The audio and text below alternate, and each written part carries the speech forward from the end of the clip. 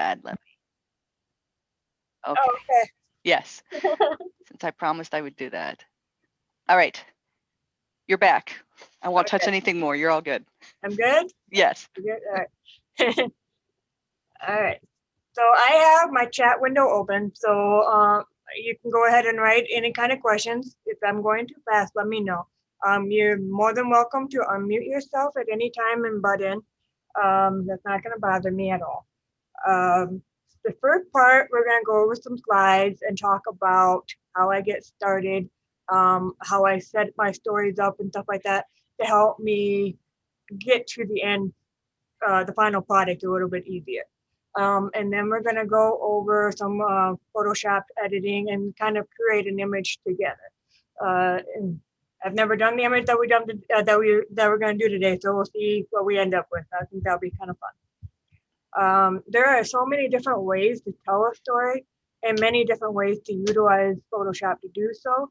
So we're going to go over ways to finding out what works best for you and the story you want to tell. All right, so kind of get started here. Like I said, if you have any questions, just use that chat box there or interrupt. All right, this is what we're going to cover. We're going to talk about me a little bit, just a tiny bit. And then the storytelling, we'll talk about coming up with ideas and how to set yourself up to succeed. Finding your own perspective and the way to tell the story, and then Photoshop. Now, when you ask somebody for driving directions, you often find two types of people. You have the people that tell you to head north 3 miles, turn east on Highway 75. Then you have those that tell you to go straight a few miles until you see the red barn with the brown cows and turn left. Well, my dad was always the third type. He'd tell you you could go this way or you could go that way. Sometimes that gets a little bit confusing, but if you run into road construction or something like that, you have a way around it. And that's kind of how I use Photoshop. Photoshop is an art program. I strongly believe that there's no wrong way to create art, meaning that if you want to draw a picture in crayon or paint it in oil, both are just fine and neither are wrong. You'll have people that try to tell you a certain way of editing is correct and the only way to do it while others are wrong. Or they'll try to say that this is the most efficient way to doing things. Well, what works best for me isn't always going to work best for you. And what I do for one image, I'm not going to do for another. It all depends on what I'm working on and how I want to get to the end product. So just because, I don't know, and just because I believe something is the easiest way of doing something for me doesn't mean that it's going to be for you. Take like math, for example. If I tell you to add 49 and 49, how do you get that answer? Some people are going to say, I take 50 and 50, add that together and subtract 2. Some are going to say, I got my calculator out and punch that in. And then some say, well, I need a piece of paper, but none of them are wrong. It's just, and what's easier isn't gonna, what's easier for me is not gonna be easier for you. So we're just gonna kind of talk about different ways of doing things, but I promise to make it as unconfusing as possible. And then the reason I do the creative edits isn't because that's what my client buys. It's because it's what gets people talking. It is what I enjoy doing, and it what expands my mind to make me more creative for my clients and makes me learn more. It pushes things beyond just a little bit more than what I normally do for my client. Anyway. All right, about me. I have a graphics, a degree in graphic communication. I worked for a studio editing and designing for when I first graduated, but I never actually went into the camera room or did any of that. So when I opened up my studio in 2011 was the first time I bought a camera. So I've had to learn a lot of that. I started print competitions. I accidentally entered district in 2015, but I didn't really realize that's what I was doing. It was when districts was switching from different states. And I just thought I was entering a small little state competition. I didn't even know it. That was my first time going to the state convention. I had no clue what it was. But I learned so much that year, and it kind of got me hooked.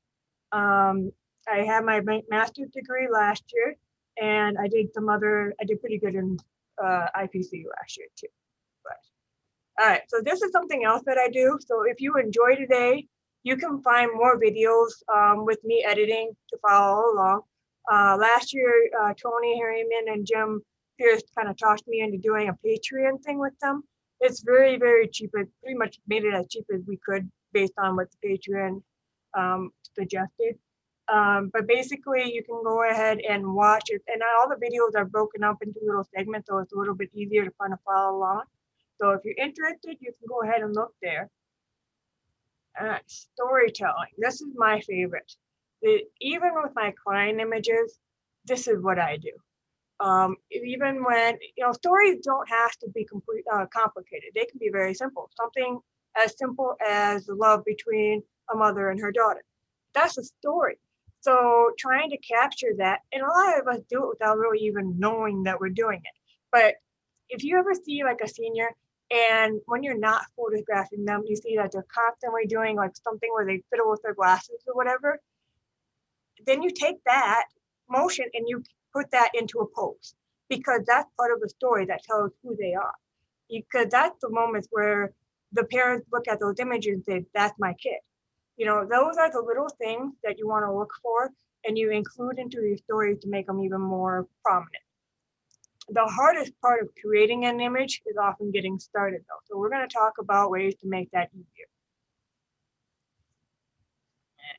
This was one of my favorite quotes. It's not magic that takes us to another world of storytelling. So besides art and my family, whatever, one of my favorite loves is reading. I've always loved reading. Because basically what photography is that you have a book, you've got thousands of words to make up that story. Well, photography is taking all those words and changing it into one image. So you got to try and select what you want to show to make the most, eye-catching story in that one image that you've created. But doing this kind of stuff has always been kind of fun to me. So that's why I kind of, where do ideas come from? The more you feed your creativity, the easier it is to come up with ideas. So the more books you read, more movies you watch, talk to the people in your lives, see what they're doing. Children are wonderful. You ever play with a little kid? You turn a box into an airplane in 2 seconds, they'll be walking and they see a little butterfly and they go, do you think a butterfly has to go to flying school to learn how to fly? They say the darnest thing. And that is creativity right there. That's where your stories can come from very, very quickly. Life events, big or small, anything pretty much. Emotions is a really good thing. Fear, joy, love, humor. And what causes that? What's going on to make them feel that way? Our surroundings.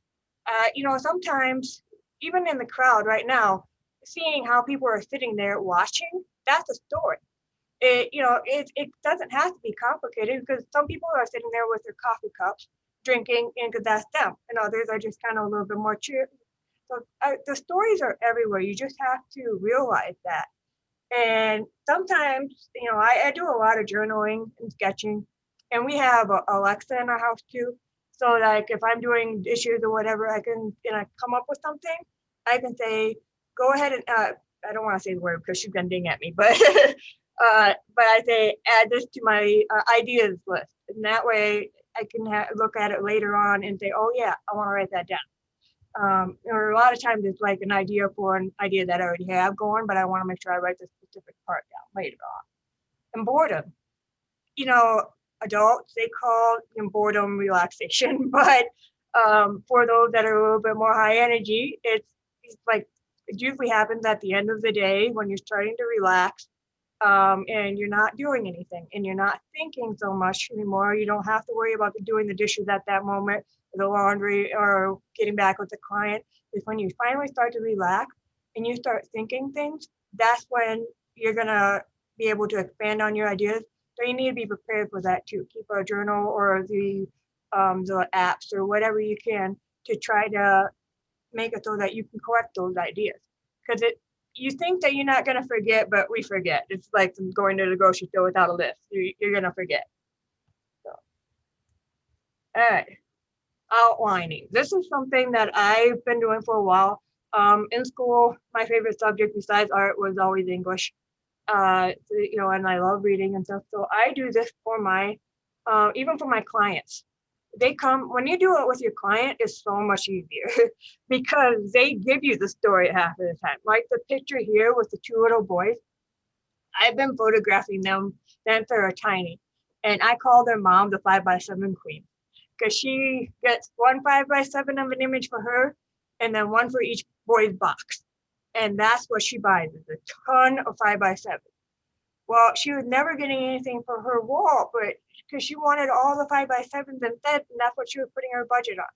So we were always talking. I said, well, if you could put one big thing on your wall, what's the thing that makes you feel the most? What's the thing that and she said, well, when I was a kid, my grandpa had this poster on his wall that was the You've Been Farming Law. It was really popular in the 80s with a lot of farmers. They had it in their workshops and stuff like that. It was in a magazine. And it was basically a picture of two boys. They're a little bit younger than what these boys are now. In the bib overall with the different types of hats.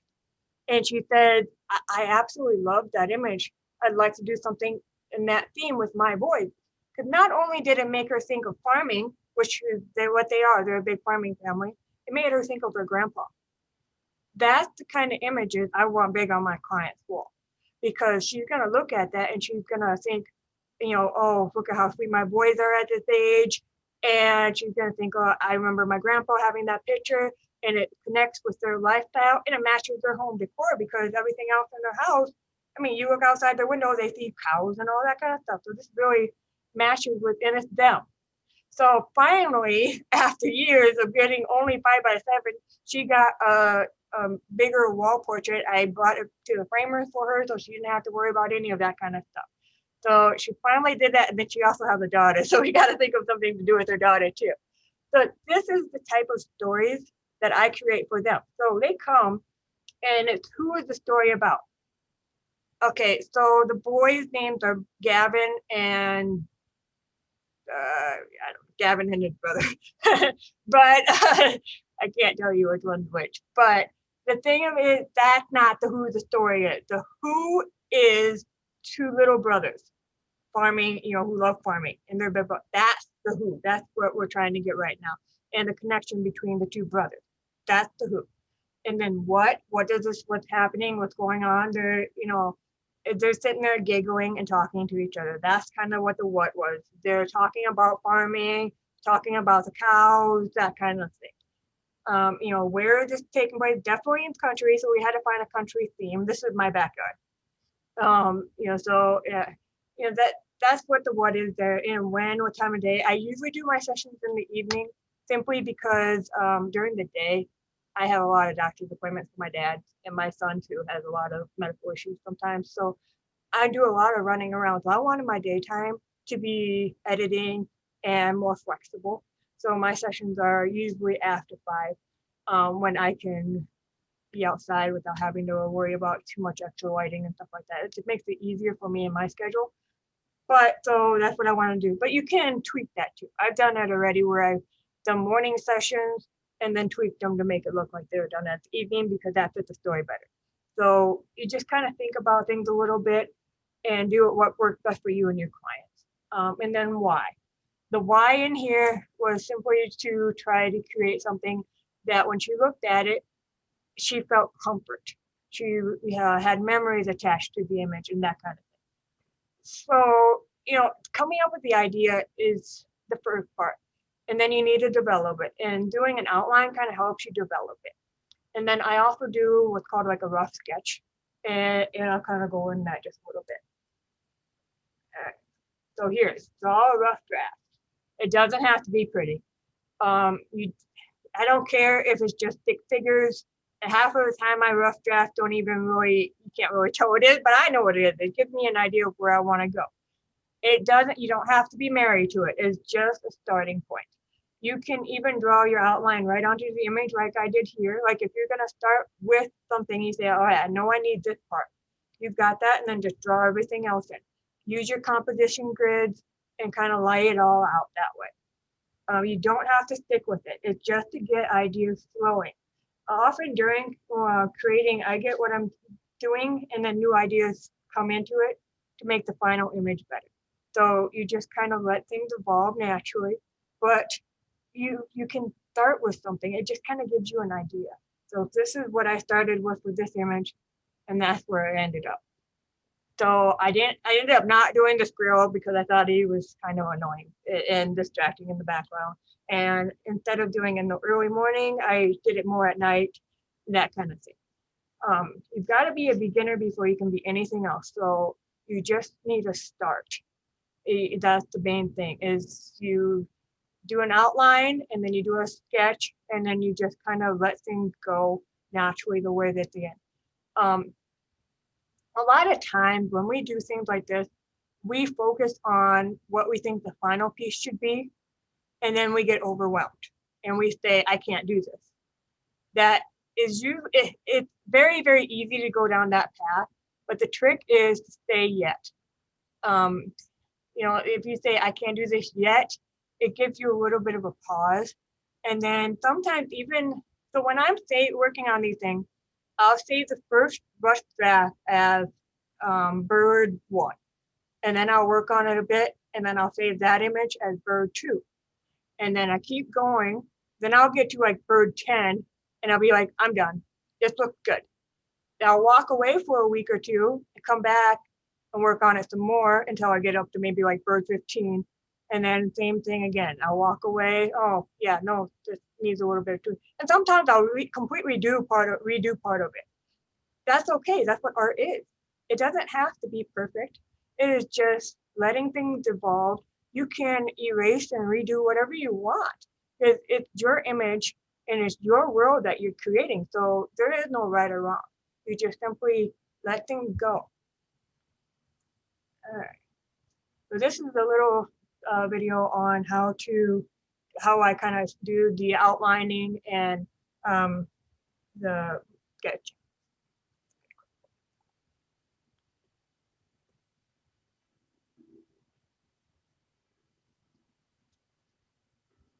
So this is the birthday image. Luke and my kids both have June birthday. So I wanted something that kind of showed that a little bit. So I wanted him having cupcakes with the kids, which was totally my daughter's idea. She wanted to do cupcakes. My idea was go to a park, have a tree, flowers in the background. So that's kind of how I started. I started with that ugly little sketch in my book, and I started placing things together. I don't like the color green. I never really have. But I don't know why I thought it would work. So I ended up changing the green background into the cement that you see there.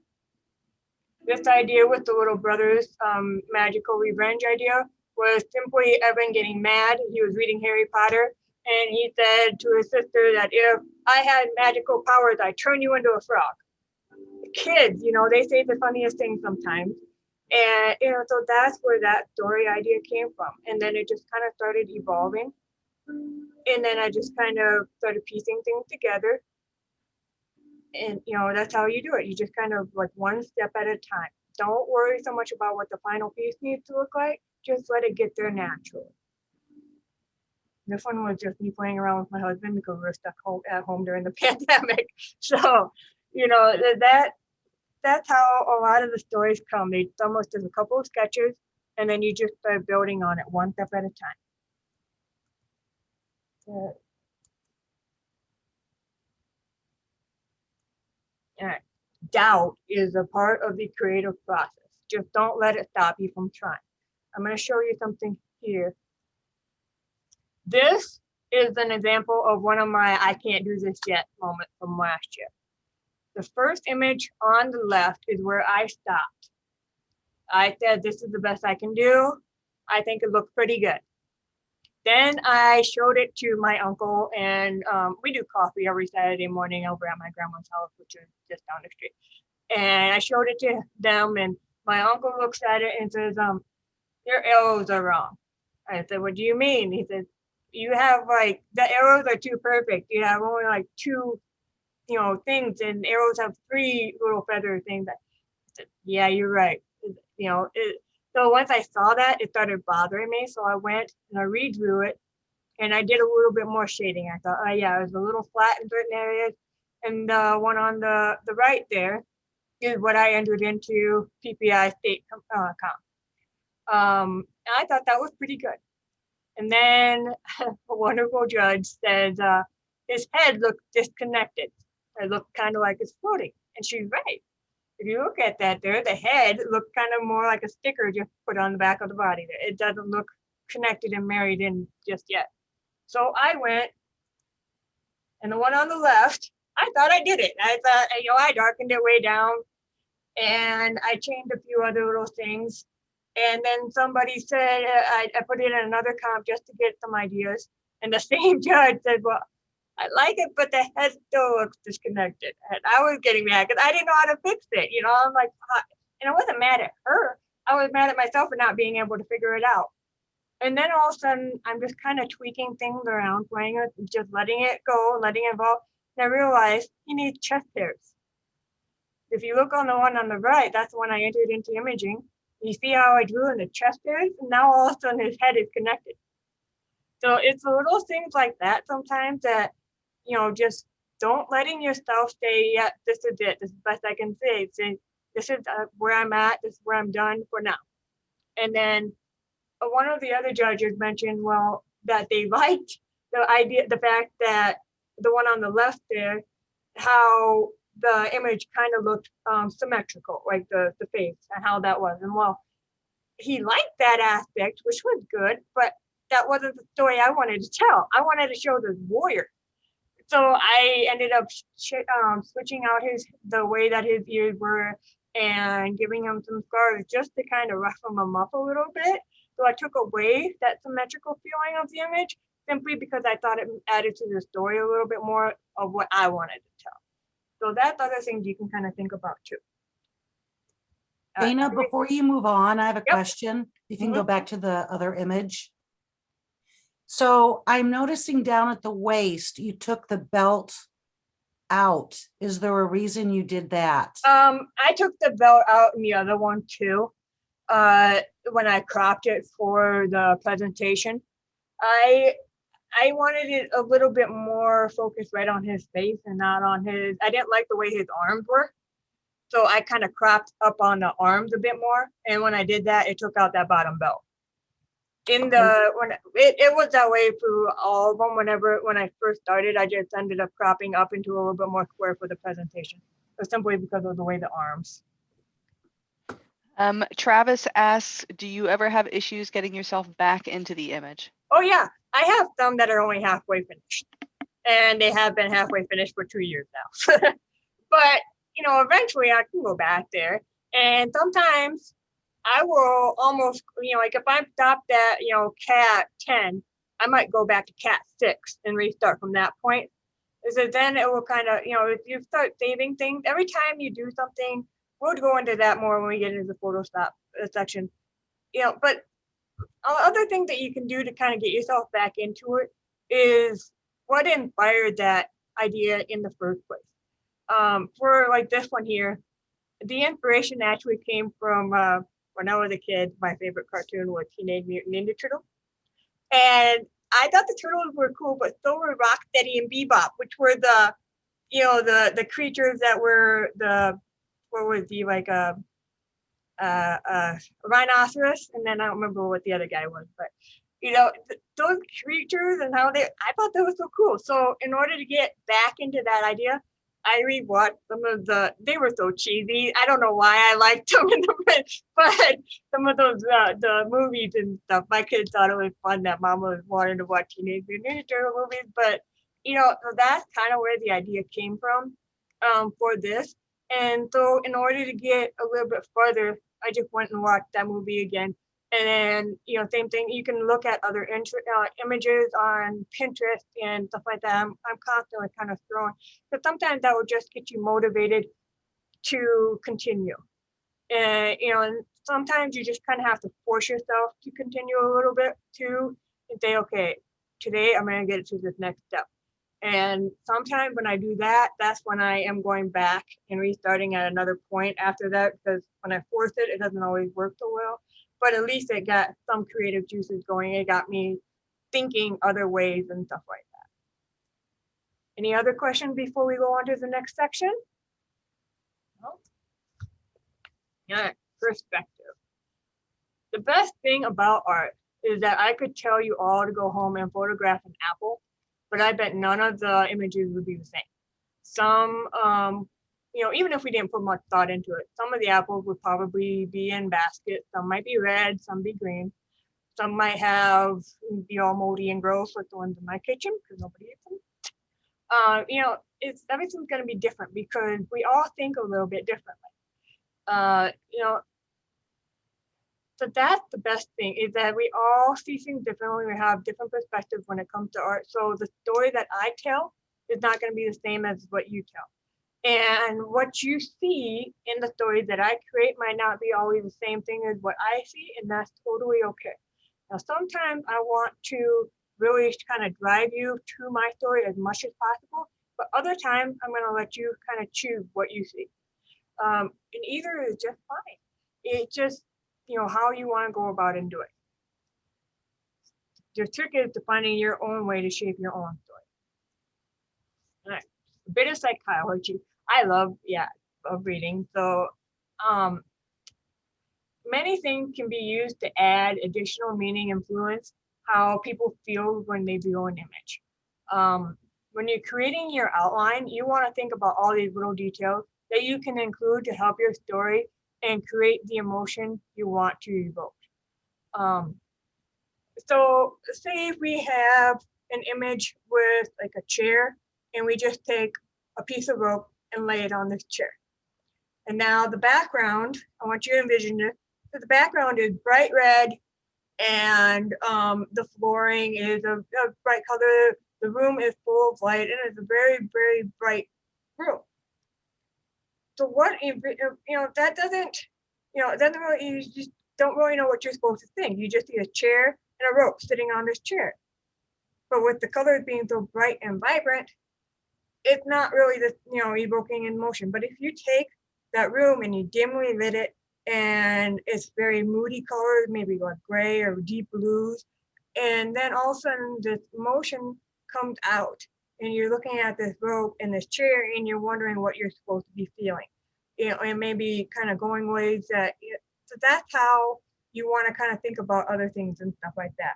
If you want something happy, you want it to be sunny, but the objects within the image need to match that too.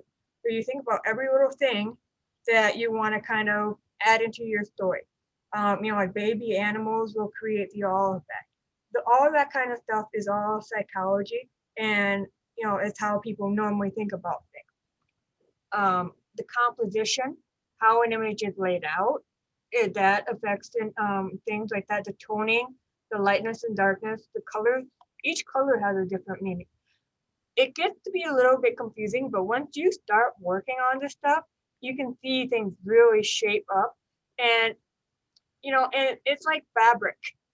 If you have like just fabric in an image and it is white and lacy and full of beads, what are you thinking?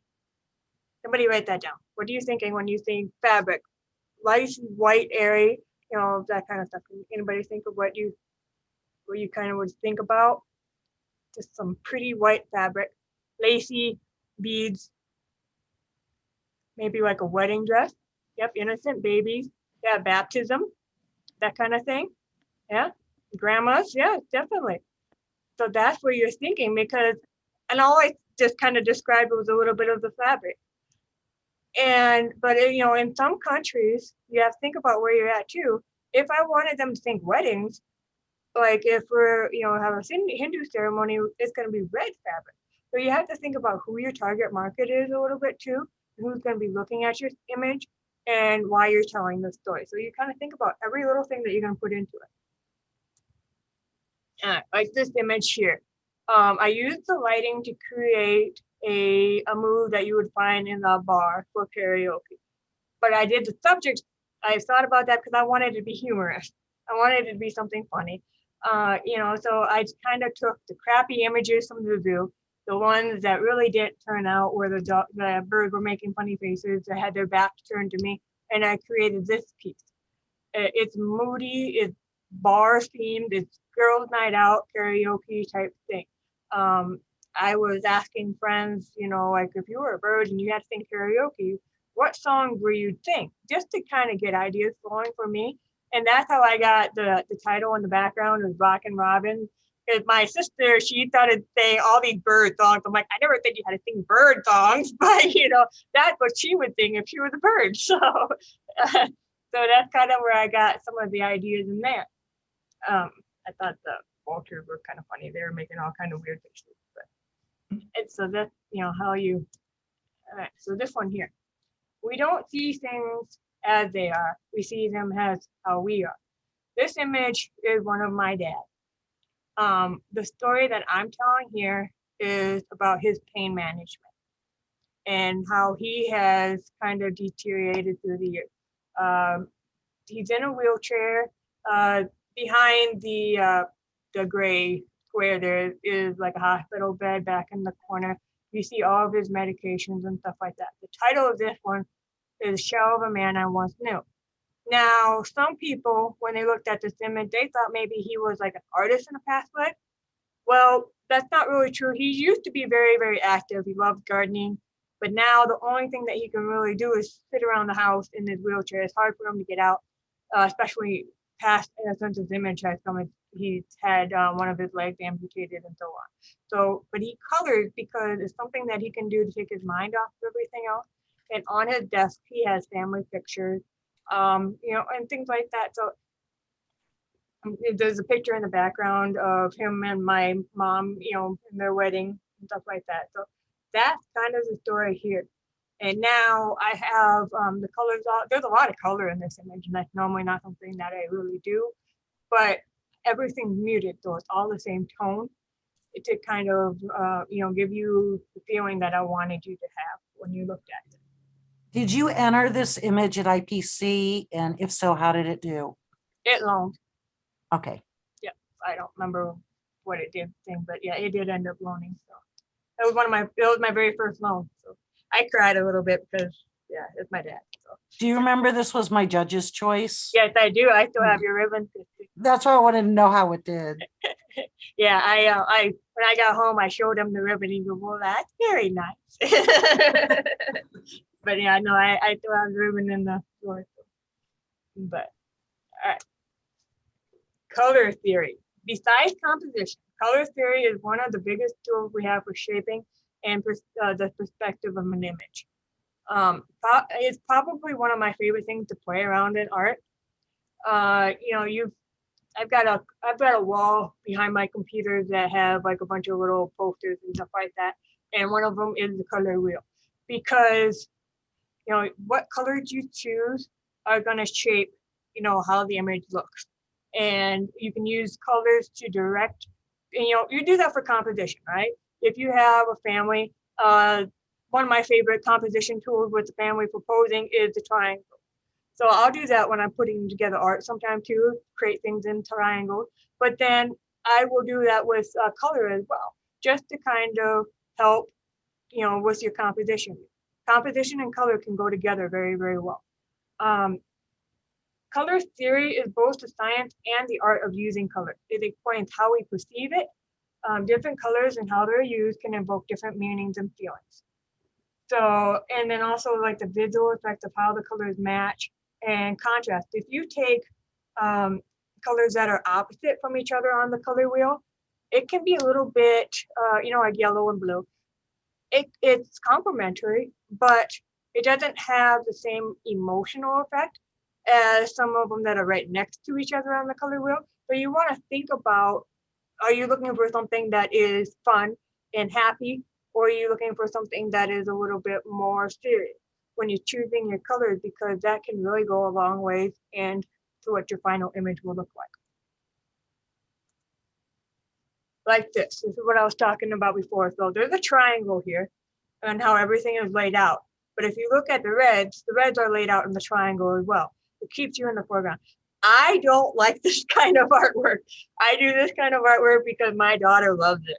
She loves Halloween. I mean, absolutely loves Halloween. So every year for Halloween, she comes up with me these ideas of what she wants to do.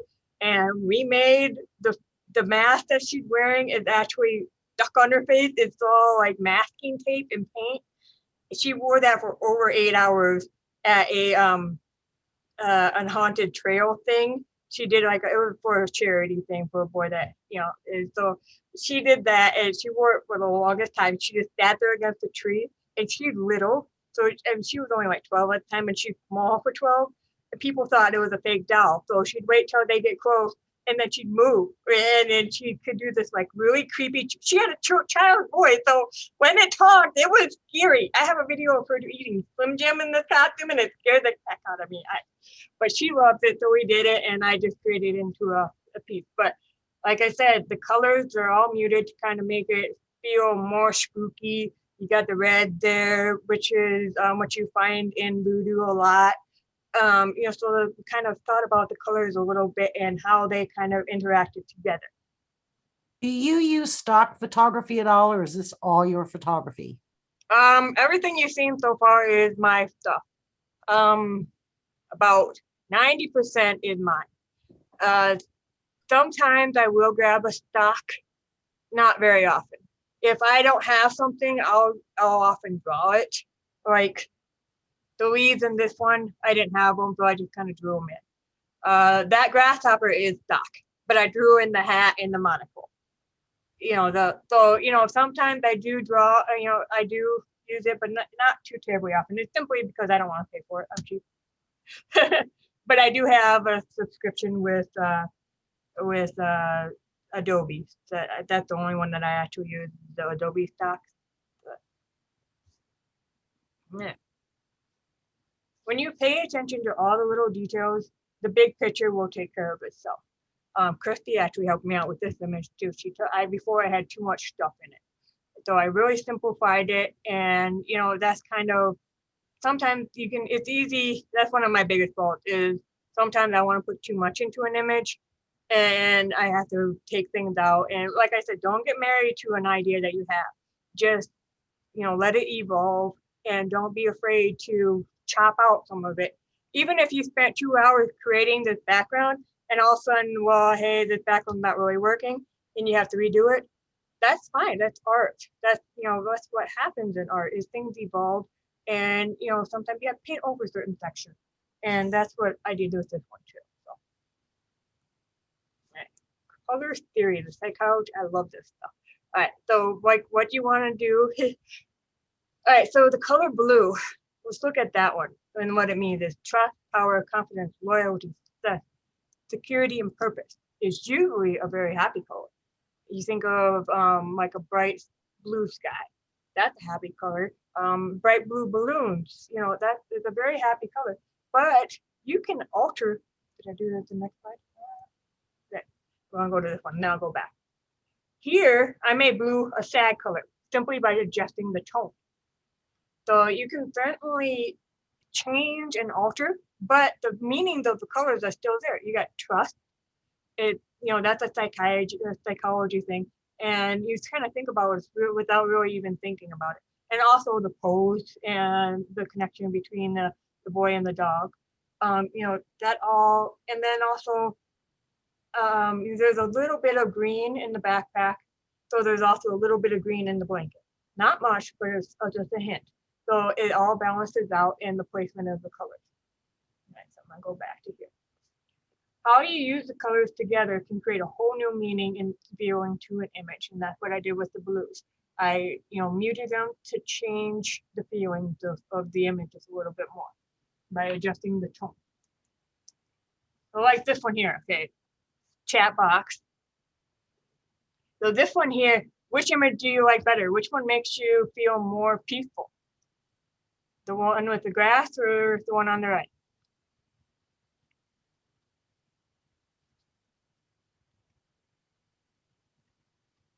Yeah, definitely the one on the right, right? And why? All I really did was change the background, and so that is more harmonious. And I chose the colors that all match. Like I said before, the colors on the color wheel. So if we go back, the colors on the color wheel that are close together, um, when you use it that way, a lot of times they'll have a little bit more of an emotional thing. It can be, sadness, it can be comfort.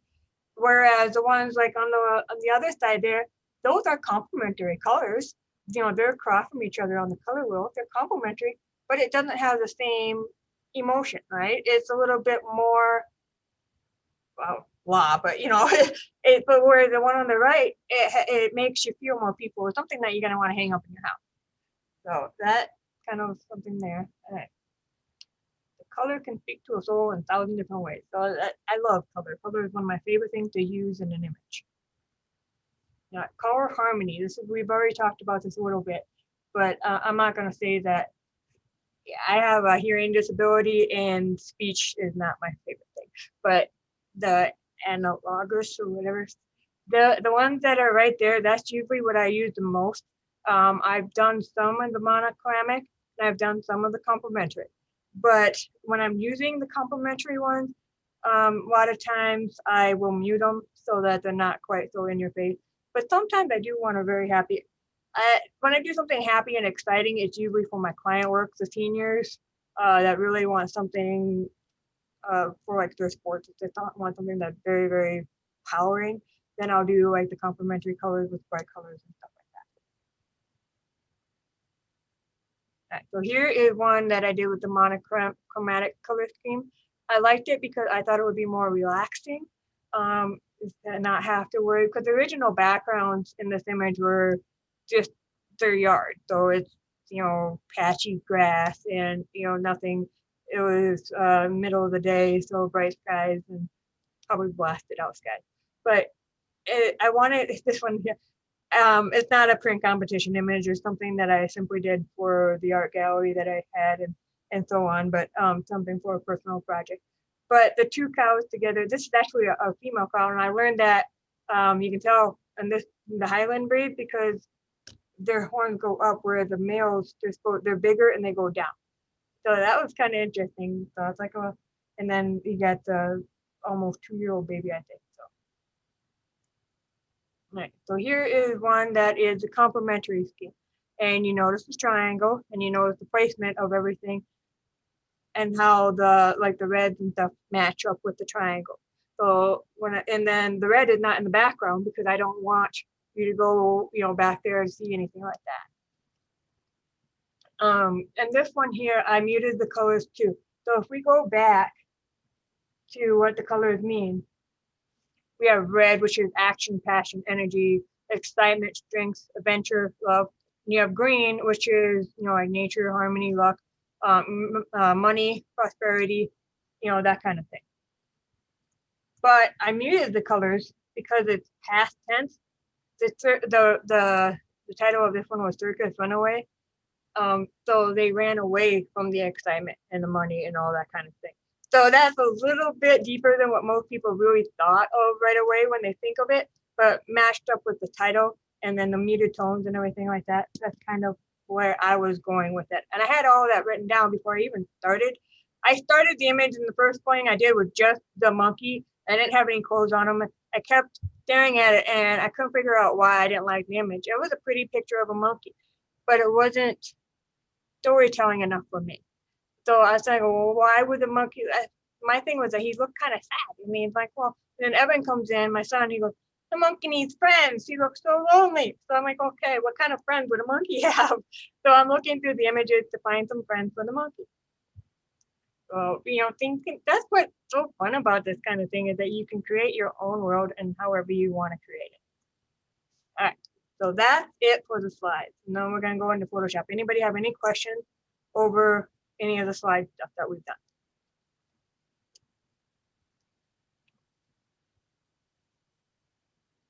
We're good?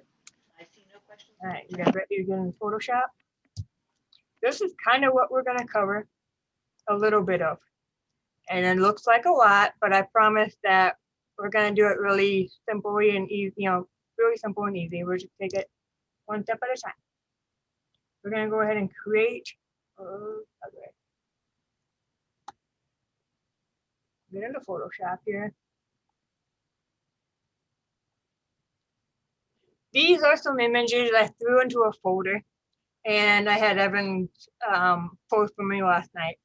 I let him keep his clothes on so that I can show you exactly, this is it, how I would go ahead and create it. Because a lot of times when I'm using like my models, like the one with my husband being with the magic stuff and things like that, he's wearing this ugly orange hoodie and stuff like that. Because if I say, hey, go change quick, he's gonna be like, no, I don't want to. So I just kind of take whatever I can get half of the time. And the same thing if I'm doing it for a client. I'll change their clothes sometimes if it matches better for an art piece.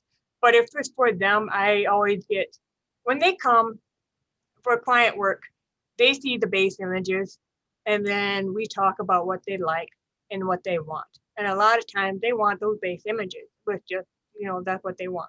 But then sometimes they'll have, especially with the seniors, where they'll want to create a montage. Or I had one last year that came and she was into triathlon. So she wanted a big image that showed the progression between the swimming, the running, and the biking, or swimming, biking. And she wanted that shown in the progression.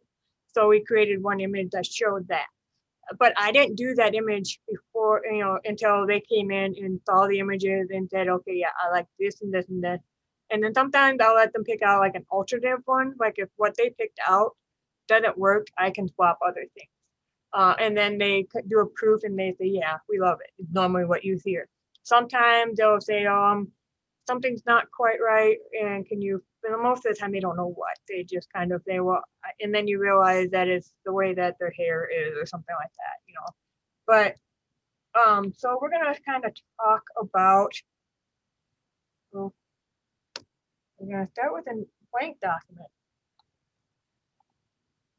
And just a new document. I saved this one because it's what I start with a lot. It's 15 by 15. And it's just gonna be, I do a custom gray. It's just 50% gray. I do that because when I draw, I like drawing on the gray paper because it's not overly bright, and that's just what I like. You can do however you like. What I'm gonna do is start a new layer, and now we're gonna talk about how we want things to be here. Oops. What are we gonna do? What are we gonna create? So, who? Let's start with that. His boy's name is Evan, but that's not our who. We have a couple different options here. I kind of have him standing there with his, hand out there. So maybe we could do like a fireball in his hand or something like that. But I have another one. That's a sword. Do you see the sticks? That's going to be a sword. So that's kind of what I was thinking when we were kind of playing around. And he's a kid, so we can be basically we play pretend for these kind of things. Because this kind of thing, it's going to make me think a little bit more and push my creativity more than what just working with like sports images for seniors is going to be. So I do this kind of stuff to push myself to learn more. I have some animals that I thought maybe we could include.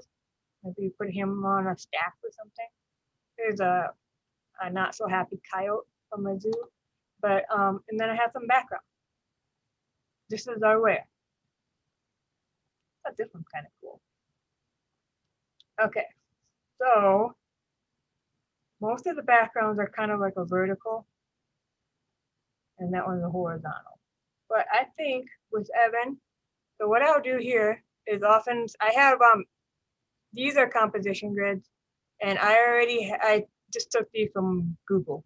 You can find them anywhere. So we're gonna kind of go like this, kind of put this in here, kind of play around with it a little bit. The reason I start with a square is because if I'm kind of starting to put things in, and I said, oh, this isn't working, I can change it to horizontal. This is just simply our blank canvas for a rough sketch. All right, so we've got our composition grid there. And we're gonna go back to this layer 1, which is where we're gonna kind of do our rough sketch from. I usually draw in white, I don't know why. All right, so let's say we pick our people, put him off in the same here where he's off to the side. He's standing there, and he's got magic. Ooh, just magic. And he's got a staff right here, right? We can put like a bird on there, something like that. And then maybe we have like, on a path and some trees. There's a tree. That's a tree. It is. I promise. That's a tree. It's a tree. And maybe some trees over here too. But this is kind of how I laid it out a little bit because you're working with things. And this is where I would start. The who is simply Magic Boy. Who is Magic Boy? I don't know. Let's say that he is on an adventure. Say that he's walking in the woods and all of a sudden something startles him and then magic is pooping in his hand. So yeah, it's fun, That's my story and that's the world I want to create for that day. So that's what we're going to do. When you're doing this kind of thing, it can be anything you want. Something where he's looking down at it. Here he maybe got startled and yeah, whichever you want to do. We can kind of figure out how we want to do it. Maybe we want to put him in a sword. Whatever we think we want to kind of create, we can create. So that's how I would start here. So what do you guys think? Do you think we should do like this tree or the waterfall? Which one do you like best? Somebody tell me. Technique is the same for both, so it doesn't really matter. Should we do the trees? Yeah, tree. Yeah. Okay. Let's do. I'm gonna go ahead and now I use I started when Photoshop was in version 5 before Lightroom came out. So I still use Adobe Camera Raw because I noticed that I can do everything in Adobe Camera Raw that you guys do in Lightroom. But since a lot of people do Lightroom, I'm not going to touch on the Camera Raw too terribly much. But this is Bridge, and that's what I use as file management. If I right click in Bridge, I can say place in Photoshop. Now what this does is it puts it into here as a smart object. You see this little symbol here? That means that if I resize this and jack the image and I say, okay, and then I go in and I resize it again, it's not destroying any pixels. So that's a benefit of smart object. And when I'm doing it at this stage, I usually put things in as smart objects simply because it is, less just, it's the way that, otherwise I have to recreate it once I actually get it into how I'm going to do it. All right, so let's go ahead and do that one, and we'll put this one in too. We have 2 options. Decide what we like best. All right, so that's kind of how we are here. And with these, we're kind of thinking something like that. Alrighty, so then let's take a look at the boy images. We have one where he could be stepping up on a rock. And let's kind of pick out a couple here. Stepping up on a rock. We've got the one where he's looking down at his hand. I don't like that hand. Let's do that. What are these 3? We got starting from the left going to the right. It's 1, 2, 3. Which one do you guys think we should work on? Which one do you want? Should we make them stepping up or having standing straight? Which one do you like? The one on the right, where he's looking straight up. Do this one. I think you've got to vote for all of them. So I think we got the first one, stepping up. Sure, let's do the stepping up one. That'll give us a little bit more of because we'll have to figure that out. Place into Photoshop. So when you're going out, and so often, okay, so I said place into Photoshop and it opened it up because it is still NEF. It's not a JPEG image. So that means that I can alter it in my Adobe Camera Raw. So I simply bring up the shadows further there, and then I bring down the highlights a bit. just so that everything is within the tonal range of what I want there. So I have the details. His shoes are pretty black, but that's fine. We can adjust, maybe pull down the color just a little bit right there, so it's not quite right in there. That's decent. I don't worry about cropping it or anything like that. If I wanted to, and I do this a lot with when I'm doing my editing for things. I want to show you this really quick. You have the exact same way in doing it in Lightroom. It's just a little bit different. I'll go into the color mixer and like the greens, you can, oops, I'll do this a lot. I don't like really green stuff. So I'll bring that down, or, however I want to do it there. I'm not going to worry about that now, but that is something that I do a lot of. Most of the time it's just simply right in here a little bit. But, all right, so we're going to say okay, and it's going to place it into Photoshop. All right, so we've got that. I'm going to just hide this image there. So we've got this here. So now what we need to do is make it so that we're just dealing with the boy and not all the other stuff that's behind it. So for lighting this, I had this chip box in the back for a little bit of a room light. I probably should have had it up a little bit higher, but it was, yeah, he really wasn't into helping me, so I just kind of did it 10-minute real quick shoot. But so to subtract the image from the thing, if we go into properties, if this was not a smart object, you could simply say remove background and it would pop it right out. But since it's a smart object, that option is not available. And in order to make it available, we'd have to convert to layer. Well, I don't want to do that because I'm going to be resizing this around and I don't want to destroy any kind of pixels that are in there yet. So what I'll do instead is that we'll go up to the object selection tool. Now, what you see here for how I have things laid out is simply how I like it. If you don't see this object selection tool, it could be in other places. And the easiest way to figure out where it is by going into your toolbar section in Edit. The ones off to here are the ones that you don't need. So if it's something that you don't use all that often, throw it over here. Keep this nice and clean. The ones that are grouped together are where is one on top and then there's that little arrow. These are the ones that are underneath it. So you can group things together. So if you want to kind of keep them nice and organized, or if it's something that you use all the time and you want it to be easy to find like that, you can drag it out. Like if it was in here, it'd be grouped together. So it's underneath, they're all together. But if I want, I just drag it out so that it's easy to find. So that if you're missing something and you can't find it, go in here and figure out where it's at. All right, so I'm going to grab this and I'm simply going to drag a rectangle over this area here. And it does a pretty good job at selecting it. So I'm going to go up to the quick selection tool. You have a quick selection and the magic tool. I'm just going to use the quick selection. And it's got the plus sign. I'm going to make that bigger so you can see. There is a plus in the middle. So that means that it's going to add.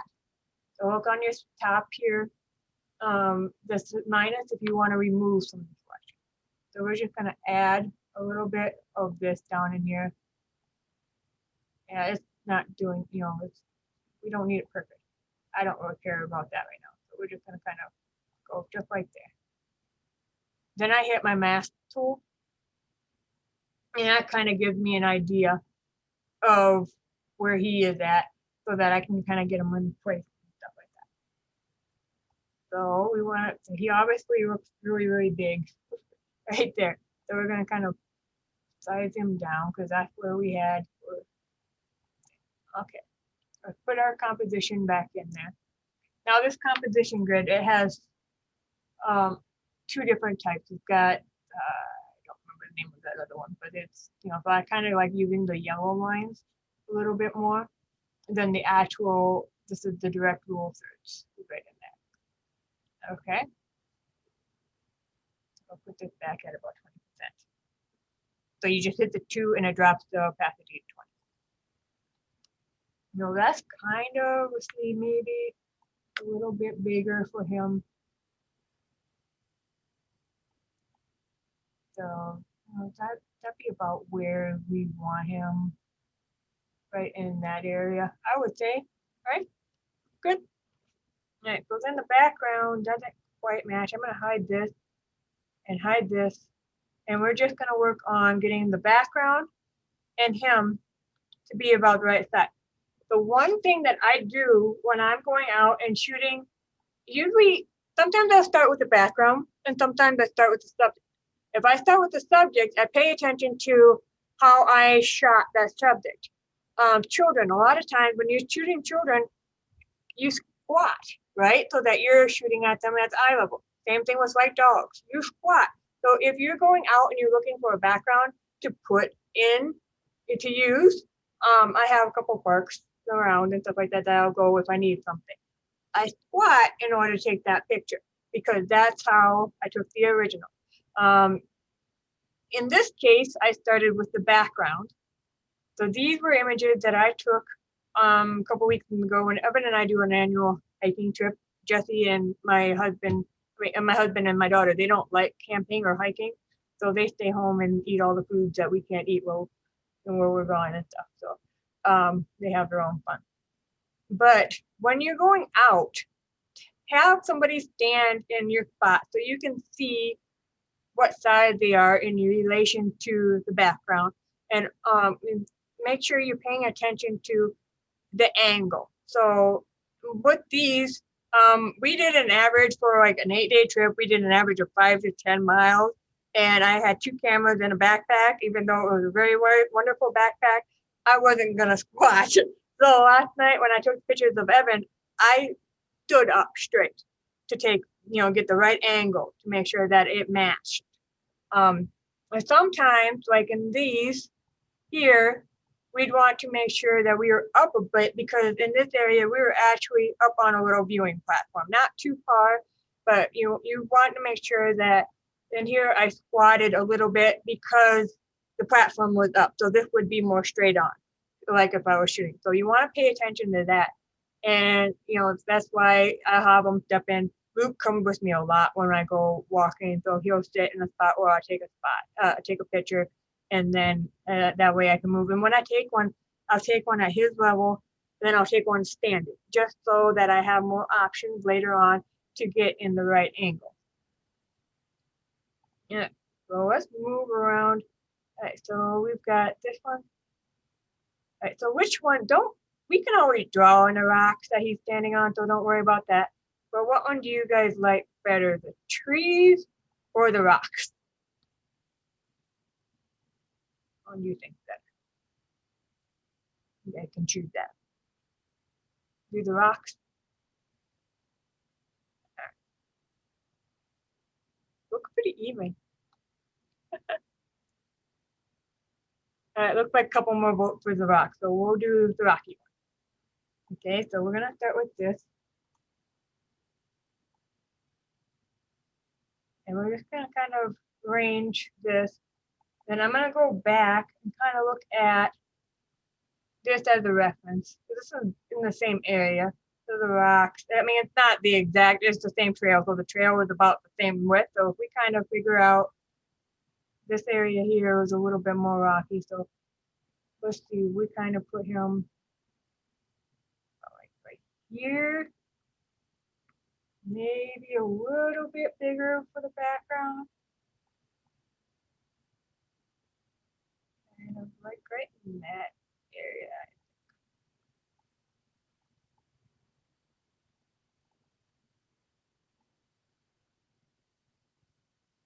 Now I'm kind of playing around with that. Now let's go ahead and say, all right, so I want to make sure I keep this tree.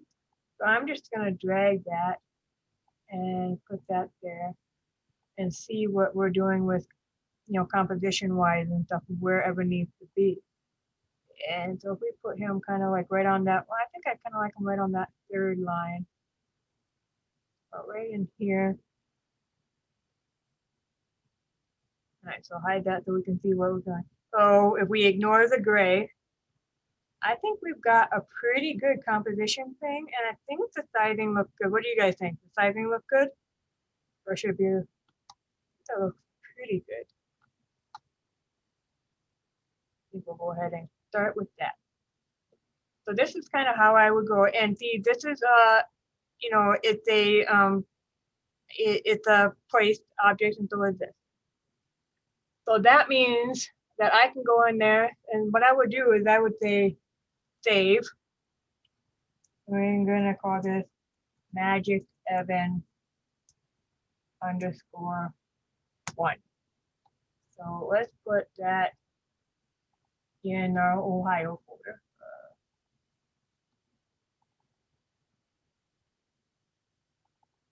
Ohio right here. And then I would create, you know, artwork. It's folder right here. So you can see how that. So it's Photoshop, it's Magic Evan 1. So this is how we have it. And a lot of times when I save it, I would include this and this, and then this is, I gotta wait for that little, oh, there we go, right. So this is what I've got. In the folder, we've got, I would save it like, I don't know why.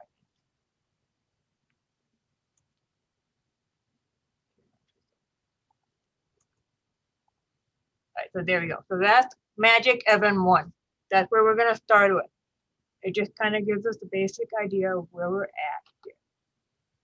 Okay, so now we're gonna go ahead and hide this, and I'm gonna crop it. Now, if I'm doing it for a client, a lot of times they'll have a specific idea of the size that I need to work with, because by the time we've done that, we've already gotten like a picture of their wall, and I know if I need something that's short and squat, or if I need something rectangular. For this, we're doing it for our own enjoyment, you know, print competition or whatever. So it can be however we want. It can be, you know, we can create, yeah, it's our world, we can make it however we want. So right here, we're just gonna crop it. I have nothing up here, it's empty. And I can just, and then also another thing, right here, you have different, when you're in the crop tool, you have different options that you can use for grids. You can do like the diagonal one, and you can kind of see if there's other composition things that will make it stronger. So like if we do it this way, this little fireball thing that's gonna be here, would be kind of in the center, and it'll kind of, that'd be good, you know, and then we can put something here to kind of draw that all in. You know, you've got the triangle, it all lines up. You've got the tree. You notice how this tree comes right along here to bring you straight into there. So you want to kind of look around. This is, yeah, that's what it's called, the golden ratio. But you know, you want to look around at other ones and kind of check and make sure that you're doing more than just putting things in the thirds. It will make your image a little bit stronger with the composition. So we'll go ahead and just kind of right in the center. That works good.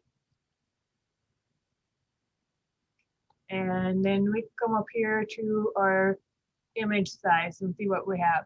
A lot of times when I'm doing an art piece, I'll do like 10 by 15 or whatever. And the way that I create my pieces, I can like triple the size of it, and I haven't had any trouble. If I know I'm gonna go really big and print something, then I will go probably maybe like a 16 by 24. But 16 by 24, you know, right in that area is usually the biggest I'll create something, simply because I'm used to working on older computers. The one I have now is great, but when you're working on older ones and you start working with multiple layers, it really drags your system, and it can really take a lot of memory and stuff. So this is a good size. We'll just kind of keep it right there. The resolution is 300. That's what I've always done for you know, some graphic design. So 250 to 300 is considered print resolution, so that's what you should be working in. All right, so this is our image right here.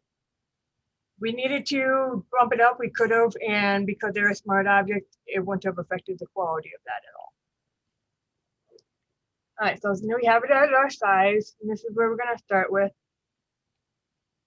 And now we're gonna delete this one too, because we don't want that background. So that's it.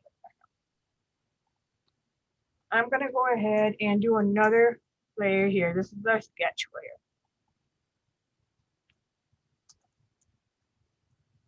We'll kind of figure out what we need to do. We need a rock right here for his foot, right? So we need something here for his foot. This, let's make this so it'll come down further, right? Like that, we'll fix that out. And then let's throw on this so that we can kind of see where we're at with this here. We'll kind of, what if we put, let's see, we'll do like a magic orby thingy here in his hand. That's kind of cool, some kind of glowing thing, right? And then what if we put like an owl or bird of some sort like on his stick, walking stick, to be his, that'd be fun, right? Alright, so, and then his clothing, he needs like some kind of belt. Because if he's a magic wizard, he needs to have like potions and stuff, right? And then, yeah, let's see, like some other kind of like bottles and feathers. I don't know why, but feathers, that'd be cool, right? Something along that line. And his shirt, obviously, we're gonna change that. He doesn't need to be wearing a Minecraft shirt, but we could put a little hat on him or something. But I think this looks good. We'll get started with that. Anything else that you think that we can include? I think that would be kind of cool, right? All right. So this is kind of what this would be. To save this as M2. And this is where we're going. So let's go ahead, and the first thing we want to work on is the background in this rock. Whenever you're working in an image, it's the rough sketch first, and then you work from the background to the foreground. That way, if you're going to paint something, if you've got blank canvas and you want, a person and stormy clouds behind them, you're going to paint the stormy cloud first and then the person. Otherwise, if you do the person first, you're going to have to be really, really careful with those stormy clouds, and you won't be able to just go, clouds, you just go like that. It's fine. But so you do background first and then the foreground. This rock is going to be part of the background, so we're going to get that rock in place. So we're going to go on this the background there, and I'm duplicating that. And what we're going to do is kind of raise that up so that we'll use that rock right there. But then let's alter that a little bit. Let's see. All I really want of that is just this part right here. So we'll just go ahead and take this. And okay, this is your lasso tool. I have my lasso tool set as a 50% feather, because when I use my lasso tool, it's often for doing like a like a vignette or something like that. So I have a feather on my lasso tool. So if I want to select something with a hard edge, I use my patch tool because I don't have to change numbers. It's quicker. If you aren't patching, it's just a selection. You're just drawing a selection. So you just need to draw a thing. So that's what I would use for that. And then if I hit control, if I just hit we'll just do a map right there, just like that. Right, so I'm going to go ahead and hide everything in the sketch, because we know we want this rock right there. And I'm going to hide this one because we want to get rid of those hard edges and work on just this rock part. So we're going to go to a brush, and I'm just going to use the standard soft brush that you have in Photoshop.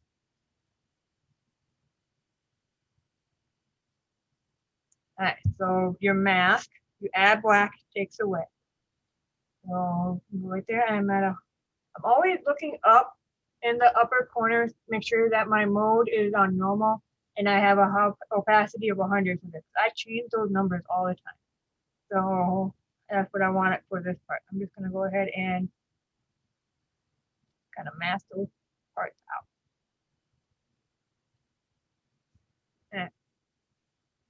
And so that worked pretty good. We got like a duplicate rock right there. So we want to make sure we get that duplicate rock. We have a duplicate kind of right in there too, so that's pretty good. All right, let's put Evan back in there. And then we can just, I'm just using, I've switched to my move tool, and I'm just gonna push it up just a little bit and over a little bit, I think. So right in there. I'm gonna zoom in so we can see what we're doing with this. Now, we're gonna go Control T, see how I wanna do it. I'm gonna right click on my layer and I'm gonna rasterize it because I don't want it to be a smart object anymore. And I'm just gonna use this regular rectangular selection tool because it's there. I'm gonna hit Control T because I only wanna deal with this one little area. And now if I hold down the control button, I'm on PC, and I drag this corner up, it's kind of, altering it that way a little bit. So that's kind of where we wanted. I'm just gonna kind of like that right there. That looks pretty good. And then if we go ahead in with the, I'm gonna use deselect that, and I have the clone tool. I want to move this up a little bit higher. So I'm just gonna take this and put that to about here.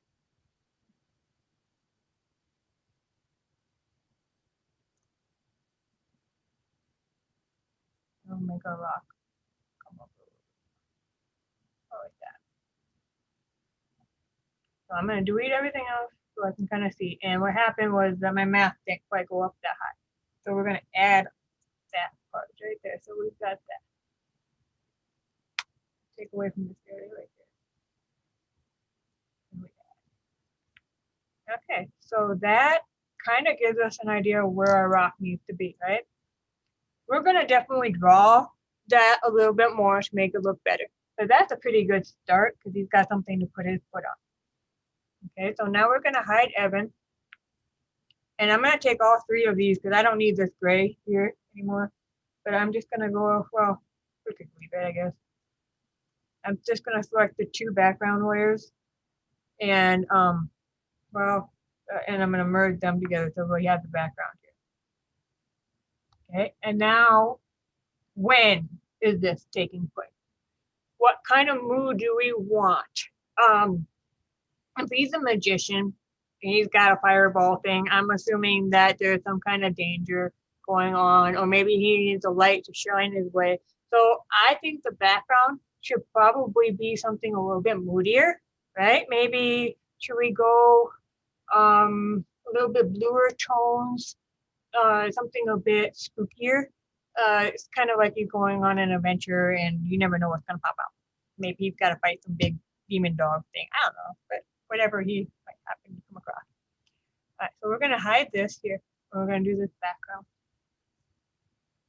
Now there's some spots here that I don't like this. That's distracting to me, that white. So we're gonna go ahead and just use our clone tool and get rid of the white right here. I'll get rid of that whole area right there. And then same thing with this. That's the wrong direction. It doesn't lead into everything else. So we're just gonna take that out. And then we can use this clone tool and kind of do this, or we can do this back to my patch tool. Select that. And then we can go into edit and content aware fill. And when you click OK,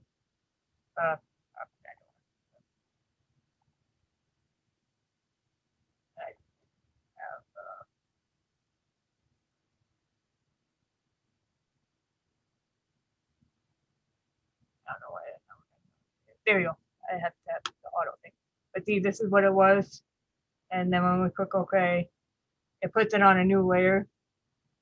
So poof, it's gone. So you can do it that way. If this is the background layer, you can hit delete and it will give you an option for that too.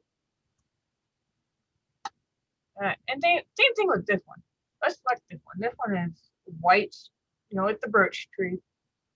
But it's the only white birch thing in there, so it's kind of a distracting thing. So we'll do the same thing. We'll just grab that go to edit, content aware fill, and we've got the auto selected and apply.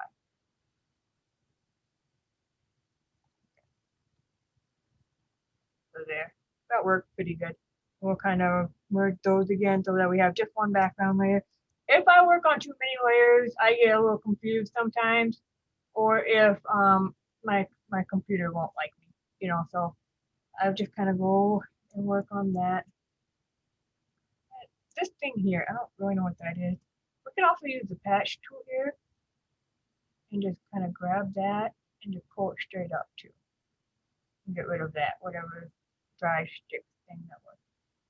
And then this, let's get rid of this. I don't know what, it like looks like a branch that kind of fell down. Let's just use the patch tool and kind of pull. See, with the patch tool, it kind of shows you what you're gonna be getting, and sometimes you might need to go and do it in smaller sections. That looks better. We'll get rid of the. Another thing to think about when you're shooting, you want your aperture to be the same. So if I'm shooting at f8 for my background, that's what I'm going to be shooting at for Evan too when I'm photographing him, or similar, as similar as I can. I mean, you can push like, you know, f5, 6, and f8 image together, and you're not going to, you know, stuff. But especially if you paint it and that kind of thing, you can tweak it. But so there you go. That looks pretty decent. Yeah, and we can always tweak that later. So there, maybe we get rid of this white spot here. Basically, we're just kind of simplifying it before we start, you know, doing anything else. I don't know what this line is. Just patch that out. And we'll get rid of those little dots because they really serve no purpose. We don't want anything that's going to distract away from, you know, down here. So there we go. All right, so now let's go ahead and start working on our toning.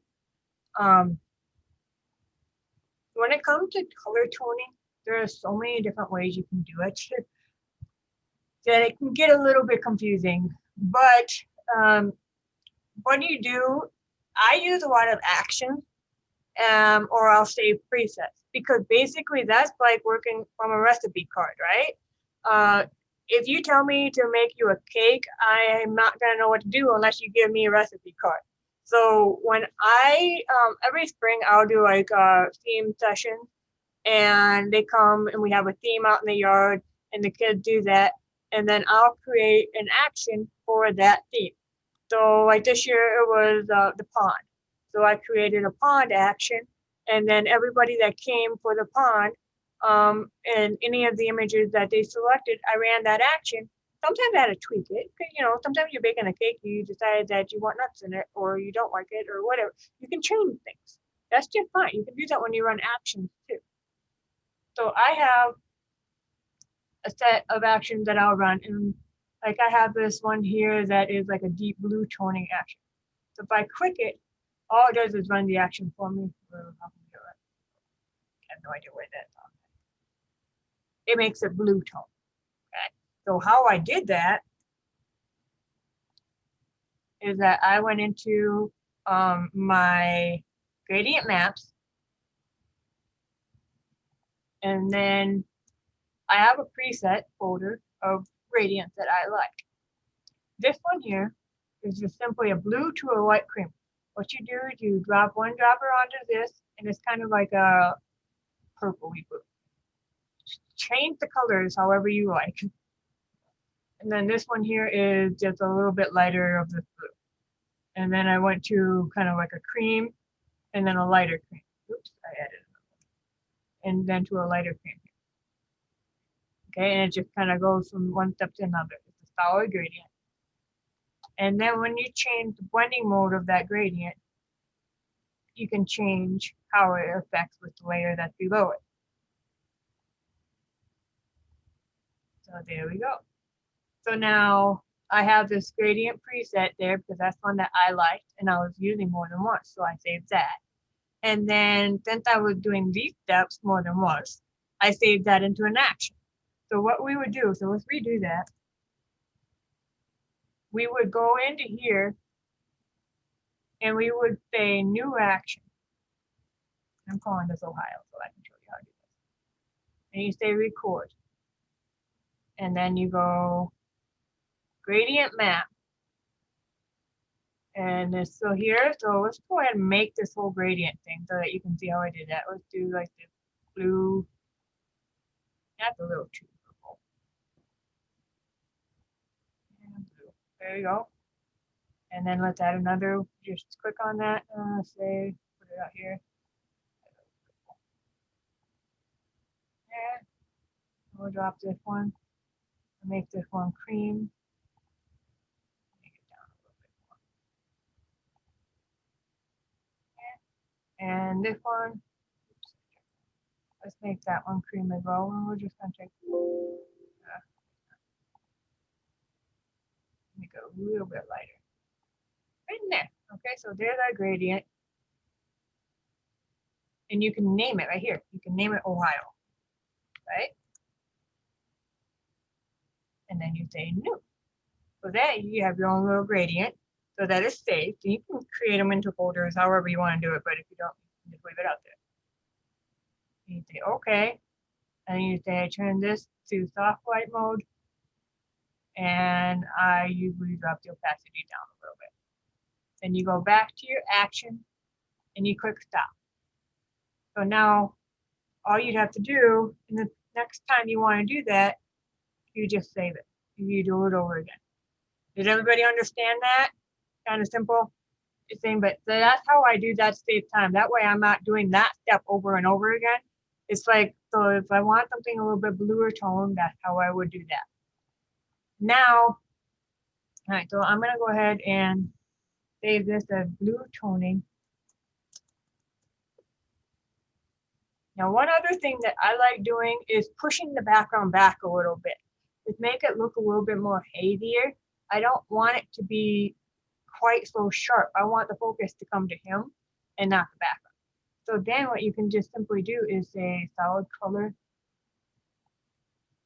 And then we're dealing with the blue, so we want kind of like a blue back. Right? And then I'm not going to change the blending mode. I'm just going to drop it and we'll just kind of put it right out there. And I'm looking at this area right behind his head. That's where I'm looking for now. I want that to really be pushed back. So I'm looking at that area right there. And then what I can do is go to this map. And I've got that soft brush. And I can say, okay, this foreground. And I've got that black. I can say, whoops, let's do what, 20%. We've got normal 20% up here.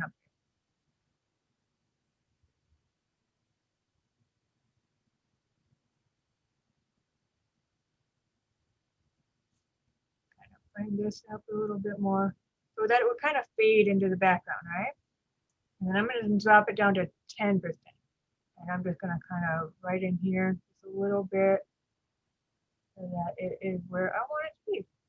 But you see how much that really made a difference right in there, just to kind of bring it, you know, up into him a little bit more. And we can, if we wanted to, we could bring this toning up just a bit more here too.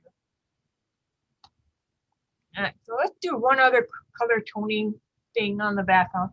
Let's go into levels. And I would do the same thing for this. I create an action for this. I have a default right here. And in the default folder, I have different things. You can say creamy. That's kind of not what I want.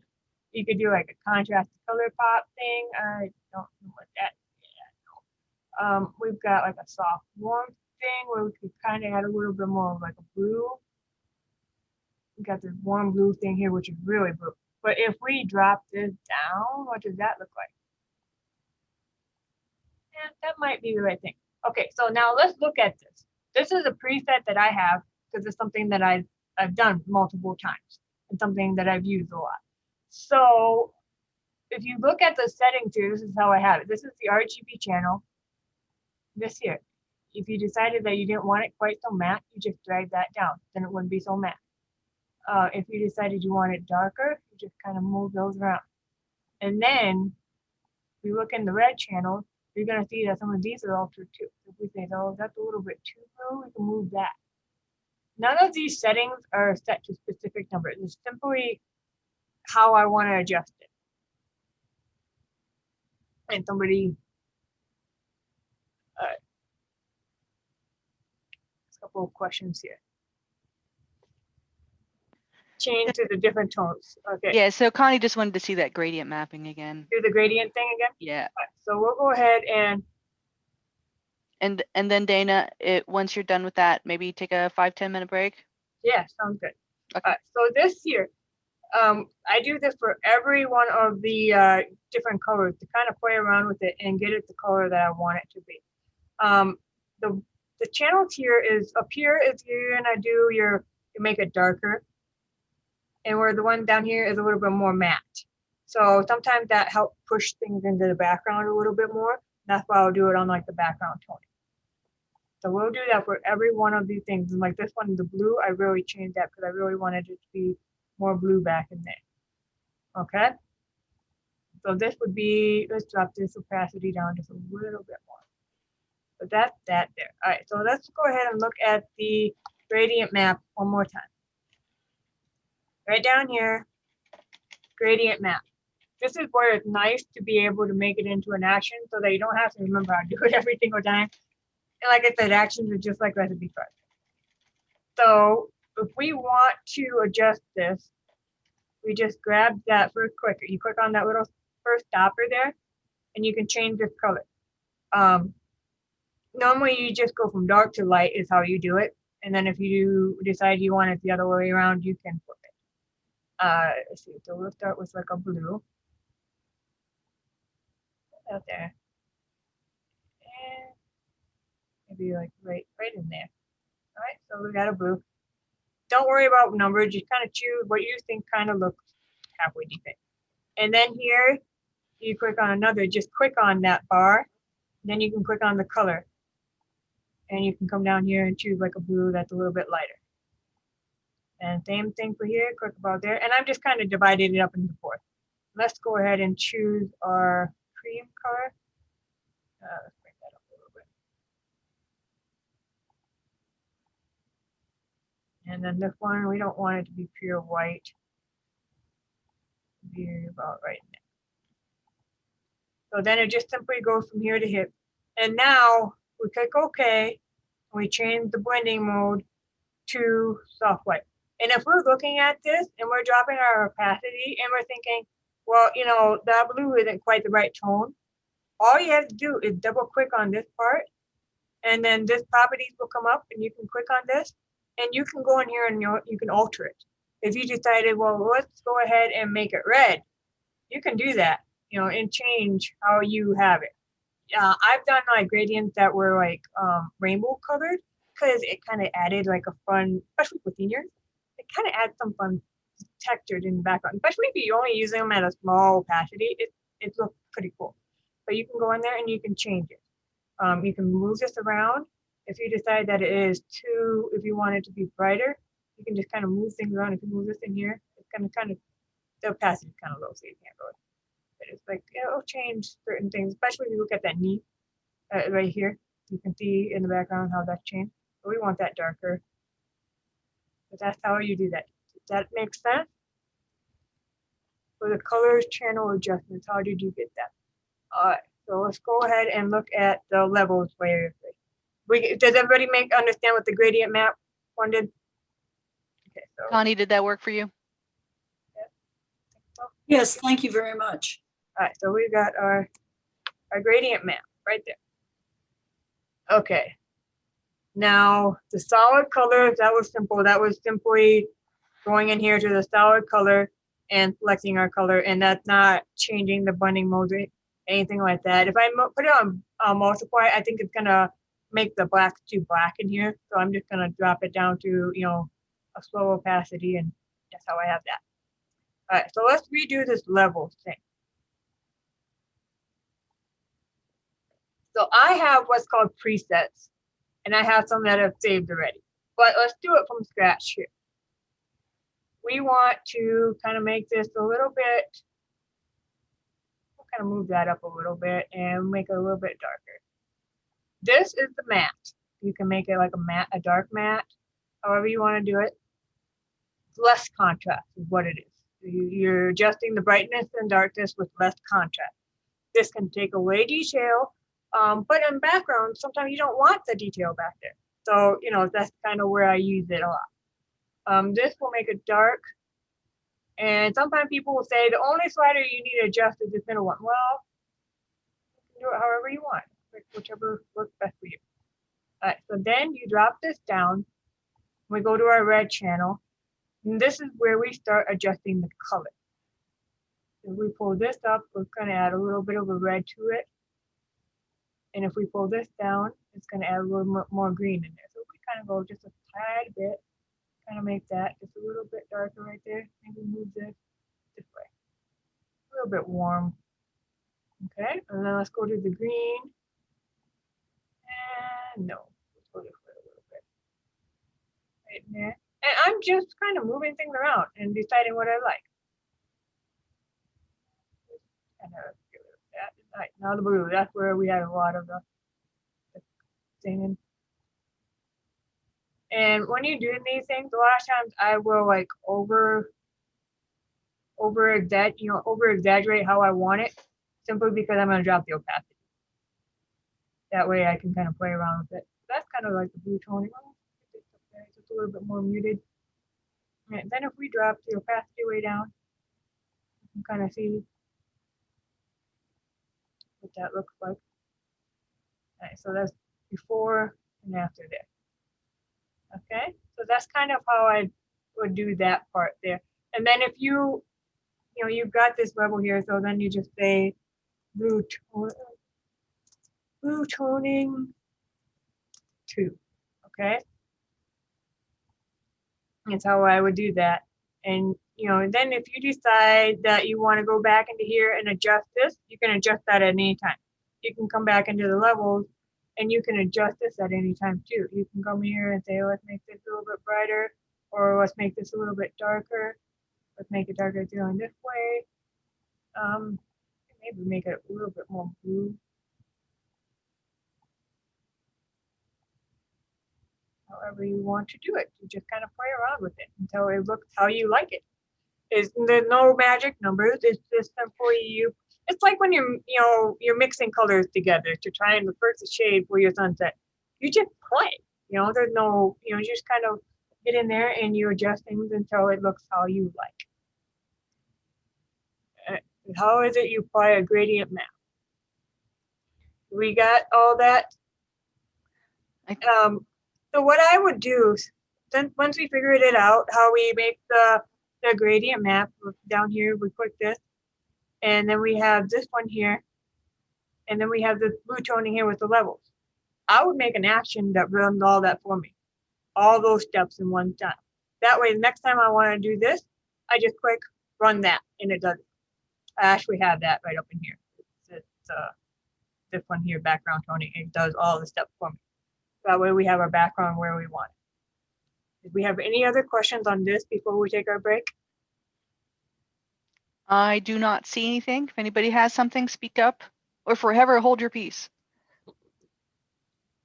How is it you make Susan, do you understand how we got this? Or do you apply it to make it a gradient map? That's right down here in the Yes, thank Okay, you you. got it. I missed that little part. I knew how to make a gradient just as a color swatch, oh yeah? but I didn't connect to how it was a gradient map. Yeah, not in your just a gradient. adjustments layer, you have a gradient map and you have a gradient Yeah. option. They're both very, very similar. Okay. The gradient map, you have just a little bit more option. I mean, you can do it with the gradient or the gradient map. It's gonna work the same, but Okay. I usually use the gradient map because you have a couple more additional things. So, but yeah, Thank you. That's what I wasn't clear on. yeah, Perfect. you Thank you. can do it using the gradient tool too. It all has, like I said, there is thousands of different ways in Photoshop to do the same thing. Right. So it's Right. however makes sense to you. But that's usually what I do is that gradient map one. Great. Thank you. All right. So we're gonna go ahead and save this as our version 3. so we can kind of see where we're going. Okay, and then we'll go, you said 10 minutes, Danica? Yeah, it looks like it's 10:47. Do we just want to, or do we just want to come back at the top of the hour? Give people like 13 minutes? Is that too much? That sounds good. Okay. All right. We'll see everybody in 13 minutes then. All right. So I think we are good. Okay, so I think that pretty much wraps up our background. Do we have any question on background before we move on? We're good? Kind of the moody toning. I'm going to delete this extra layer level thing because that was just, showing how we did it twice. But okay, so this is what we started with. And then we went to this to make it look a little bit more moody, right? It looks a little bit more like he's going on an adventure right now, right? That's good. So I'm going to take these three things here and simply to make it a little bit less, more organized, I'm going to go ahead and group them. And I'm just going to name that group background toning. Simply so that we know that this goes with that and it's how that color goes. Like that. So now let's go ahead and start working on Evan just a little bit. Because he looks out of place. He still looks like a sticker, right?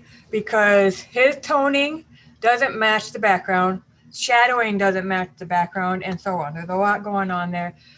You've got this picture, the background was taken on a cloudy day. Well, there really isn't too much lighting. All of it, you've got some kind of coming from this direction a little bit here. So we should probably tweak that on him a bit too. But first thing first, we're gonna go ahead and take care of his masking. So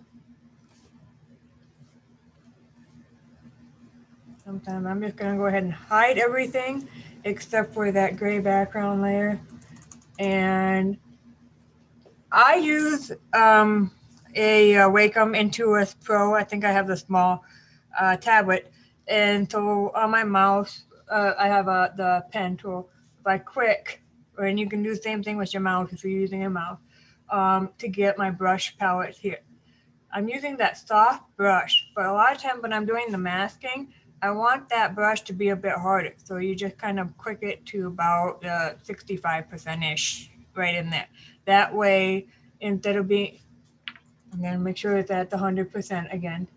That way, instead of being nice and soft, it's a little bit harder of a line so he doesn't look fuzzy.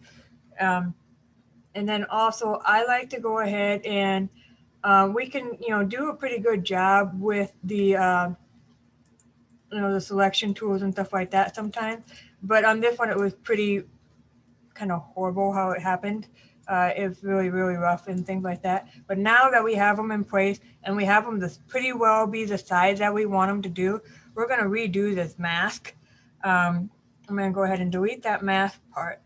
And then I'm going to rasterize the layer so that I can see if this one here does any differently. We can go into the properties and say remove background. And I did about the same. Kind of right in here where it's a little bit rough, but it got his, his shirt really good and it got his head pretty good. So when you're doing these type of things, I play around a little bit to see what works best, whether this way works best. I think this way works better than the object selection tool did right in here. So I'm going to go, I took out all that and then take away our stick. You also have, like the mask and tools and stuff like that too, that you can kind of play around with. But I think this is a pretty decent start point. And then we simply go into our brush, which is set here as a harder point. And then I like to kind of add back in the areas like this where it took way too much. Now, the smaller you brush, the harder it's going to be. So when you're doing the detail work, you need to either get in there with a smaller brush or up the hardness. I don't like working with 100% hardness very often, simply because then you can almost become too stickerish in, more like a sticker in that aspect, simply because it's too hard. Like if you look at an image that you took and did not composite, you're gonna see that the edge kind of blends in because depending on how much is gonna be depending on what your aperture was. So we're just gonna kind of blend this in just a little bit right here. And this is the part that I like most. So I will use, instead of using the like the wand, the quick selection, I often just go in with a brush because I find this to be relaxing. So this is, I enjoy just kind of going in there and just kind of, I mean, if it's easier for you to use the selection tools, you can go ahead and do them, and you can keep masking that part in and out. So we're just gonna kind of get rid of here. See, I'm changing the size of my brush depending on how hard I need it to be in that particular area. Just add back in his shirt right in here and take away there. I don't know what happened to his hand there. All right, so then I just kind of go, yeah, this little line right here, that's not gonna bother me too much because we'll blend that all in later. You can kind of go in there and take away. It doesn't have to be 100% perfect. You just want it to be not missing holes and stuff like that. So we'll put that back in right here. I don't know what happened to his neck. I mean, the boy is skinny enough as it is. He doesn't need half of his neck skinned out either. So we'll just kind of get that line the way it needs to be. Looks like we need to add in right there.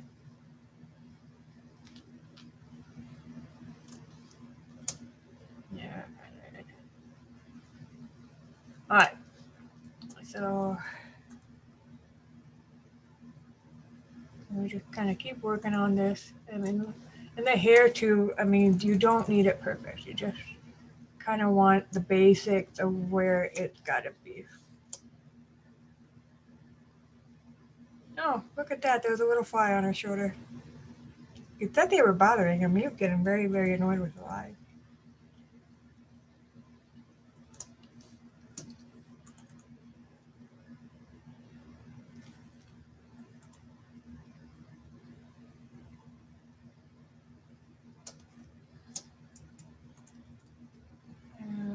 Kind of go right about in here. Sometimes it's easier to kind of do too much and then go back and take that out.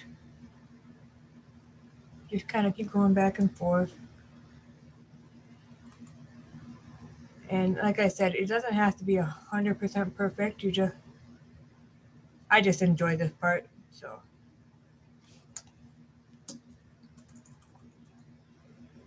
the main thing to concentrate on is like the arm and the shape of the arm, the actual skin part. The clothing, that can be adjusted to however you want it to look. Like if you wanted to take off a little bit of that shirt, if it was, sticking out funny in the wind or whatever, you don't have to have that all in there. I want to get the arm fairly decent.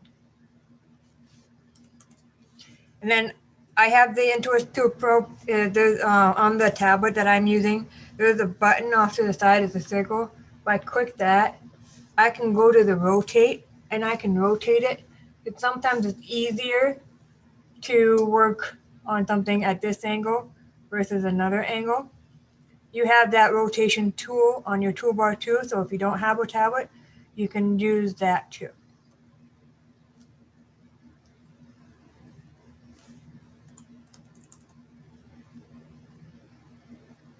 Just kind of get that arm the shape that it's supposed to be.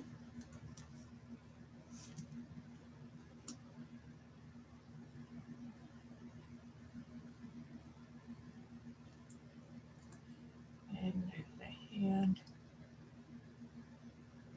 I want to kind of overdo it so I can see where his knuckles are.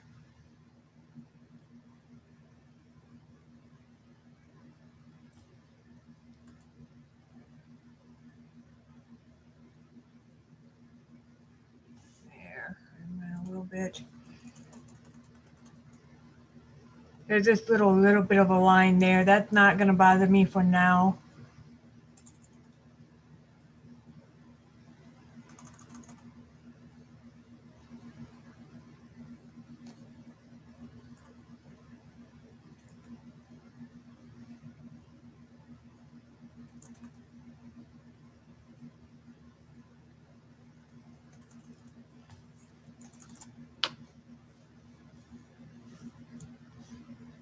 Alrighty.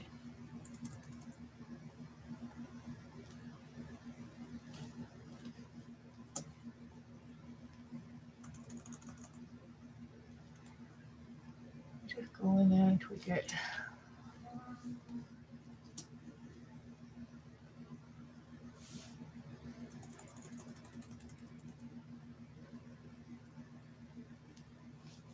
You can go back just because there's like some little bits missing.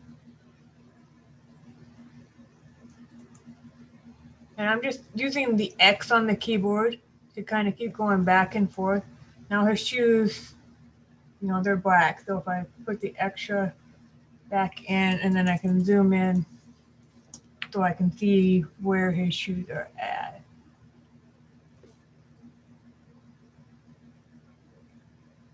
Anybody else have kids that refuses to tie their shoes normally? Just like put the knot in it and call it good. Drive me nuts.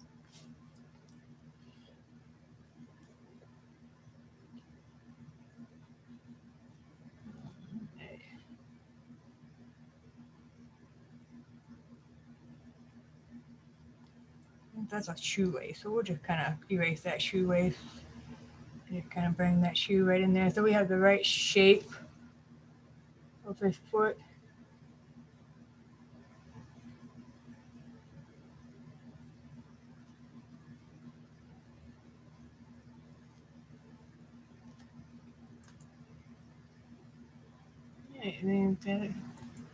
I'm surprised he's not wearing crazy socks. He loves his crazy socks.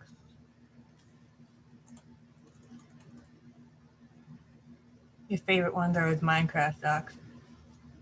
Kind of go right there and then right in here, maybe that. And add like a little, I mean, it's black, so yeah, it can be whatever we want. And then same thing with this foot.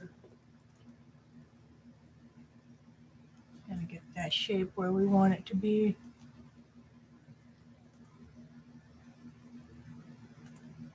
And we just kind of keep going. This is the thing that takes the longest. Usually is just kind of, you know, making sure that the mask, when you're working with, you know, other objects and things like that, a lot of times, you know, you don't have to have the mask pointing so time, but being that this is a person and we see people every day. So if the shape of his leg is wrong, people are going to notice it. You know, whereas like a bird, you don't see birds up close and personal as like you do people. So if something is just a little bit off on the bird, his feathers aren't quite as long as what they normally are, most people aren't going to notice that. Whereas this person, you want to make sure you've got it fairly decent. That shoe. Oh, look, there's a half of a loop. There we go.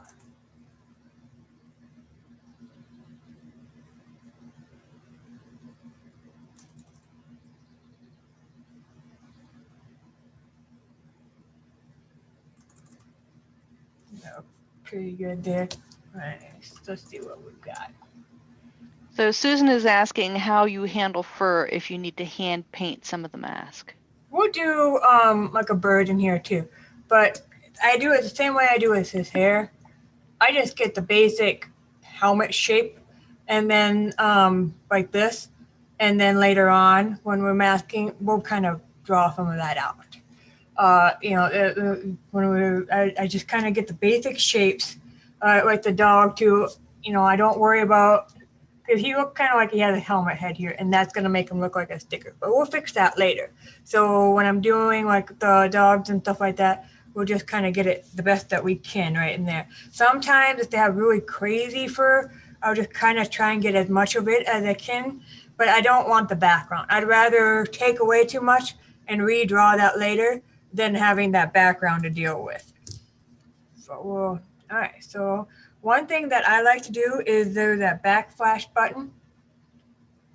Now, if we turn on our background, then we hit that backflash button, it's gonna tell you, this is the, like, kind of gives you a thing, and it lets you see sometimes if you have like little tidbits that like here, this is a little bit awkward. And it lets me see that a little bit better.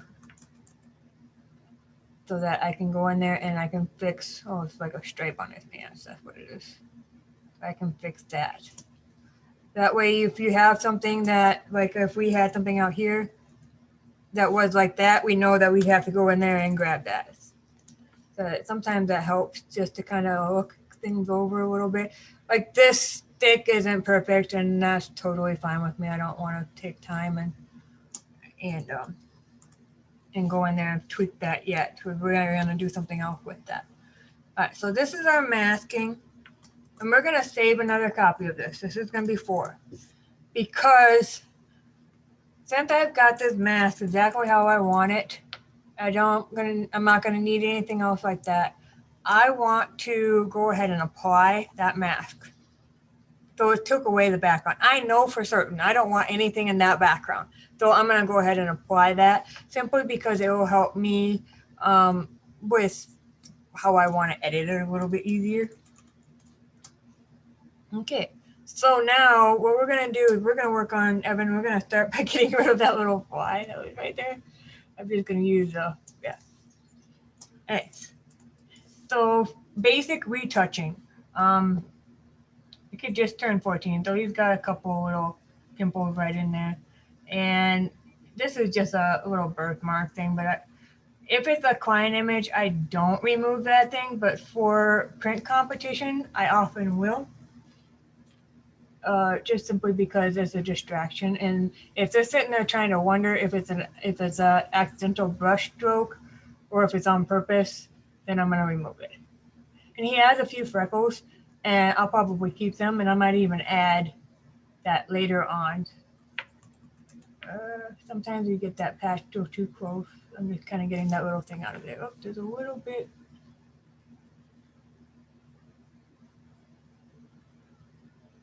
Okay.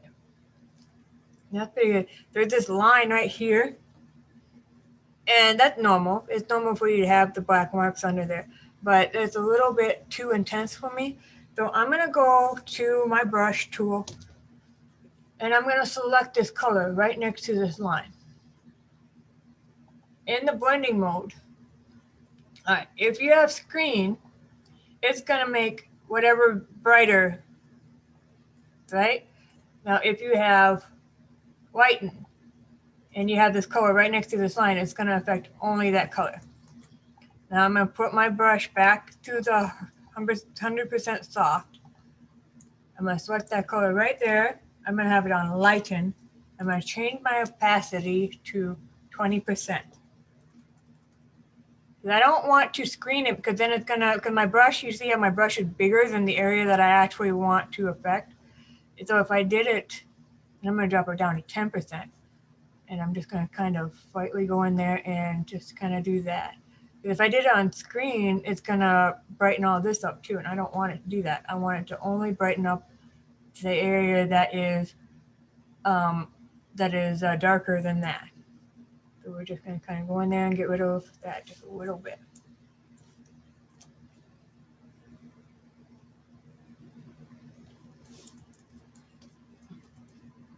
All right, so that's his face.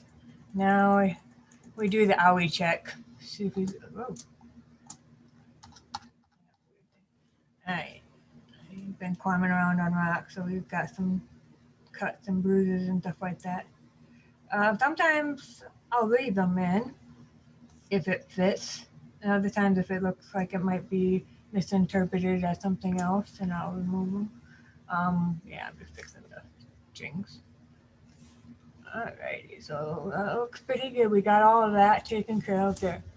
Now let's move on to his clothes. Obviously, we don't want to stick with the soccer pants and the green shirt. So get rid of this design on his green shirt first, and I'm just gonna patch it out. Okay. Probably the easiest way to do it, and just work in small sections. And I don't care if it's not perfect. Just give me work in small sections, and then work your way up. As you do it, you can start to get bigger spots. That warning is just me clicking something wrong, so don't worry about it. Just kind of work on this and we'll pull it off. He's gonna be mad that I got rid of Minecraft.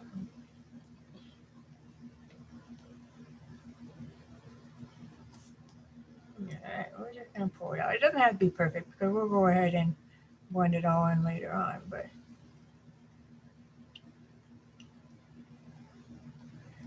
alright, so now we've got just a solid color shirt.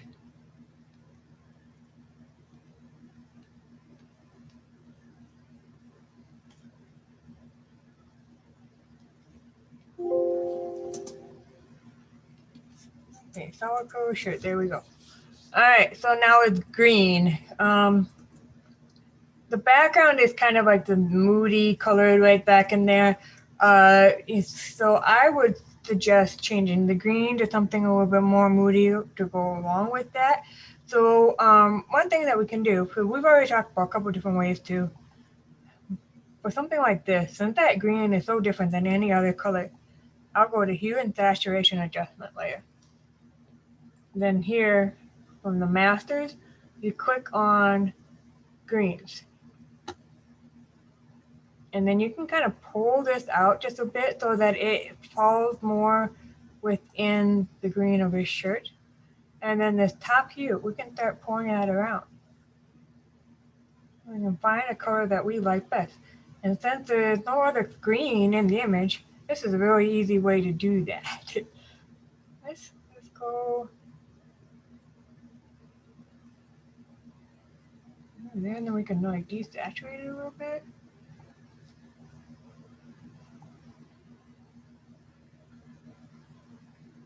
How about like that color? What do you guys think of that? I think that looks pretty good, right? Alright, so now let's do the same thing for blue. And figure out his blue shorts here. Alright, so we're gonna go here and blue. So yeah, blue and cyan, and that fits more into the blue. So we want to actually drag that below the green because we don't want to affect, that there. So, oops, and I went out. Let's bring this up to about the purple range just a bit and to make sure that it falls fully into the blue. And we'll start adjusting that. And you see that it is tweaking the background a bit because there is blue in that background. But we're just going to focus right on the shorts for now. And then what if we kind of desaturate them? And then what if we kind of pull down that and make them so that he's wearing more black shorts? I like that. I like that outfit better, right? That's a little bit nicer. Kind of right in there. So you can maybe bring up the blue just a tad bit. So he's kind of wearing a dark navy shorts with a blue shirt now. But we want it to affect only the blue shorts and not this background. So we've got Evan right here. Let's go ahead and change that layer's name to Evan. And we're just going to, what we do is you put your little cursor thingy between the two layers and you hold down Alt. And now, I will do that for this one too, even though I don't need to. But now it only affects Evan because it's linked. So you got the blue shorts here. And now what you need to do is that this boy has blue eyes. So we want to make sure that it's not affecting his eyes. And his eyes are a little bit grayer toned, so it doesn't. But if it did, we just go into here and mask that off. Same thing with this green. We want to make sure that that's not affecting anything else on him except for that shirt. All right. So those are the colors that I want to do for his clothing. So let's go ahead and we're just gonna merge those together. Well, before we do that, you always save a new copy. That way, if you decide that you wanted to go back, you can. All right, so we've got our Evan here with this new outfit on. That's looking pretty decent. The only thing is that his shirt is a little bit kind of messed up. So what I would do is I go to the mixer brush, and I'm just going to use this soft brush right here, and I have the opacity at about 50.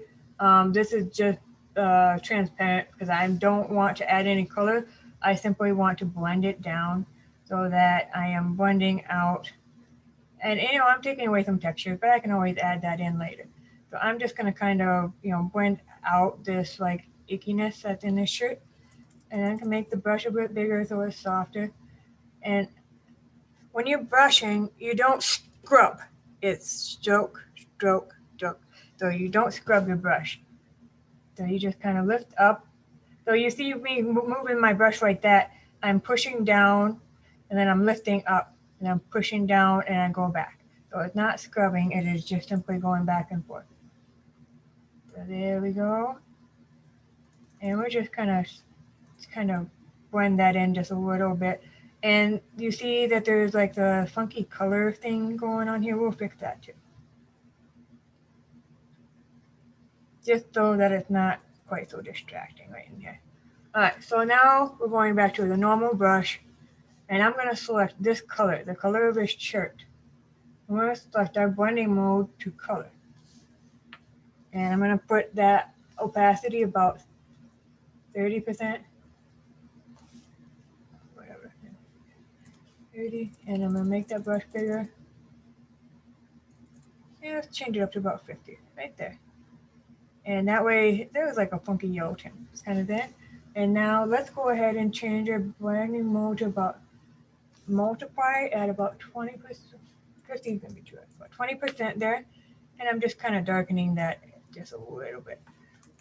I'm undoing that. One thing I want to show you with multiply is that, let's try, if we do it on black, just so you can really see.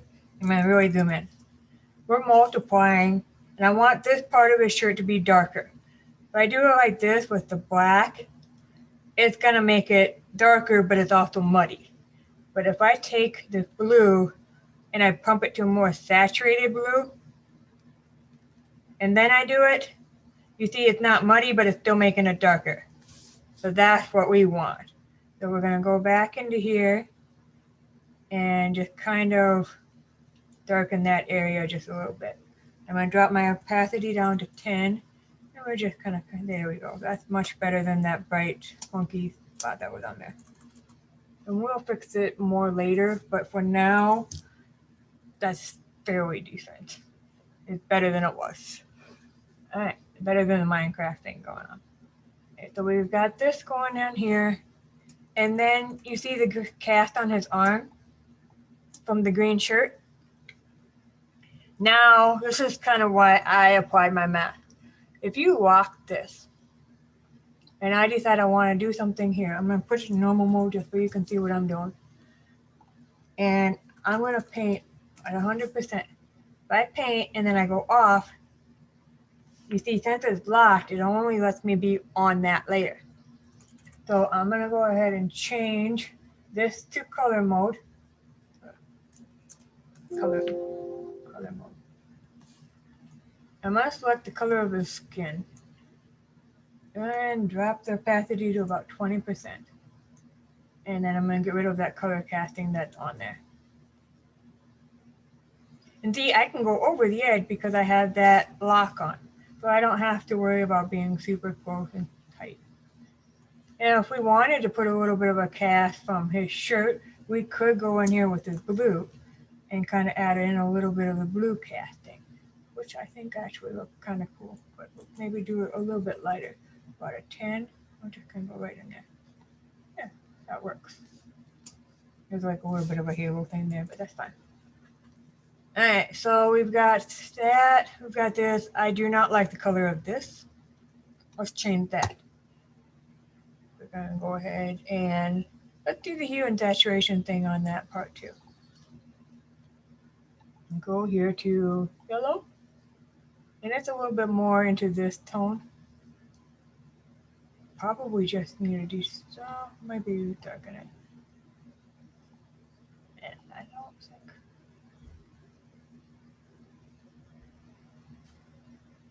I think it's because it was so orange and everything else, nothing else in that thing was that color. I don't know, but we already desaturated. Yeah, I like a better.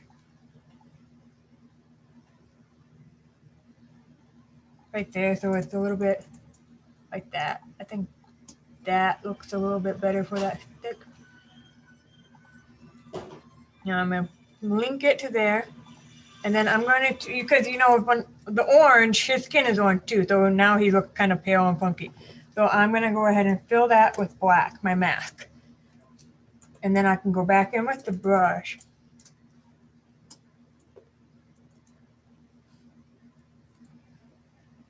At 100%. And then the only part I need to be careful around is his skin. So right in here, we'll just go just like that. I don't need to be careful there because there's no yellow or orange or whatever color.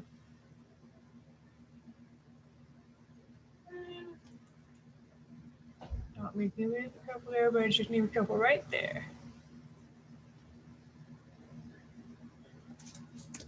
All right, so it's a little bit purpley. So let's go ahead and fix that. Just double click onto that part.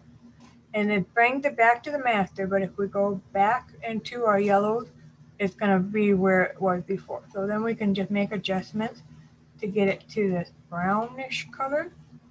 Maybe just a tiny bit. I think that looks better than, see, before where that, the first thing you saw, right? Now you don't see that so much. All right, so that's looking pretty decent. The only other thing I would do is get rid of this white on his shoes. So let's go ahead and do that. And I'm right onto this layer here. And since I'm going to be doing a lot of work on his shoes anyway, I'm simply going to do it this way with the multiply mode. And we're just going to select that. And then I'm just, oh, not at 100, like 20%. And I'm just going to kind of multiply, darken, you know, just base. And like I said, I have this locked, so I don't have to be super close right here. I'm just gonna go ahead and get that. And same thing here. Get rid of that white part on his shoe a little bit. Okay, so as far as Evan goes, I think he's starting to be a little bit more, the colors, looking at what the colors are, is starting to look a little bit more uniform, right? So we've got where we like his shirt, we like his clothes, that stick in his hand. I'm gonna go ahead and multiply, get that all down. Let's, all right, so we're gonna use, I do not have it locked anymore. We're going to grab the clone tool and we're just gonna bring this down. I don't want that point on, whoops, that was off. I'm just using the clone tool and I'm just gonna make the stick part longer. And it does not need to be perfect. Maybe about there. That looked about the right length. I mean, it looked wonky, but that's fine. We're gonna fix that later. All right, so that's there.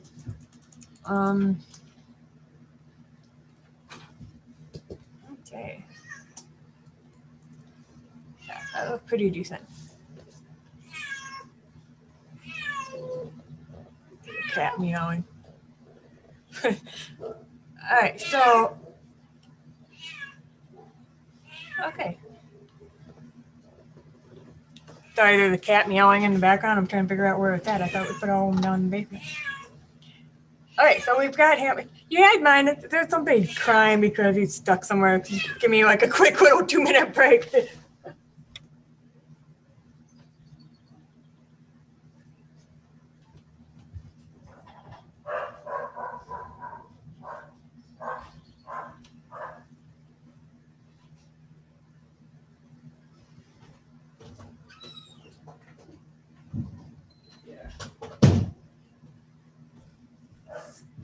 there was a door shut and they didn't like that. So somebody must have been come home to take the animals out for a break or something.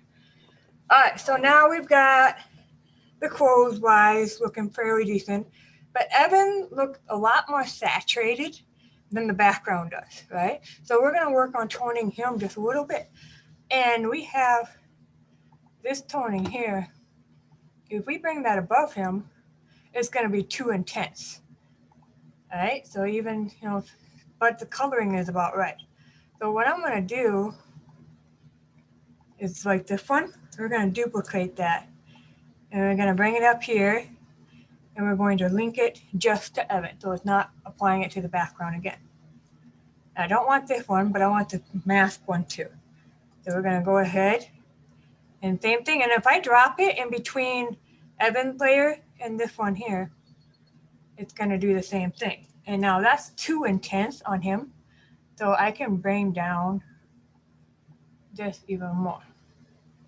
And this, I think that looks about right. So we'll just leave that. But that's looking pretty good. Maybe a little bit higher here. That way you've got the same color toning as that background does. And if we needed to, we could click on one of these in here and, we could go and they might be just a tad bit darker. Or if we wanted to go into the blues and make the blues just a little bit darker under here, we could. But see, that looks, that was very, very easy. We didn't have to do the step, we just copy the layers that we had. And now we look at before and after. He's starting to look like he kind of matches in there. The bright side of his face is a little bit too bright. Oops. So, the highlights here. So we're gonna bring down the highlights just a little bit. Let's go ahead and add just a level layer here.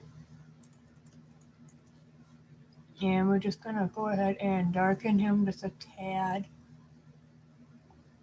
And I'd pull this down. Oh, no, good way. Just like that.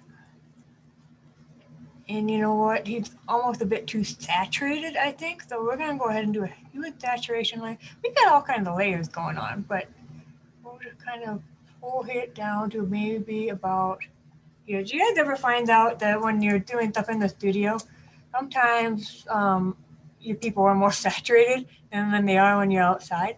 I think it's the lighting or something, but so we kind of got him just a little bit more muted, which matches. And then here we've got, that's a little too dark, right in here. So I'm just gonna go ahead. This is the one that I just kind of darkened him.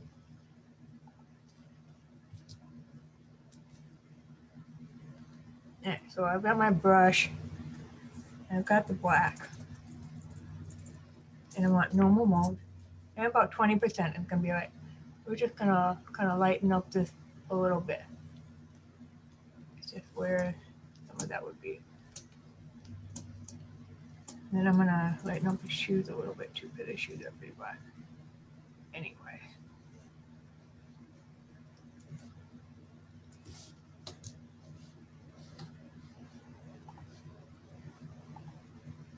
There's something funky going on here, so I'm just gonna take the eraser tool and 100%. It's just when I mask it somehow that got weird, so we just fix it. There you go. Nice. So toning wise, we kind of got that all colored and things like that. And this is probably where I'd go ahead and start. Do we have any question on any of that? Okay. How do you handle, oh, we already did that one. We talked about the, for fur and stuff like that. I do it the same way I do the hair and stuff like that. But do we have any question on any of this color toning before? I missed the layer you copied. Okay, I took the 2 layers from the background. I did not want this solid color one because that would just make him look too dark. So I did the 2 blue toning ones, and I just copy them and drag them above him and link them. And then I just, and then if you want to, this one here and this one, where these are both still labeled as copy, they're from the background toning layers. And then if you need to adjust it a little bit because it's too much, you can go ahead and just double click on that. Yeah. Right, so before we get anything, we're gonna go ahead and save another layer. Another projects. All right, so that way we can kind of see where we progressed from. So we started with our rough sketch, and we went to there. We started working, and then we're at right now.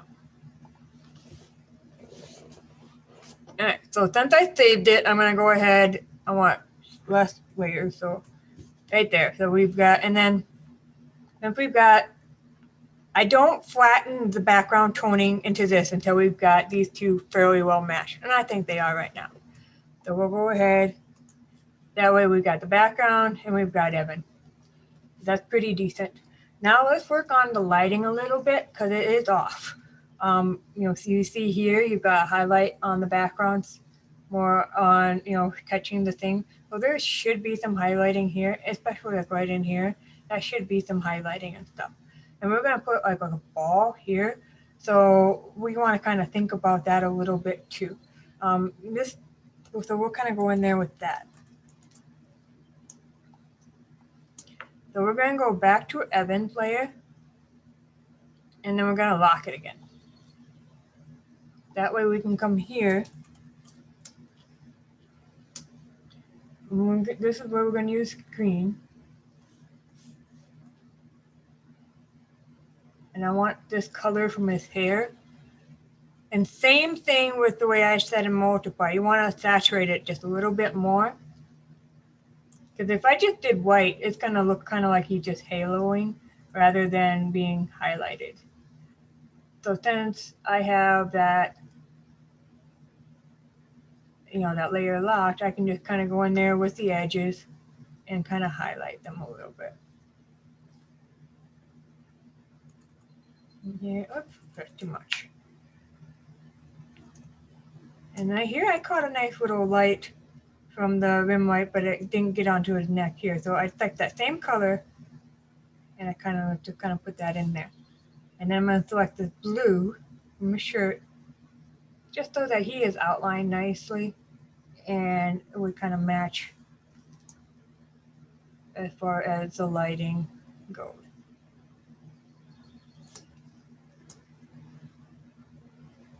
Kind of right now. Same thing here. We got a nice little highlight going on, but it's a lot of what I do is is fixing some of the mistakes that happen in the from the lighting that I do because I'm not paying close enough attention to that or whatever. But kind of go right in there, and then let's add just a little bit more blue highlight on his shirt right down in here. We'll kind of catch. And a little bit on his pants too. Just a little bit.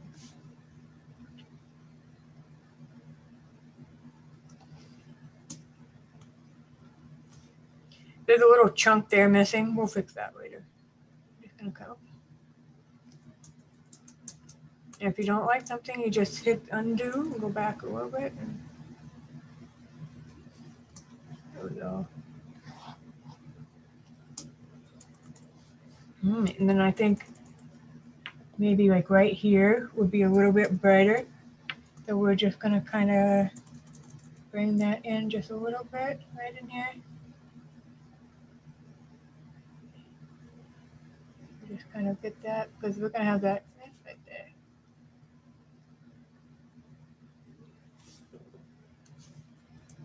And his hair, this is a pretty dark spot right there. So we're just gonna kind of go to 5% screen, and I'm just gonna kind of brighten this part up just a little bit. We'll fix it more later, but all right. So that, we kind of just added a few little highlights in here, and that's a good starting point. this is down lower, so it wouldn't hit the highlights as heavy as up high. So it's kind of pay attention to some of that kind of thing. So now we're gonna I hate saying painting. Let's see, the checkerboard look down at the toolbar. Oh, okay, you guys got that figured out. You guys are helping each other. That's awesome. Right there, that button right there, it locks it so that you can go outside without actually having to worry about it. We can go over. All right, so that's looking pretty good. I'm gonna go ahead and unlock it. Now we're gonna kind of start painting it a little bit, but I don't like the term painting because, I actually do painting, and what I do doesn't feel like that. It feels like when we say painting in Photoshop, sometimes it feels like we're calling, drawing in crayons painting, because it's two different things. Like Michelle Parsley and stuff, that's painting in Photoshop. What I do is kind of cheating. So we're going to go ahead and start with the background. Let's go and remember, we're working back on forward. We're going to go to filter. Let's start with the stylized oil paint. And there are others too. And there's you can get plugins that have even more options if you want something that's a little bit rougher or, however you want. But this filter stylized painting, oil paint is a good start so that you don't have to paint every single pixel. It kind of mushes things together. And I am simply looking to see how I like this background. So it's kind of pushing the trees together a little too much, so we're going to back it off. I keep this one at 10, and then these are whatever I feel like them to be, and I keep them about the same. Can I ask, where did you find the oil paint? I didn't see that. Where is it? Right. All right, so I made a duplicate copy of my background layer, and then I go filter, stylize, oil paint. Okay, thank you. That's a good one. I use that one quite often. But if you go to filter, to the neutral filters, you'll find others like colored pencils and things like that too. And there is another one called Snap Art that has someone. I don't have that currently because I didn't want to buy it. But those, they have other options as well, as far as just instead of just the oil paint. But what I'm looking at, what it does is it takes away the pixels and mushes things together. That's why I can kind of go bigger with them. And then we're going to paint over this a little bit too. But since I'm doing this, I don't have to paint every single pixel. It is just before, where you've got all these little dots in there and so on. It just kind of mushes them together. But I want to make sure that it's not mushing it together too much that I can't tell what it is. I do more of a realistic painting rather than things. So there's before, there's after. Zoom in so we can see before and after. So that looks pretty good, and I just have it about the 2.4-ish. And then the last one, I put the brush detail all the way up at 10, because that's what I like. You can do it however you like. All right, so that's looking pretty decent. This is without it, and this is with it. It just makes it a little bit thing. All right, so we're gonna do the same thing to Evan. I'm gonna duplicate Evan's layer and go to filter, stylize, oil paint. And now I'm looking at his hair. Okay, everything else is secondary. I want the brush, what I'm choosing here, to look good for his hair. This boy is all about his hair. He loves his hair. And that's a bit too much. Let's bring it down.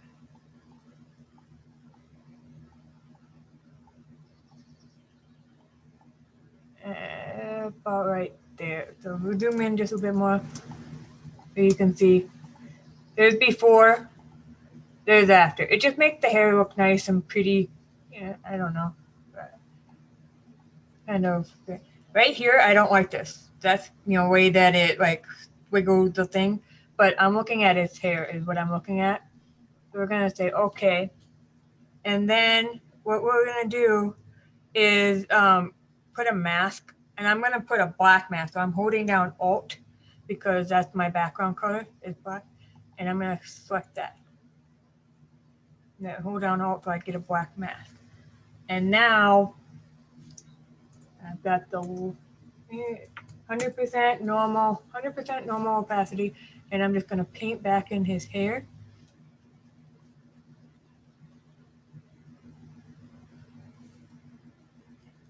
And I do not want it on his eyes at all, but I want it 100% on his hair.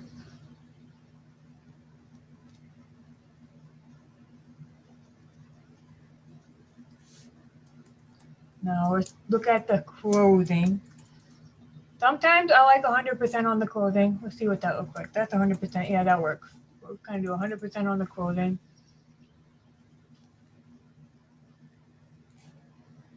And that thick thing, it can be 100% on that too. That looks fine. Alright, so we got that.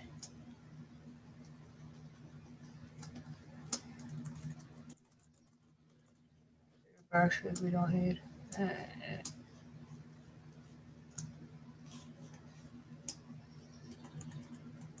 And want it 100% on his clothing here.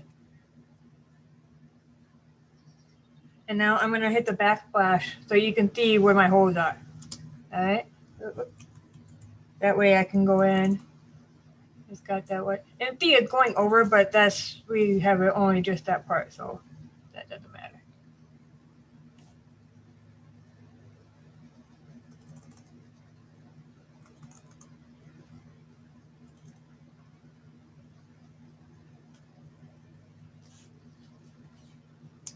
All right, so we've got that. All right, so now let's get off of the mask. Let's push our opacity to 20% on our brush and see what we think of that. If we just kind of go over it, it kind of blends those pixels together, but at just 20%, it's just blending them together, and I don't want any on his eyes, but it's blending it together, but it's not strong enough to where it's going to completely mush his. Yeah, go over the eyebrows a little bit. Yeah, like that.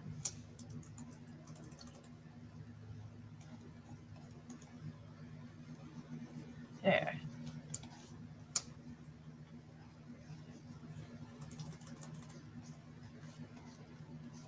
Kind of mushing things together a bit. All right, his shoes, I'm going to drop it up to 50. Oh, yeah, probably just go over them. All right, so we kind of went with that with different opacities. So, you know, yeah. So there we go. We've got before for Evan and after. We just kind of smoothed them out just a little bit. Okay. And then I always have, so we've got this looking pretty decent here. We've got our painting going on. Now let's start, because right here is our biggest problem. If you're just starting doing compositing work, I recommend doing waist up, so you don't have to ground your feet. This is the hardest part, and it's the part where people will figure it out that you did something wrong. Pretty easy if you didn't quite get this right. So that's, you know, so if you can do waist up like I did with like even this one, it's all waist up. So that way you don't have to worry about grinding your, you know, your feet. You just have to worry about blending the top part. Even with like this one here, I didn't want to mess with his feet, so I just did. So I just did waist up. So that's at the very, but you see how to ground the bird. Okay. Dana, could you show a close up of Evan's head before and after? All right. So I went over. So the hair is at 100%. It's nice, and then the skin is like 20%. You can see that it's just blended in a little bit, but not enough where you saw the squiggliness from the effect. So it's just like right in there. So before, or there's after, and then before and after. Yeah. So we're gonna go ahead and put in a new layer right here. And I'm gonna call this shadows. All right, so look at the shadows elsewhere. What color is that shadow? If you say black, you're wrong because it's not black.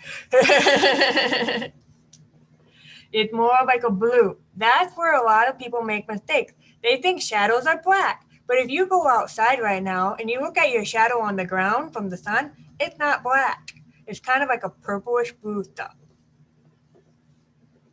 You know, like if you go and look at it, kind of picks up whatever colors are around it and stuff. So if we go look in the grass, it's not black. It's gonna be like a dark green or, yeah. So it's depending. So I'm gonna select this purpley color here, and I'm just gonna saturate it just a tiny bit.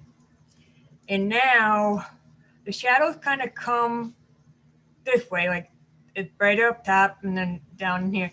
But we're gonna have this orb thing. Don't forget about our magic. So we want to kind of push the shadow this way a little bit from that magic-y orb thing. So we're gonna go, our shadow layer is under Evan. So I can brush this way. And I am doing normal at about 50. And that's really purple. But if I move this to multiply, it turns a little bit almost too dark, which is just fine for now. You know, we'll kind of go this way, and then I'm constantly using the brackets on my keyboard to change the size of the brush. So we're going to kind of put, and then we got this thing here, kind of right in there, and then we're going to over exaggerate, that way we can erase it later. All right. So that is almost too black. So we're going to go ahead and go to the hue and saturation. And I just click Control U. I want to saturate the shadows a bit more. See what it does? It just kind of makes it more purpley in certain areas, right? So we'll about right there. You can see right here without it, and with it, it's just gonna kind of go at that. But I don't want it on this rock because we're going to pull that rock ahead.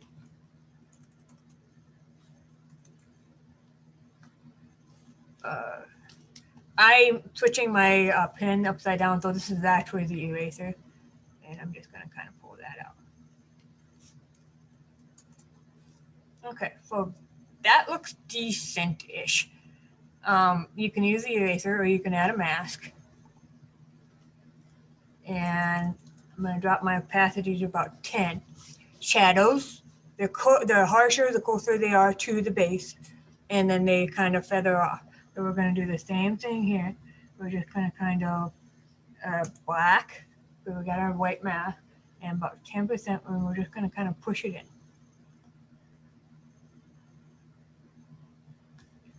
Right there. Okay, so that looks fairly decent as far as shadowing goes. If you're doing shadowing in grass, it probably doesn't really, work too well here. You can actually double click on this. And down in here is called the blend if. I never used to call it that, but somebody started calling that, so I guess that's what it's called. I'm going to zoom in on this part first so you can see exactly what it's doing. All right, so we double click. This is your layer styles. You use this a lot in graphic design. I did anyway with like the shadows and stuff like that. But here, if you push these in, you'll see that it changes the way that it reacts. The shadow reacts with the layer behind. So if you have like a football player standing on grass, and you know how grass it sticks up. Well, the top part of the grass is lighter than the dark part down here. So using the blend if thing, you can say only add the shadows to the darker part so that the light part can peek through. So that works really well with grass. on this, I wouldn't choose it.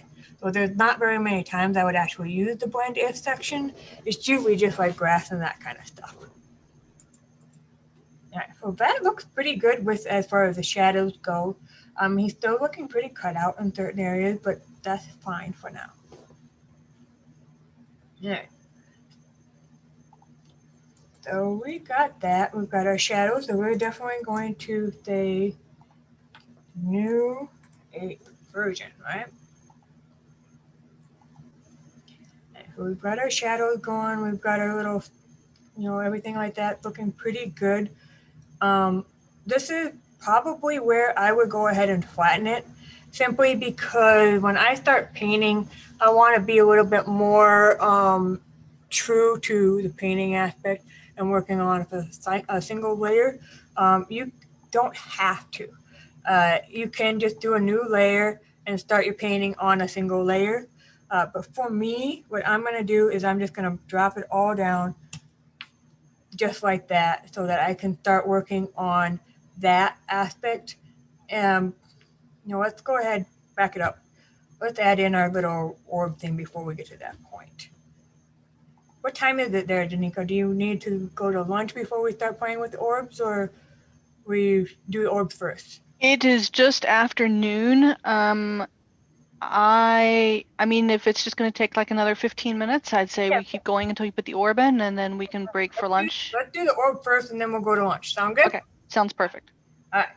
So, orbs are so much fun. It's it's light. All right, so what we want to do is, all right, so we've got our background, we've got Evan. We're going to do a new layer here titled orb. Now, I have some that are saved. They're basically light overlays here. What this is, I have my libraries. This is my library section, and these are the things that I use most often when I'm editing. I have this, I have textures, and so on. So all I have to do is drag it, and it places it in there for me, right? So then, I'm going to show you how to make this in 2 seconds, but then when you hit the screen, you can drop it. So then he has this magic-y little light bulb. It's the same thing for making like sun flares and so on. All right, so let's go ahead and make one of those really quick. It doesn't take very long. All right, so we're gonna do a new document. Not new layer, new document. Yeah, this only needs to be about 5 by 5. It doesn't need to be very big. Okay, and then default colors here. We're going to change this background layer to black. Why? Because when you change something to screen blending mode, the black disappears. So we're going to go ahead and work on it this way. So now, if we wanted an orb that happened to be blue, rather than let's go back here. And rather than like a sun thing, we could do it this way. So we just have our soft brush, completely soft. And we start, put our brush there, 100%. And I'm using my mouse because I find it easier to do this with my mouse rather than my thing.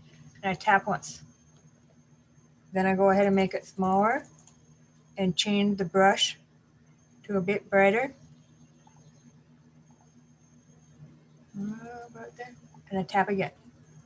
And I tap again. I'm making it smaller and I'm just tapping. Right? And maybe make it a little bit bigger and change the opacity about 30% and tap it. There's our little orb, right? And then we can save this and put it in our documents. And then we could take that, copy. That way you could use that later. I just pasted it in there is all I did. Then when we change our bunny mode, there he's got like an orb that's blue now. That's pretty cool. And then if we decided that it needs to be brighter, we just go in there, change it to white, and then add about 20%. And we can say, oh, it needs to be a bit brighter in that part there. 10%, and we can kind of brush it out. That gives you a starting point. I use them a lot for, seniors, for, the car lights, to brighten those up a little bit, or the sun flares if it's, they like that kind of thing. All right, so there's that, but it doesn't look exactly what I want. I want texture to it. So we're going to do a new layer. And then I want let's kind of do this color. I don't know. See what that looks like. Do kind of like a white, lighter of that color. Then let's do a darker of that color. Right here. Now we're going to go to filter, render, clouds. Oh, I didn't even do the color. They just did that. That's fine. All right. If we did change this to, let's do overlay. That's really thin. And then let's go ahead and make that smaller.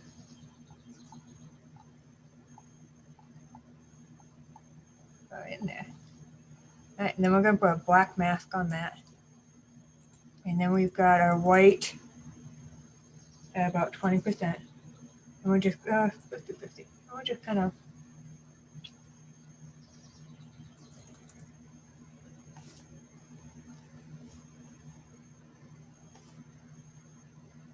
hello.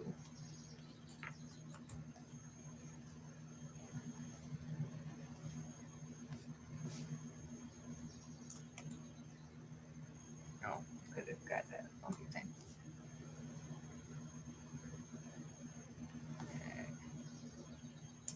Black mask. Gosh. It's not letting me paint in for some reason. Don't you hate that when it happens?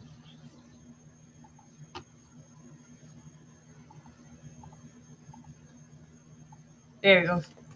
Sometimes you just click around and it goes away. All right, 20%, and you just kind of add a little bit of texture to that orb. Kind of makes a little bit of fog. This is also how you can do fog. Right in there. All right, so now let's do that one more time. Well, no, not that. New layer, okay. Now let's go filter, render, clouds. All right, now let's go filter, render, different clouds. You notice how that's kind of starting to look kind of funky? Let's go to I'm hitting Control M to our curves. Yeah, really pull this one up. And then we're gonna kind of go like this. What's that starting to look like? Kind of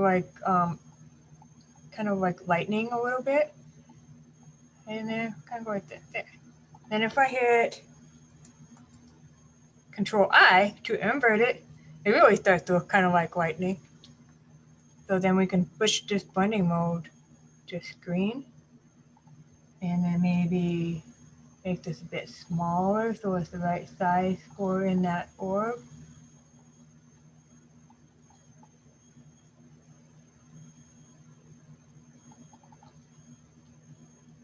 Put our black mask on it. And like 30% and start painting in some of that. Now he's really starting to look like he's got something in his hand, right? And a little bit more of a magic ball. Let's go back to this orb section. And let's do a white in here and just kind of put it right in there, just make it a bit brighter. We could let's do a solid color. And let's make it that funky green color that I had over here. Right? And let's change just the color mode. And let's drop her.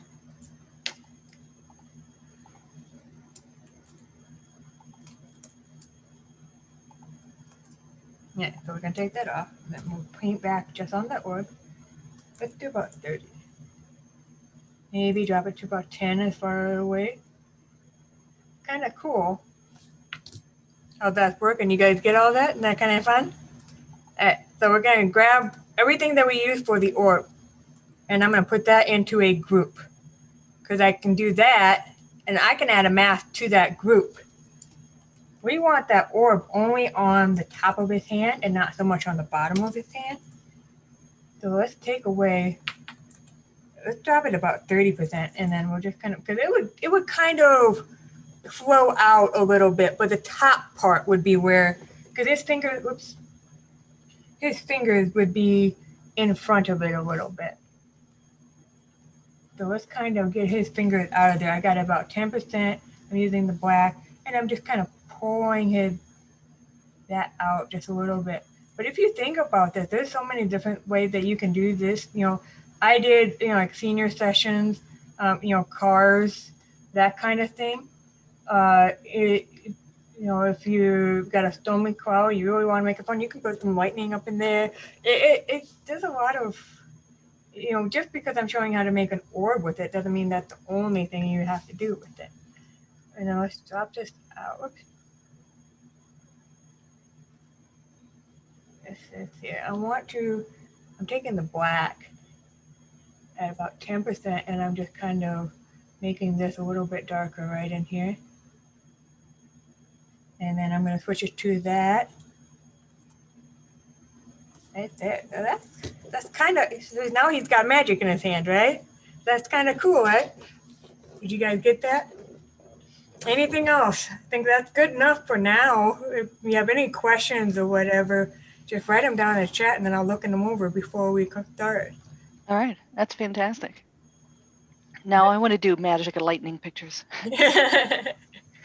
All right, so it's a quarter after. Why don't we come give everybody half an hour for lunch and come back to quarter till? Sounds good. And Brian can have breakfast. Excellent. All right, I'll see you guys in half an hour. All right, thank you.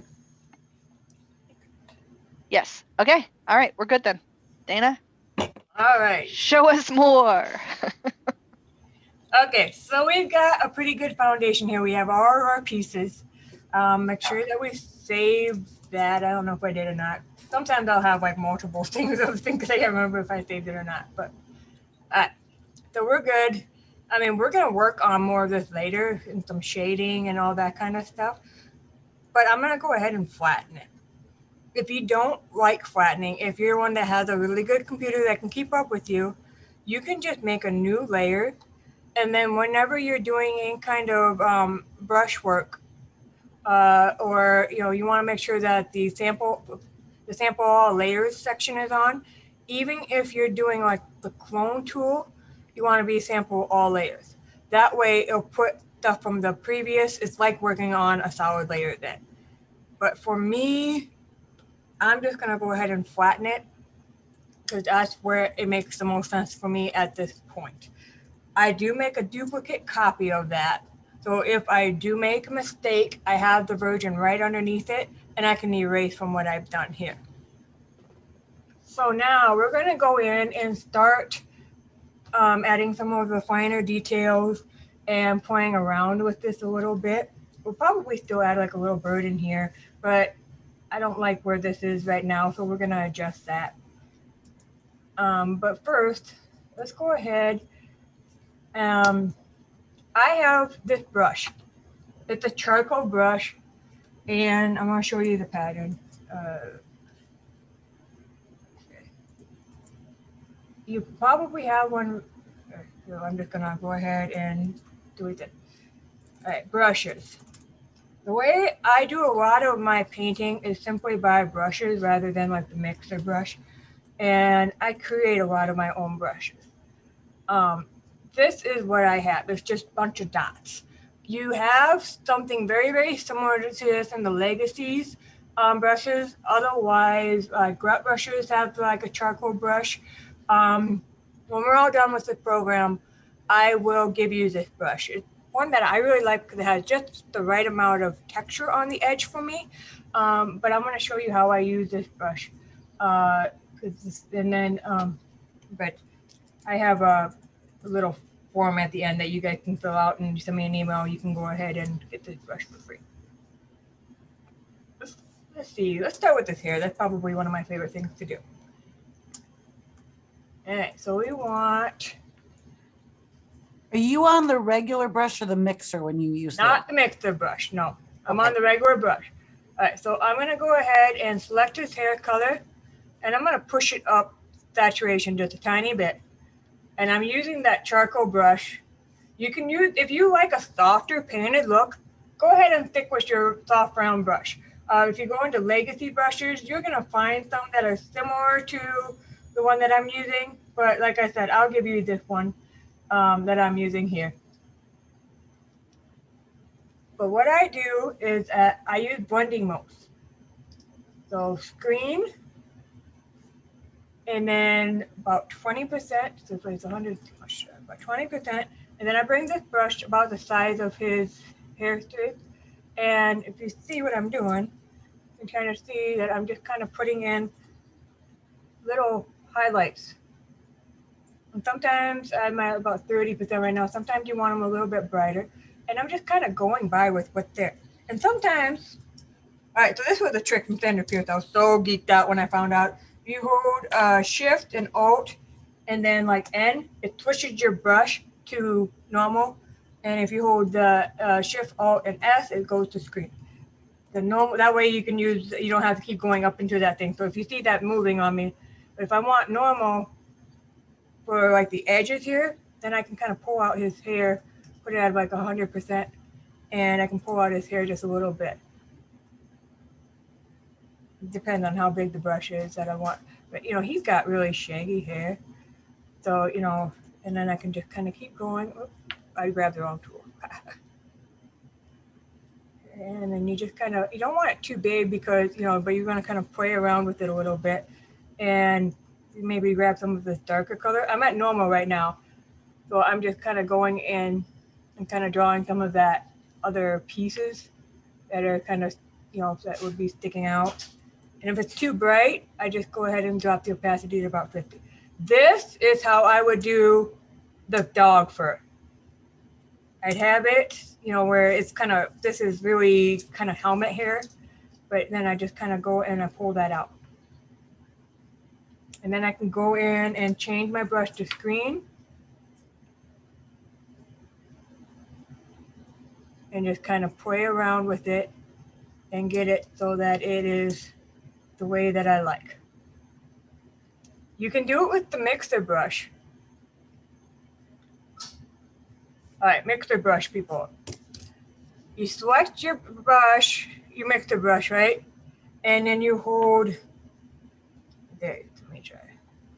Yeah, you hold Control and Alt. You can make any brush into a mixer brush. So your legacy brushes and stuff like that, Control Alt, you make it into a mixer brush. And then what you want to do is go up here to save your brush, and then save a copy of the mixer brush. So you don't have to hit Control Alt every single time. But right there, so I've got my mixer brush and it's the same brush. I'll use the same brush for the whole thing a lot of time. With this and then the soft round. You can use that mixer brush and kind of pull out the hair a little bit too. Like right there where it was really kind of choppy. But I think it kind of blends it in with the background a bit too much sometimes. Some areas it's perfect, but in some areas, I like to go back to that regular brush. I'm gonna do normal at 100. I'll select this color here, and then just kind of give them some of that hair. You know, the flyaways that would be natural outside. You know, we always kind of take them away sometimes, but then it doesn't look natural. So we just kind of paint some of that back in. And if it's too bright, we just kind of drop the opacity. Grab this color here.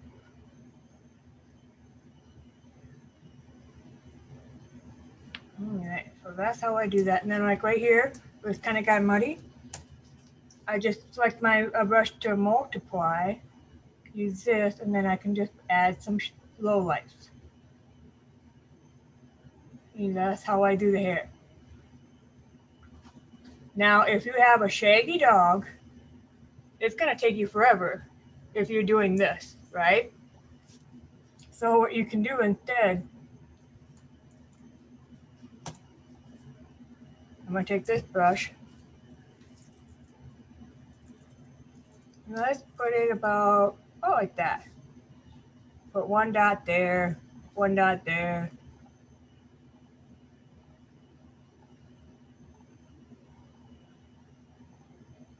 And we got multiple dots. Okay, let's make that a little bit bigger. Okay, so now we're gonna say edit, define brush preset. And we're gonna click OK. Now look at our new brush. We make that smaller. We can make multiple strands. And if it doesn't work exactly how we want, we go into here. And now see, it kind of a little bit jittery. I don't want the spacing. So then I bring that spacing down. And then I can go like this. And I can have multiple strands. So then when I'm doing his hair, I want to take this here to this shape dynamics and controls and say initial direction. That way I can go this way. Or I can go this way if I wanted to, but, you know, down in here. So instead of just doing multiple things, we're at normal right now. Let's push it back to screen. Here. Let's put about 50. And then we can drop in multiple strands. If we don't like it, we just kind of undo our thing. We can do multiple strands of hair at once. You see how this is really going to speed up your workflow? Let's put it back to multiply, grab this darker color. Right in here, there's some funky. Okay. You are just kind of adding in here. And go back to screen. Got that lighter color, and just add a little bit of the highlights right there. Add a little bit of highlights there.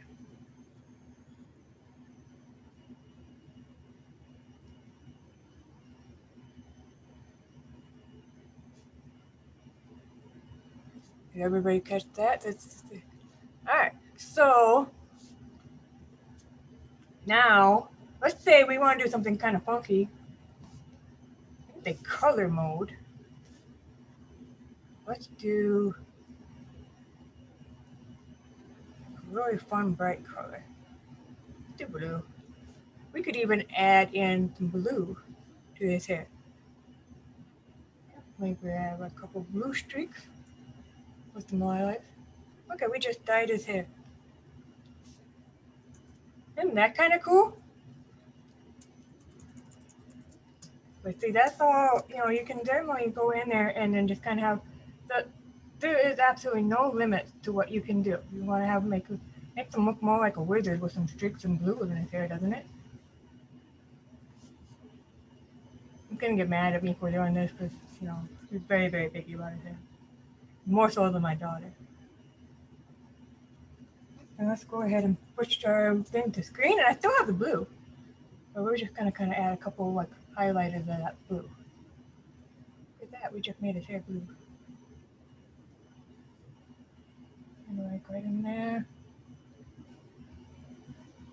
All right. So that, yeah, we just kind of added some blue highlights to his hair. You keep zooming in and out so that you can kind of see what you're doing here.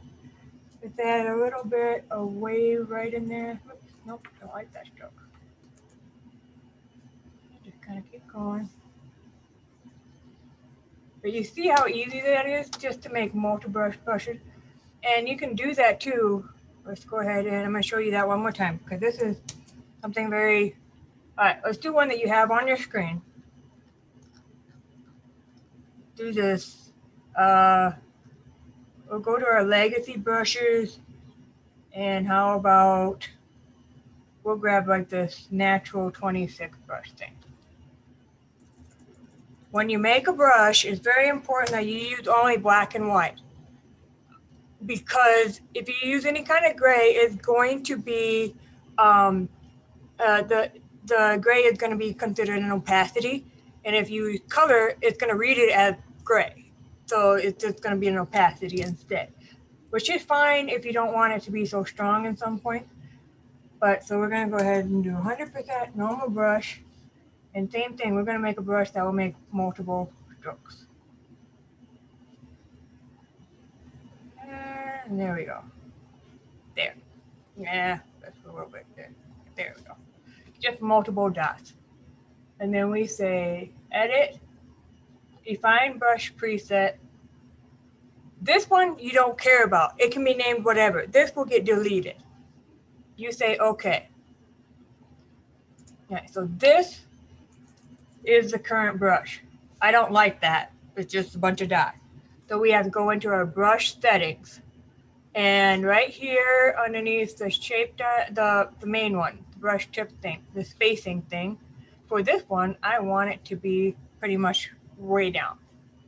All right. And then the shape nine next. So this way, I go like this. And then, you know, it kind of go in the right thing. But you notice like even when I start, it kind of, I don't know, it doesn't quite go exactly how I want it to go. So if I put on the control, the initial direction, it allows it to flow a little bit more and change the way that I want. You can change that off sometimes if you want to play around with all the settings in here. All right, now here's a fun one. Who does pet photography? We got pet photographers in here? Yeah, all right. So I'm gonna change my color here. We're just gonna put this color down as the foreground. And the back color, we're gonna put it down here at that color, okay? So we're gonna pretend that we have a brown dog and the fur is a little bit thick. So we're gonna go right here to the color dynamics. Right, first off, if we don't do this, this is what happens to the brush. And then I try to color and, oh, I already turned it on. I'm like, that's not working. Right. If I do this, eventually it just starts becoming a brown blob, right? We don't want that because we want actual individual strokes of hair. So if we go to this color dynamics, and then these settings here, the saturation, you're probably going to want to keep that pretty low unless you're doing something a little bit more dramatic. But, and then the hue is going to alter the hue like a couple steps below what your color is selected at and a couple steps above. And then the brightness is generally where I'll play around because that will be like the highlights and lowlights of the brush, right? So we're just kind of go right in there. And then what you do when you start, let's go ahead and make our brush, our brush a little bit smaller so that it looks like we're actually doing.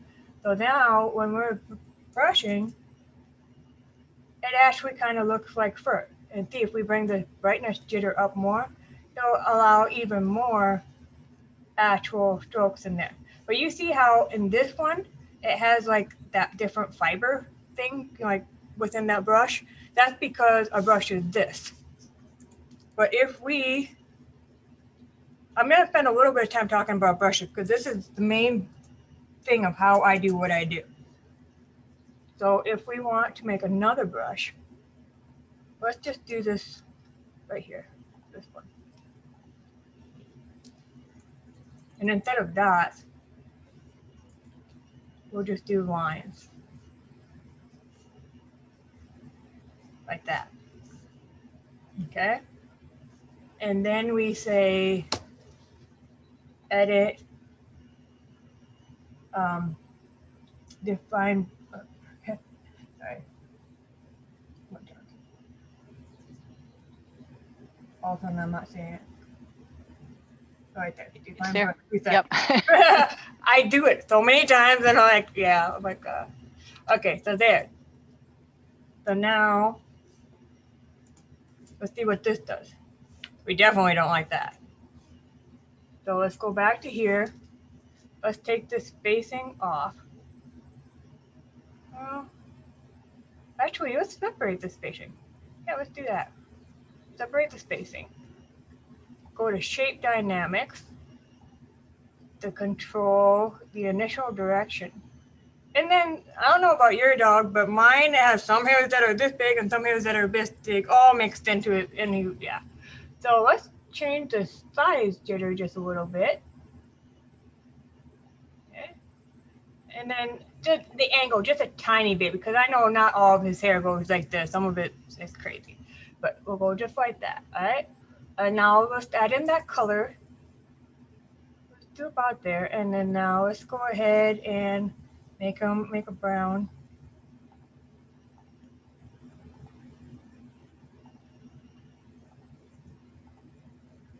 Okay, and now let's see what we're doing. Very well. Yeah, I think it's too far apart right here. We go this one. I think the spacing is too far apart. Yeah, look at that. We can have like a little, see? And then if we go to the shape dynamic, we can say, instead of initial direction, we can say direction. And if, all right, now mine's working pretty good, but I have a very naughty puppy who ate my art brush the other day. So it's not actually rotating as I'm brushing. I have just a regular grip brush, and honestly, it works just fine. I don't really see a point to upgrade it, but I do like the art brush when I'm doing a lot of freehand drawing, simply because it does rotate a little bit more. But this works pretty well, like 90% of the time. I'm still mad at the doggy for eating my brush. But see, that's how that works. And if you think it's too much of a color dynamic in there, you can go ahead and bring your brightness thing down. But isn't that kind of neat if you have like a furry dog and you want, like a raccoon or whatever, and you want to add some details into their, like into here. If we wanted to go ahead and add some more of that blue right here, and then we can switch the blending mode of this and drop it down just a little bit and drop the opacity. But see, it just kind of, I obviously wouldn't use this type of brush on his hair because it's not going to match up as well as just a dot. But that's how I would do like the dogs and stuff like that. So you just kind of go turn the thing around and then, just kind of add that texture into there. So that's how I do my paintings. I just use the screen and multiply, and that's what I do for that sort of thing. Anybody have any questions on any of that? Nope. Well, Sharon did ask, how do you know what brush to start with? Totally preference on what Yeah. you want to do. I like when I do an actual painting, I'm usually using oil paints with like a camel brush, which is a little bit rougher, or I'm using like pastels, charcoal. I love charcoal. So I want something with that little bit of a texture to it. If you're you can even, like if you have like a favorite pencil string, you can make a line on a paper, photograph that, and then turn that black and white and make a brush out of that. Then you can kind of, it's like how you can make your own style. So whichever you prefer, if you like softer, more watercolory type brushes, then you can use like a softer brush. So that's kind of how you decide how you want to make your brushes. All right. So I'm gonna go back to this charcoal brush thing that we've been using. And yes, green mode. Is this your brush? Yeah, this is my brush, just that regular charcoal brush. And I will give that one to you guys at the end here. I'll show you a link of where you can email me to get it. All right, so there we got it. Got like a little bit of blue highlights in this hair. Kind of working through that. That worked pretty good. Let's kind of put right in here a little bit. I think the blue kind of adds to it a little bit, makes it kind of fun. All right, so another thing. So we've got that. Now let's do his eyes. So you remember when we did the skin, we went at it like a 20%. And then same thing with his eyes, we took it off completely. So now I'm gonna go ahead and kind of work on that just a little bit. I am using the mixer brush, but I'm using that same charcoal brush. So as the mixer brush. So, and then I'm just gonna drop my opacity to about 30%. And I'm just gonna kind of blend in his skin just a little bit where there's a little bit of that detail. And then where this isn't, is a little bit dark right in there. And then I'm doing this like the same way. I'm stroke, lift up, stroke, or stroke, lift up, stroke back. However I want to do it, but don't scrub. Scrubbing, yeah. That's where you'll find where it starts to make it look a little bit icky. So right here, I'm just kind of getting where there's some blemishes on his skin and kind of mixing that in just a little bit. That way, if he has any kind of hair that would come across his face, I can kind of get rid of that. Like right there, that hair right in there. And then same thing with this. I'm going to go ahead and move it up to 100%. And I'm just going to kind of pull out his eyebrows just a little bit right in there. There's that thing. All right, the eyes. I love eyes. All right, eyeballs are round. They're circles. So when you shade the eyebrows, you need to remember that. Okay, art class. How many times, starting, I don't know if you, there's some schools that don't have art class anymore. That makes me so sad. But when you're shading a ball, you have to shade it. All right, so we've got this. And this is the way, all right, so if we have a circle,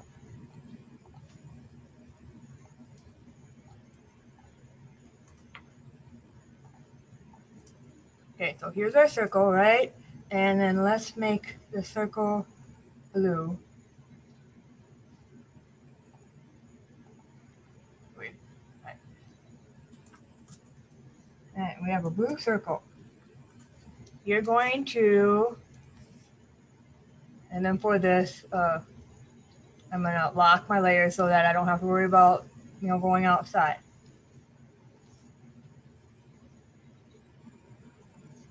I'm switching to multiply mode so that you can see what I'm doing here. But this is darker all the way around. That's how a ball works, okay? And then if the light is coming from here, the light coming from this direction up here,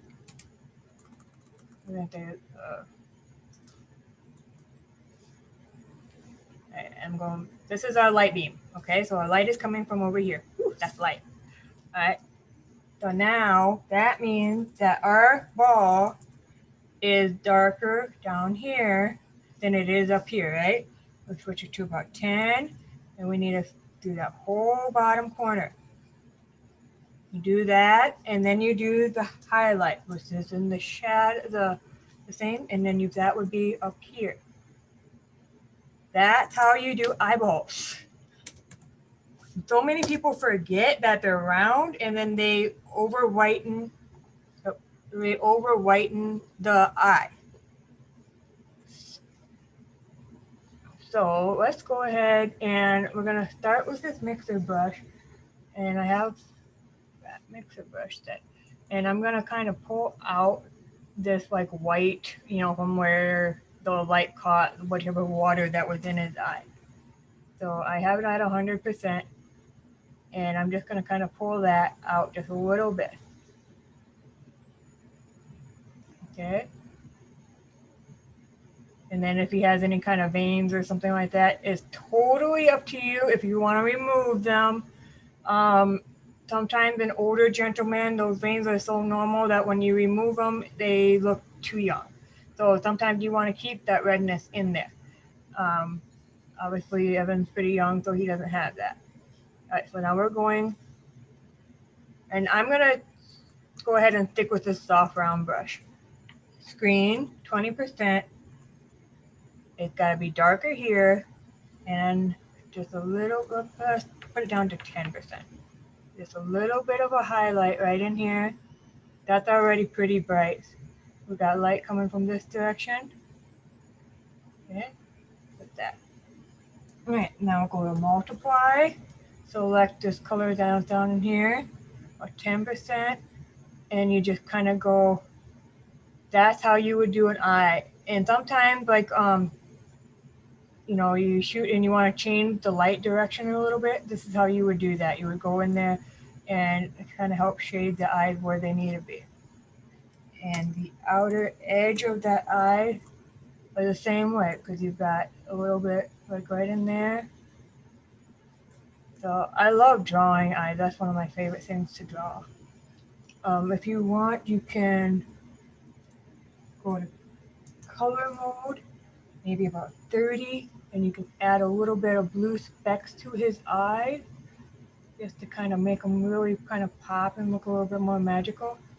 And that's just like a dot here and a dot there is what I'm kind of doing. Switch it back to screen mode. Maybe add just a little bit of highlight on that opposite side. And then right in there. So that's how I would do the eyes.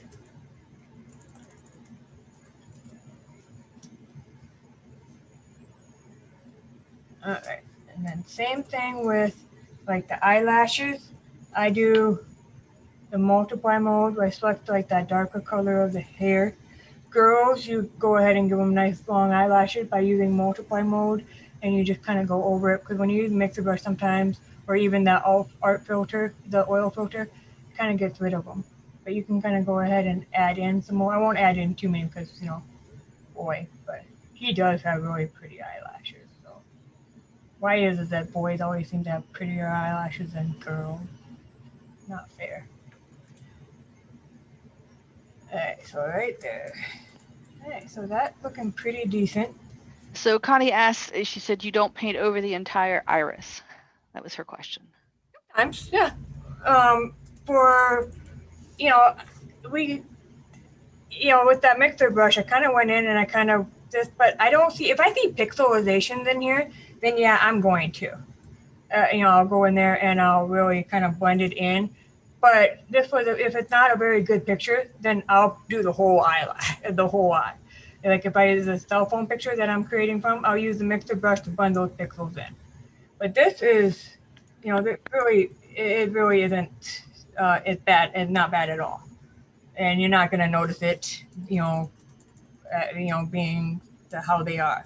Because we did go in there with this brush and we added more pixels to it and so on. I think right here is a little too bright. So we're going to go ahead and multiply that just a little bit more. Just a little bit bright right in there. But so normally that's kind of how I do it. If it, you know, sometimes I'll do the whole eye. I'll blend them all together. But in this case, since the eye is so small, there's no sense of going in there and completely redoing it or anything like that. All right. So his lips are really, really chapped. So I'm going to go over that a couple of times with this mixer brush. Just to kind of. So I switch back and forth between the mixer brush and the regular brush. So right here, yeah, we can delete that somewhere. I want the red of this thing. See how his lip kind of disappeared right there? I'm going to define that little tiny bit with just a 10%. On a girl, I really want that to be more defined. I mean, him, I'm not going to be too much, but I want it a little bit more defined than what it was.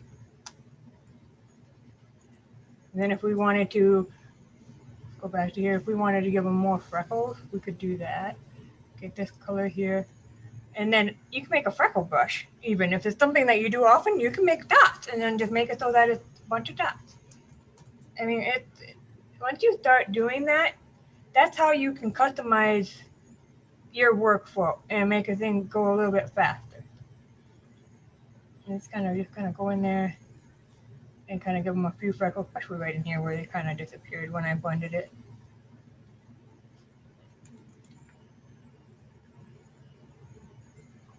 I have no freckles, so I think it's cute that the kids have them.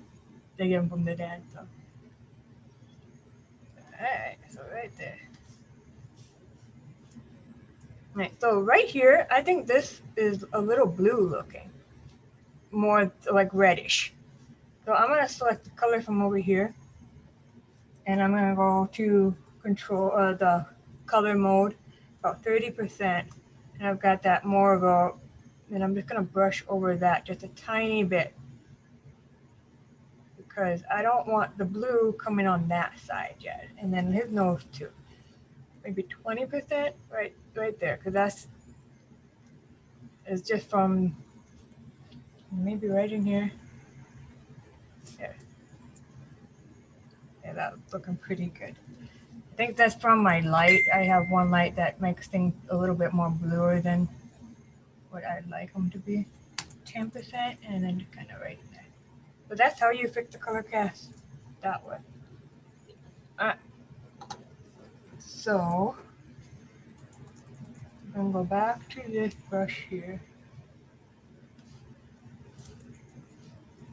And then I'm gonna select his clothes. Let's go screen mode, about 20%. And then you start making, this is your brush strokes, is the highlighting and shading. So you just kind of come in here and say, oh, you need the shadow here, highlight there. You do the highlights. Let's put a highlight in his shirt here. Yeah, put a highlight in his shirt there. Kind of got rid of that because, you know, we got rid of his design. So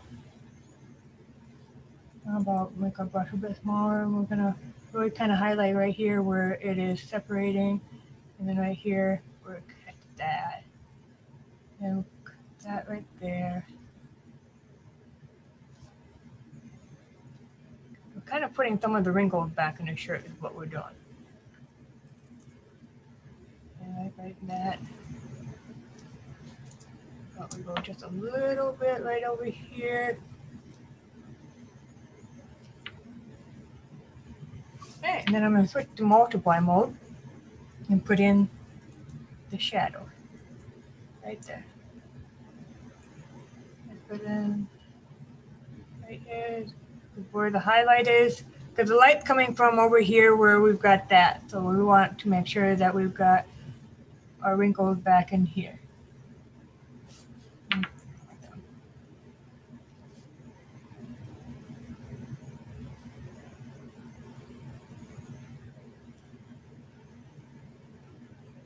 Okay.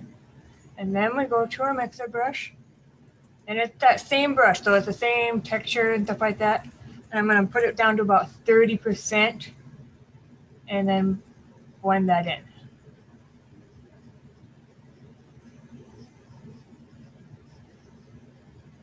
We're kind of putting our wrinkles back into our shirts. And if you're confused on where those should be, just look around. Look at somebody wearing a t-shirt, or look on Pinterest or Google, Google plain white shirts, or, whichever color. That way you can see how it's supposed to be. I think people think that you're supposed to just look at something and be able to do it, or, just come up with an idea. Well, a lot of times people need to do like a study to kind of look at it, how it should be. If you're confused on how the light should be, you get out a flashlight and kind of play around with it a little bit. You look at people's eyes to see what they look like so that you know how to draw them, that kind of thing. And just kind of blending in right here to where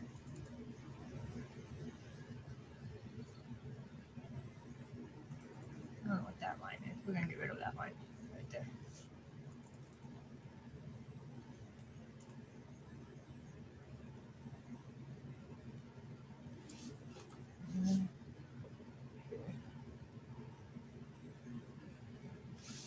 See, now his t-shirt is looking pretty nice. It's got some natural wrinkle and flow to the fabric. And then let's move on down to his shorts. We're going to do the exact same thing that we just did up there. All right, that was, oops, I hit the wrong button. The brush on screen mode. Get that color there. And we just put it in our highlights.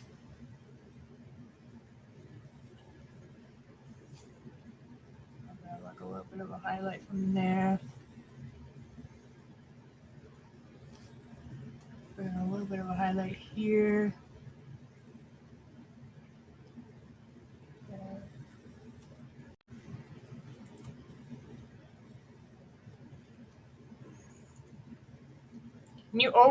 You're over exaggerating it.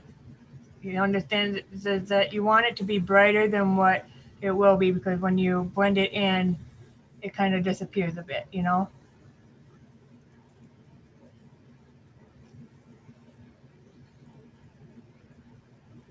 right, and then we put in our shadows, which you simply go underneath where the highlights are.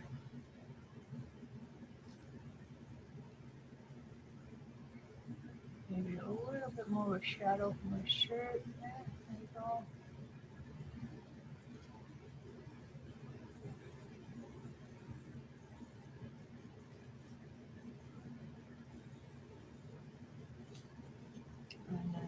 a little bit refined.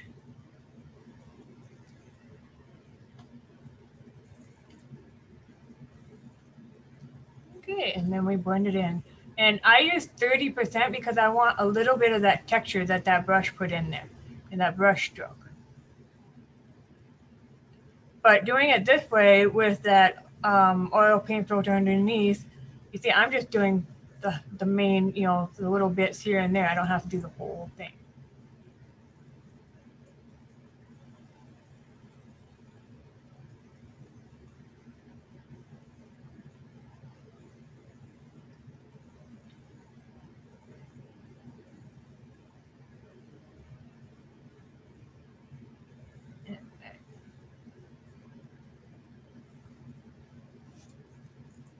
Okay, so that's there for, all right. So his clothes are looking pretty decent there. Let's go ahead and then same this brush here. I'm gonna grab this color here, and I'm actually going to, right here where it's kind of, I'm gonna pull, I'm gonna do screen mode, 30%. I'm gonna define this rock just a little bit more right there. And then same thing underneath his foot, I wanna kind of define that rock. And right here, we're just gonna kind of define that. Just kind of, you know, a few spots in the foreground that would be a little bit sharper. We're just gonna go, and now that we've got the basics down, we can go in and start making, let's go ahead and put a defining there, because that's gonna be in front of that stick thing. This rock here, that kind of goes that way. Right here, if you see, I think judges call that cloning tracks, right? Where it's repeated pattern. So you want to either use a mixer brush and kind of mix that out or patch it out so that it's not the exact thing. Right there, and then we're just going to use this with then put a little bit of a highlight on this rock and kind of define that just a bit, maybe like right in here. Actually, since some of this would cast back into here, so we're just going to kind of define that just a little bit. And then this would be a little bit flatter on top, so we're just kind of defining that part there. And then like right in there. And then we're gonna go to multiply. Use this darker color in here and just add a little bit of a base to that rock for a shadow. I'm gonna go ahead and put at 10% and just kind of darken that whole area.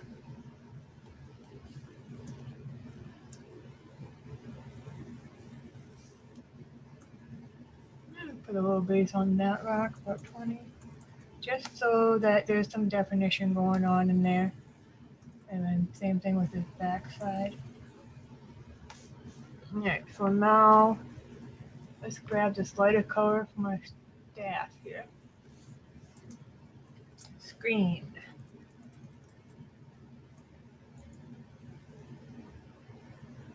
I'm gonna bring that all the way down there. It's kind of a twisted.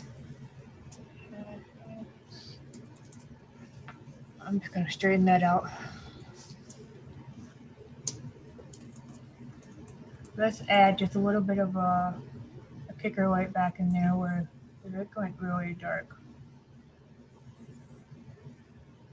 There you go.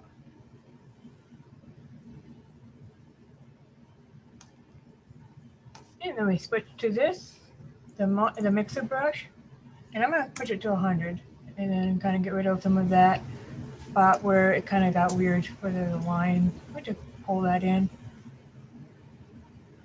Right there. Kind of pull that in just a little bit. It's a really bright spot.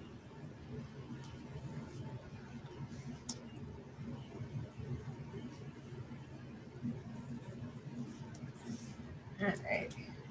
Do you have any questions? How are we doing? Yep. No questions? Doing great. Same thing over and over again. Highlight, shadow, blending them together. That's what the majority of this is. So now, all right, so let's take a look at what we've done so far. We just kind of did those, and I jump around. You know, I'll do a little bit of this and then a little bit of that. but I'm gonna go ahead and make another copy because I'm gonna move on to something else. But right here, this looks flat. It doesn't have quite the oomph that I want. So if I were to go in here and start kind of maybe with the same brush here and maybe select, somebody had said something kind of like a purple-y color. Let's try that. Add that in just a little bit. A little bit of a purple-y And color. that's your brush you're still using, right? Yep, I'm still using the same. I use this and I'll use that soft round brush. This is basically just a rough charcoal looking brush. Let's go ahead and start. See, if I do this, it looks okay. You know, I can add a little bit here. But if we go to color burn and we start adding with the color burn in there, it'll add like the color. Let's pump that color up just a little bit so you can see what I'm doing here. It'll add in more with the color when you're trying to burn. Add that color back into it. Like right there, you can see. So there's the color burn. And I'll do a section right next to it. That's the multiply. So if you're getting a spot where it is, when you're multiplying it, it is, it's not being, it's kind of getting dull. You can switch to color burn for your dodging part, for your making it darker. And then you can switch to color dodge for the lighter part to add color back into that way. There, you know, a lot of times just the screen and the multiply are enough. But when you're dealing with parts like this, where you kind of drew it in a little bit more, sometimes it's too flat, too solid one color. So adding a little bit of color this way, it can kind of, you know, make it look a little bit more realistic. And all right, so we kind of go right into here.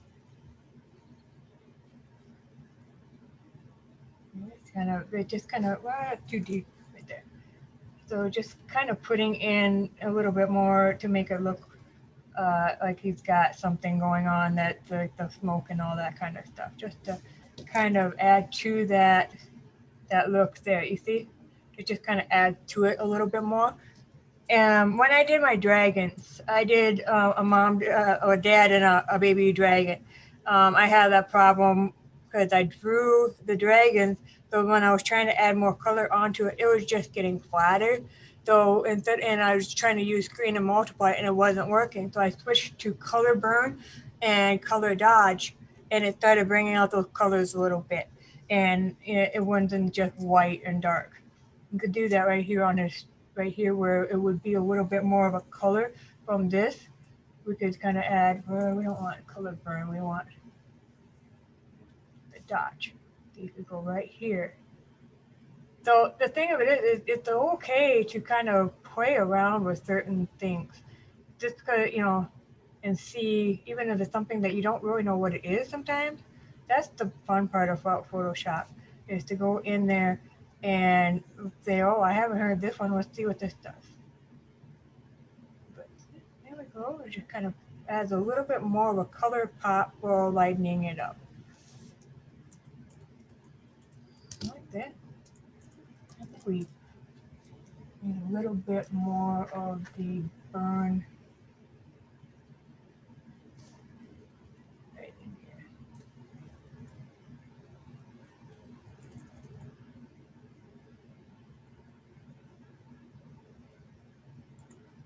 Yeah, that's looking pretty cool. Okay, and now go back. All right, so we've got that. And now let's go ahead and make a spot for a bird to go on. Like, I'm gonna go ahead and just do a new layer. Let's save this first so we can see what we're. That's number 10. Add in our bird. New layer, complete new layer here. What I'm gonna do, what if instead of going like that, this branch kind of went out like, oops, I need that normal. kind of went out and then twisted like that. I think that might be better. And then what if this kind of went up and then this kind of went up and we put a little orb in there. And then we put our bird here. I think that would work. I think that would work. What kind of bird do we want to find? Where's Ohio? Alright, so I've got this guy. Let's see what he looks like there. So with his angle,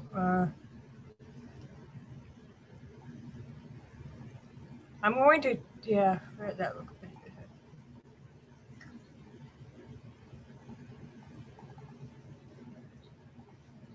With this bird, since he is kind of shot more from below, we almost would need to even move this cane part so that he was up here in order to get him to match that angle, which would be doable. I mean, those owls are pretty small, so probably about like that size. We'd have to move that up there just because of the angle of the bird. Or we have like this guy, that guy, or that guy. Let's see. Let's see what this guy looks like in there.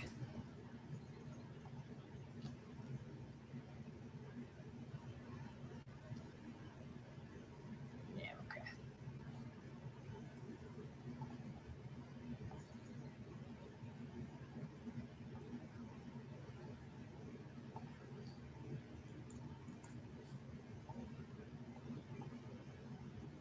Maybe that guy. I'm gonna tilt him this way a little bit. Maybe kind of put. What do you guys think? What bird do you like better, the hawk or the owl? Hawk.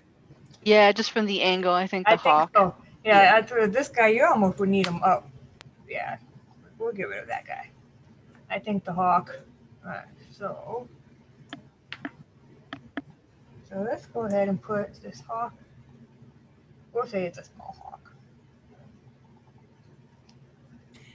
How would it look if you flip the hawk and the hawk is like looking out for the mean people coming to get him? Let's see. Kind of going in that direction. I don't like that simply because it's too close to the edge. Yep, I see that. Yeah, I think it's better if we put a hawk this way and then he's looking at whoever's over that direction. So if we kind of put our hawk right there, and let's get the rest of him. Go back to, I'm just going to use this soft round brush. Whoops, wrong way. Get as much as what is available to use for that hawk anyway. And then there's not enough of that tail to worry about. All right, so this is kind of how we're going to work it. It'd be similar to what we would do for like a furry animal type thing. So I'm just not worrying too much about those feathers or things like that. I just want to get rid of all that green.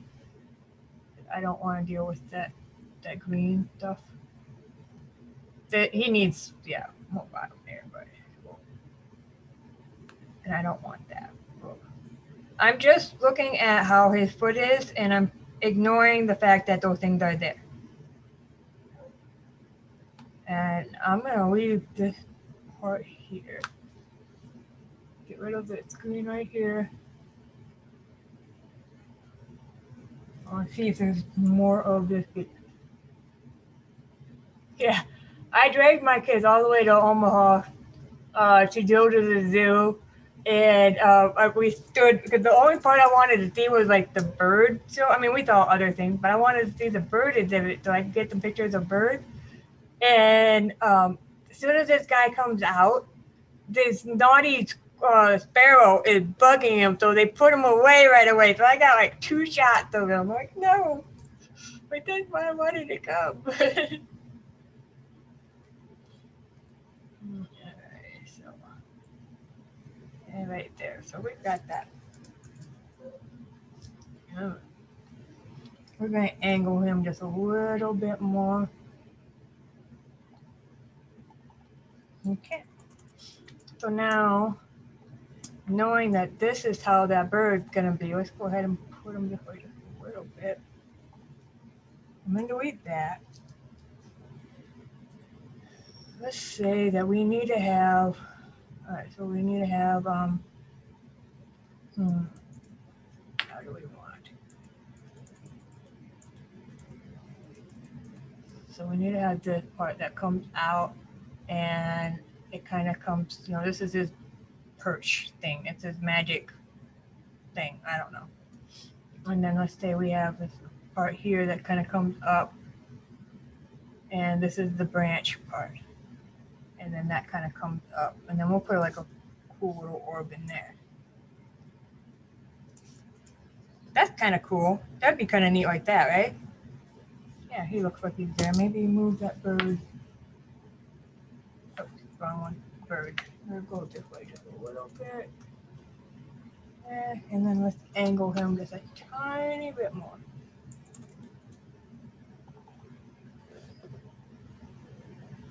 Yeah, for birds are, yeah, that's about right size.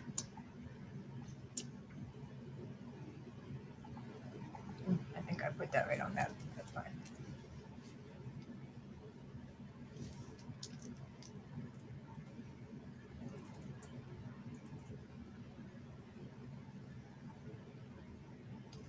Okay. So we're gonna erase that bird for now because I'm gonna do this stick thing first.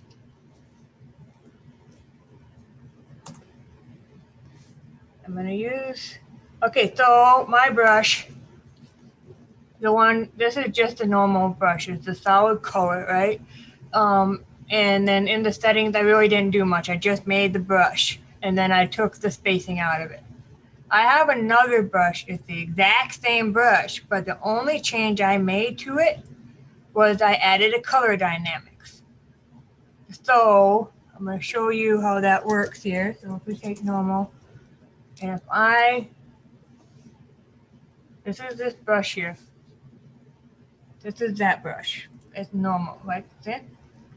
So now if I go to the one with the color dynamics, the only difference between that is that I clicked this button and I made a few changes right here. You see the difference? It adds a little bit of a variety to it. So when you're freehand drawing something, going with a brush that has a little bit of a color dynamic is a way to add some texture to that, so that it's not going to be super flat. Because what happens in photography, and when you're printing something that is one solid color, and you try to mess with it in any way, you end up getting banding. So if you have like some kind of texture with the colors, then it will pull out. So we're going to use that to draw this branch thing. And I don't want to hear I can't draw because yeah, this will be easy. You're just kind of, it's going to be something simple to draw. Let's add in our highlights and our shadows, and I'm just kind of changing the color. And it does not have to be perfect. We're just, there's a knot in the wood right there. It's just, let's see, we kind of go about like that, and then maybe like a little thick.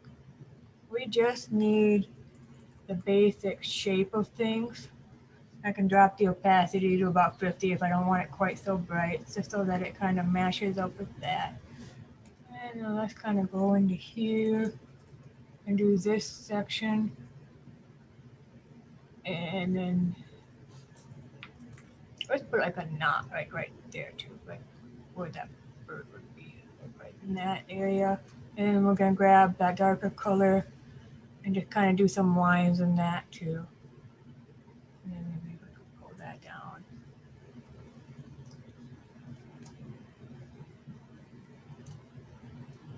So we're just gonna kind of draw this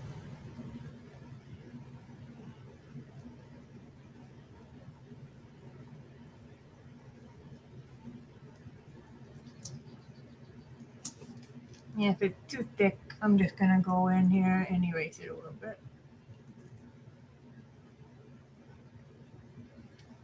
And I don't want it quite up that way. There we go.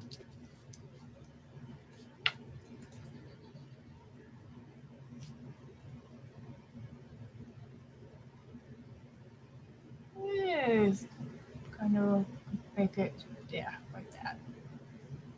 I mean, you can see branches out in nature and they go all which way, so there's no right or wrong. We're just kind of making it. We'll add some of that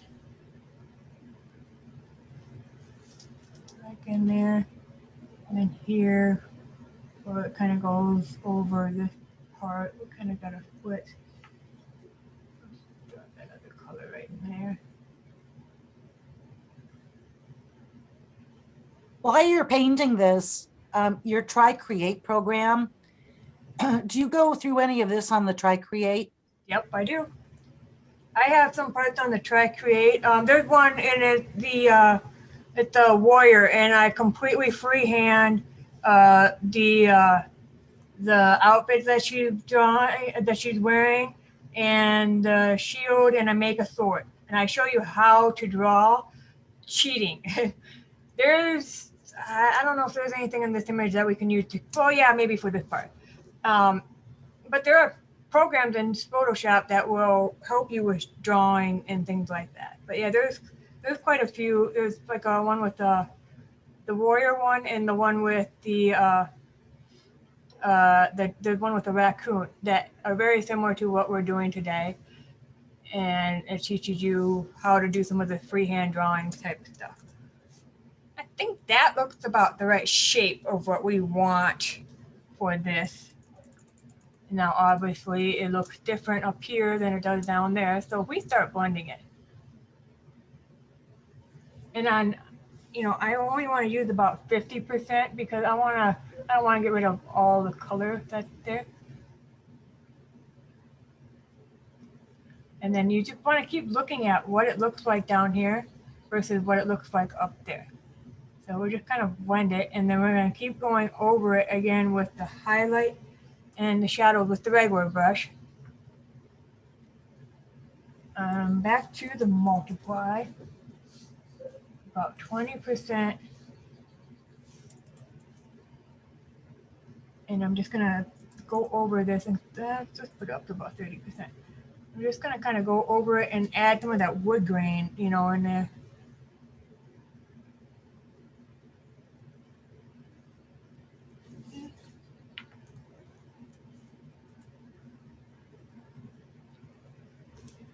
And it's pretty dark down at the bottom area. So, and then I don't like that part. That's like, where it came over. I'm just going to push it 100%. I'm going to push his arm back into there.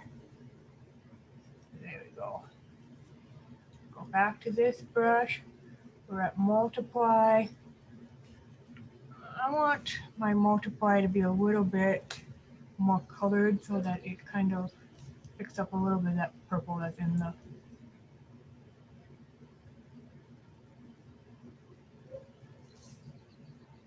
We're just going to kind of make it look like this. And then we just keep working on it. Keep blending it.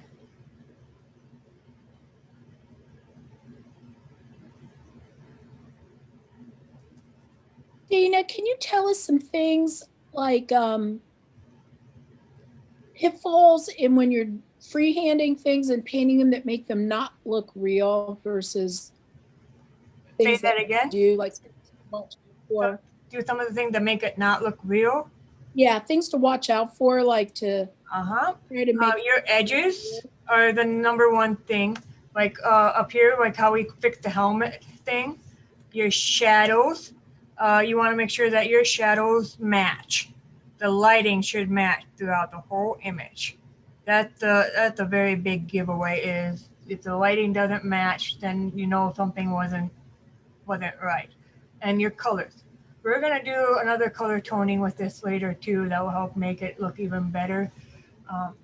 But so that's looking pretty good. But yeah, basically you want to make sure you get your edges good, that the colors match and that your shadows match, sizing as well, and angles. That's why we didn't use the owl, because the owl didn't work as well. All right, so now I'm just gonna go ahead and take this whole thing and go down just like we did. Oh, that's too purple. I'm using this color here, green, and I'm just gonna make the bottom part match the same way by adding some of the brush strokes. Let's see, like, you know, we've got the knot here. We can add that. We'll just kind of go down. I'm going to drop my opacity. I'm constantly changing the size of my brush. You know, sometimes I'll change the color of my brush so that, because if you look at your skin right now, you're going to see more than one color, right? And so if you stick with the same color the entire time, it's going to look fake because you don't have any color variation. You look at your shirt, even if you're wearing a solid color shirt, it's not going to be a solid color because you're going to have some kind of color variation in there. So we're just going to go back right here. And then back to the regular brush. Let's switch to multiply mode. So, you know, making sure that you have the right colors and, you know, changing your colors and the size of your brush. I'll do a whole image with just, you know, just a brush like this, simply because then the brush strokes all match and you don't seem to hear what's that thing that judges like to say, Christy, when the technique doesn't match throughout. You know, so, you know, then if I use the same brush and I use this brush as a mixer brush too, then my technique seems to match a little bit more. Like the brush stroke, and, you know, like right in here, you know, how I have that texture on all of it, you know, from the thing that we did, you know, the, whatchamacallit, the auto filter. So we're just kind of defining that. And go back to screen. Let's pick up this color here. But, you know, it's coming along decently, that we're kind of making we're just kind of playing around with some wood grain, you know, how that would work.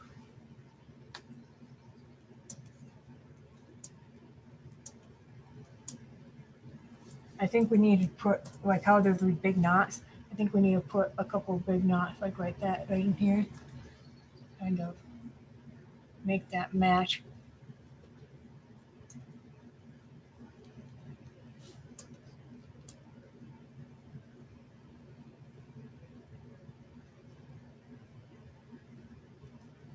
And there we go. We're just gonna keep going with that.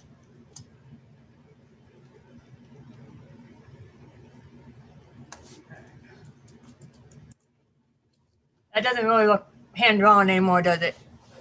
It looks like it's actually part of the thing. And we'll work on it a little bit more too, but it's good enough for now. Let's go ahead and add this little birdie in.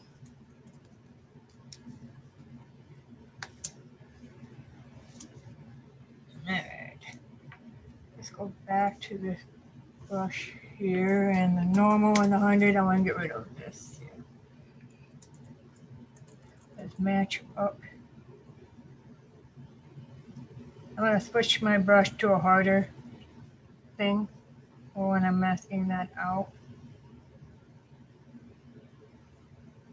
Let's get rid of that part there.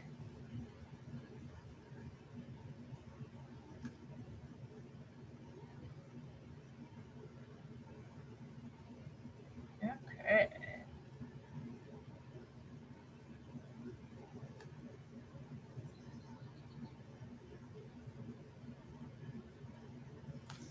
So then we can bring him down. So he matches up with that branch. That looks pretty good there. All right, so I'm going to save another copy. The reason I save so many copies is because I'm flattening things.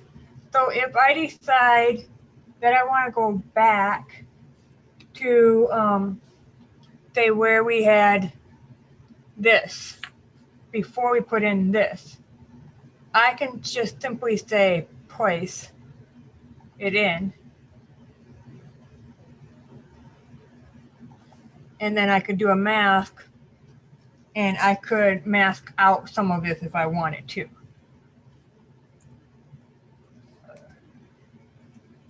See if we decided that we didn't want that or something. We could put something else in there if we decided that we wanted to redo that part. So that's why I save so many copies. Anytime I go and do something new, I'll grab it just so that I can grab pieces from something later on if I want to. That's my working in layers, and my computer is much more happier with me for doing it this way. It just seems to, for the way I work anyway. So, alrighty, so our bird. I'm going to make a new layer of this one and merge these two together. Okay, so let's grab our mixer brush. It's 100%. And let's get rid of the bracy thingies on his legs.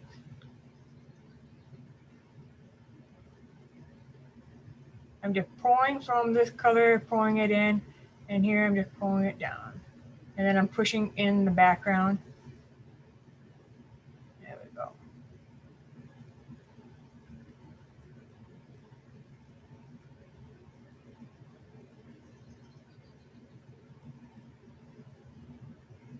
Pushing in from the background. All right, so there. And then this, let's pull out those feathers so that they go all the way to that branch. There's his feathers, go all the way to the branch.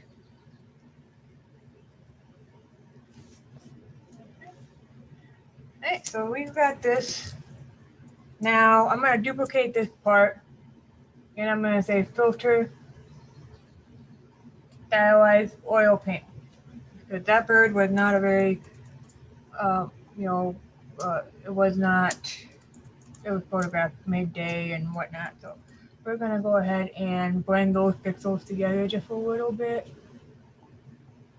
Maybe about there. Without it, see how speckled he is and quite dirty, it's pixelated. So with it. Right, so then I'm going to put a black mask on that layer. And just mask in our bird.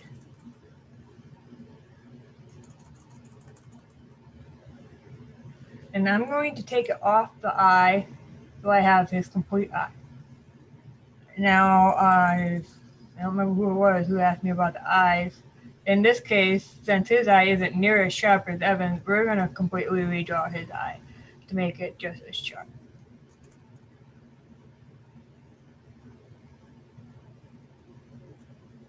Let's see what I have for holes.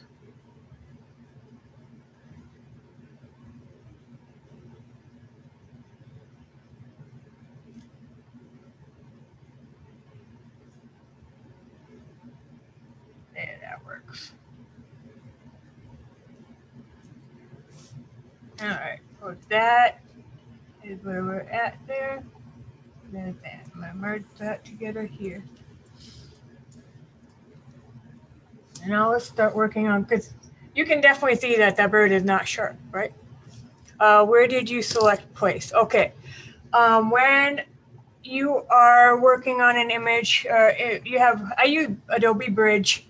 I'm pretty sure Lightroom has it too, but I just right click and say place in Photoshop. That's how I do my placing things. Whenever I put multiple objects in, that's how I do that. It's the exact same thing as opening something up and then having multiple layers. And then if you hold shift, okay, let's go ahead and flatten that. I'm not going to say that, but if you hold shift and drag it over,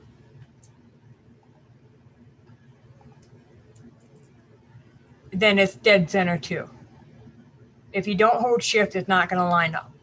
But placing and dragging and dropping, it's the same thing. The only difference is when you place, it's a smart object. You can convert this to a smart object if you wanted to work it as a smart object, but totally up to you. Okay, let's work on getting this guy let's work on here. Let's start with his eyes. All right, so even bird eyes are circles. So we're gonna start with this darker color, multiply mode about 20%, and right in here. Now, look at Evan's eyes. They're not just that color. They got like specks of colors in them. So that's what we're gonna do to the bird too. We're just gonna put dots of the darker colors in here. Okay. Then the bird has kind of a golden color. Let's go ahead and put like this color in there a little bit. Let's make this a little bit smaller. And not quite that much. And we're just gonna kind of put this golden color in it. I want that gold color to really pop. So let's do color dodge. That's gonna make that color pop a little bit more.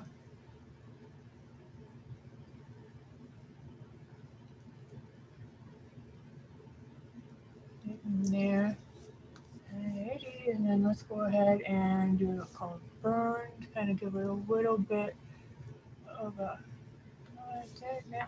And then if it's too sharp, you can go ahead and just kind of blend that in just a little bit. If it's these kind of little thing like that, and then you can take where is that at? That's the bunch. Right here. The sharpening tool, and I have it at 50%. And you can go in here and just kind of sharpen the eyes, and they'll kind of get like funky mixes of colors in there. That brings out the color a little bit more too. And then you can take your mixer brush and you can kind of go in and kind of pull out some of that little bit right there. Is it too much? Then I'm gonna go to the screen. I'm gonna select that same color as Evans. It's not pure white. You can use pure white. I just think it's too easy to blast it out when I use it pure white. And then we're gonna add just a tiny little rim of that white from behind there. And let's go back to multiply. And let's start kind of getting some of that detail around his eyes too. Putting some of that feathers. About 60 right in there. And just like that. But just looking at that bird's eye, there's no.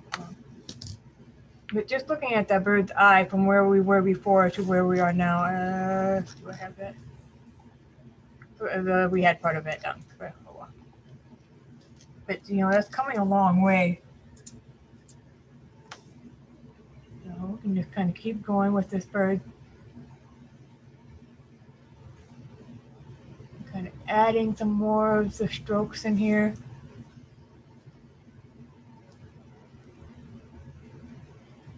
Where they need to be, and where this redefine this line with his beak here, and like that. And where this is,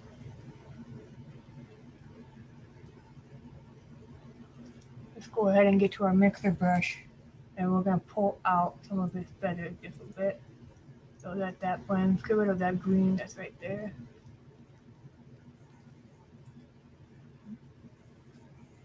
And then we're gonna this color here, we'll do multiply, get that beak, add that detail right in there.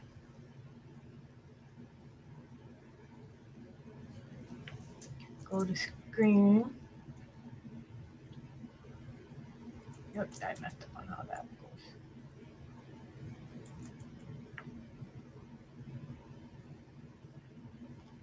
And then drop it to about 1 here and get the bottom part.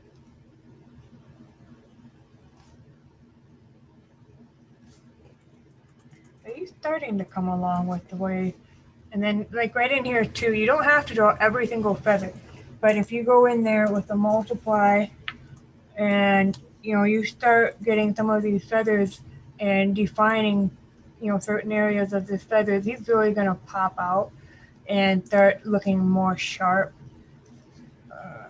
Let's go up a little bit higher.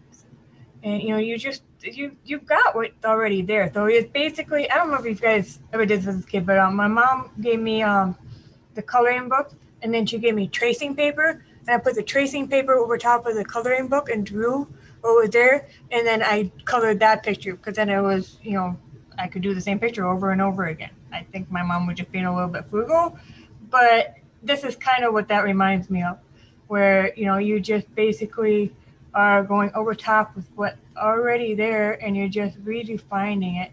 And not every single feather needs to show. You're just kind of doing enough to because where it would be.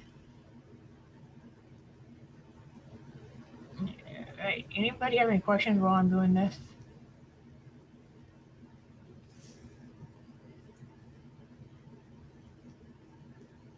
What's the coolest thing you guys have seen so far? What do you like? Nothing? I haven't played with color dynamics in my brushes, so I'm looking forward to trying that. Yeah, it's fun. I like it. It works a lot to add a little bit of detail to it, especially with animals. When you're doing like raccoons or raccoons, they have that, like their fur does that where it changes color a lot. So it really helps. For me, the coolest thing was watching you create that stick from nothing. I want to show you how to do something else in the drawing section too that will just, I think will blow your mind. It's so cool. But I'll get this little birdie halfway decent first. But he's really starting to look a little bit sharper. It matches Evan now a little bit more.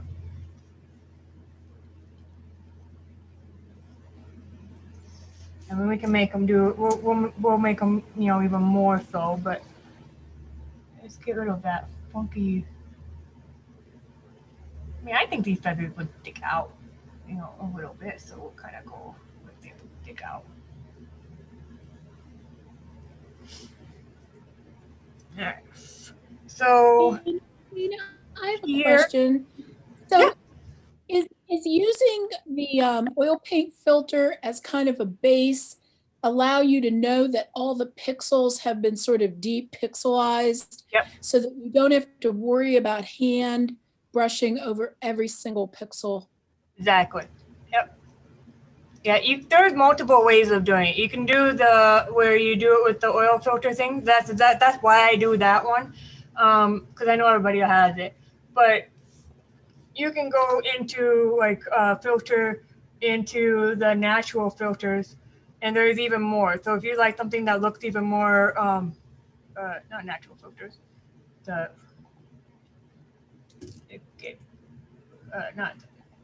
the filter gallery is what it is. It's called the filter gallery. All of a sudden it doesn't want to work. Do you know whether those similar filters in, for instance, Topaz work the same way? Yep. Topaz, I don't think has the ones that are where it actually. Oh, good grief! What happened here? Yeah, Topaz impressions too. So I use that much the same way that Dana uses the oil filter. Mhm. There's just you can play with it a lot more to try to match the actual brush strokes that you make manually. You can go down a rabbit hole and spend an hour doing that. So Yeah, that's why a lot of times I would just kind of stick with a few things, and then also that's why I create actions and stuff like that, so I know then it will. My Photoshop has froze up on me, so we might. I'll have to play around with that because I have that impressions, but I've never used it when I was painting anything. yeah, every once in a while, clients will send me something with a crazy background, and I'm like, I'm not spending 20 hours painting that. Yeah, no, that's why I use the other thing because I don't have the patience for that. I think that could have saved me a lot of time on a couple of pieces if I thought about it. Yeah. It's there. I'm gonna have to close down this Photoshop, probably forfeit, but I know I have multiple. I might not have the exact, this exact where we're at, but it's just not working. I hate that. It normally does not give me any problems. Isn't that the way it always is, though? Yeah. Okay. Yeah, I do the oil for hair for seniors. When I don't want to do the whole thing, I'll just do it for a starter for hair, and that helps too, especially when you have the clients with the real flyaway, where it's very, very thin. Come on. Close. Let's see here.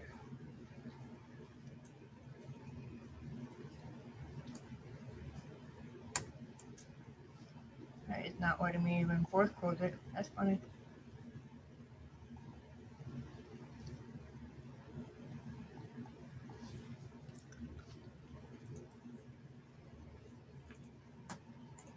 Just 1 second. There we go. All right, let's see what we've got.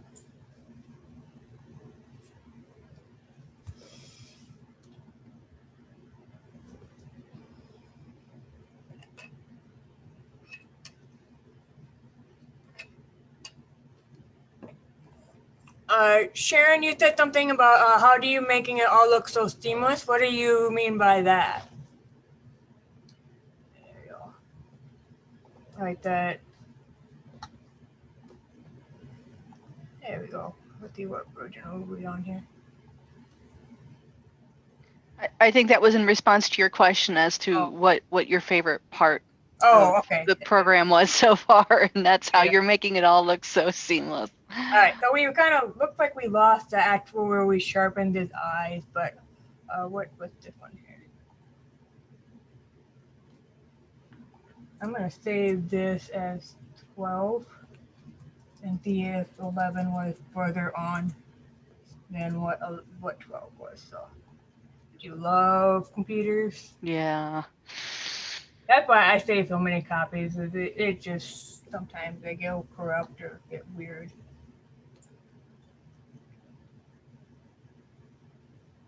And normally my saving doesn't take near as long, but It may have to do with your screen sharing as well.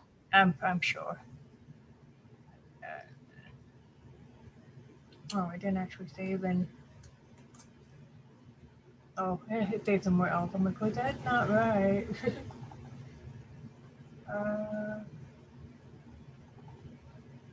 Ohio.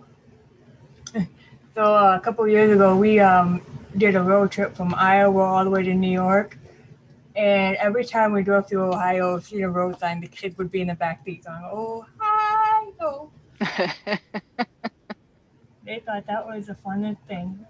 I think You have to teach them to say OH, and no matter where you are in the world, literally, like you can be in the middle of Paris and shout OH, and there's a darn good chance somebody's going to shout back IO.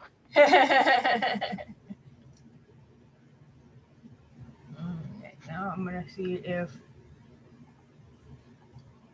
oh, nope, 12 is further along. Okay, so we do have a little bit of sharpening going on with 12. Yep, a tiny bit. All right, so we'll skip that. I'll do that later or come back to it or whatever. There's something really fun I want to show you. Now, I'm going to go ahead and just make a new layer on this here.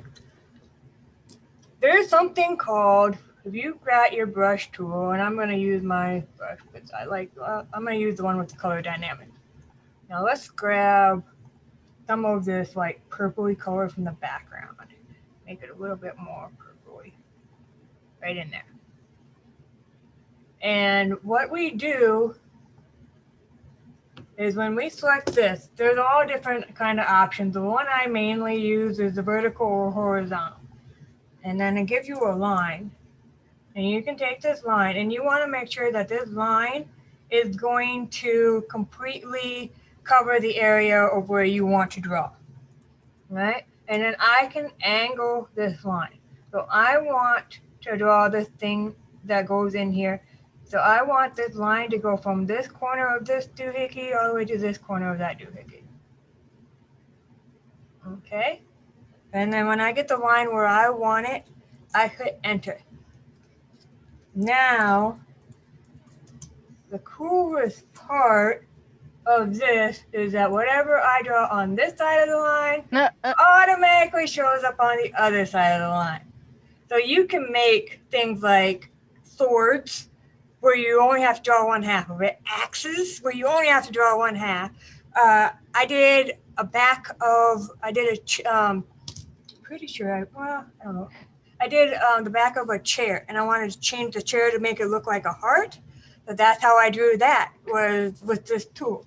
So now, I think you need to show it to us one more time from start to finish. okay. All right.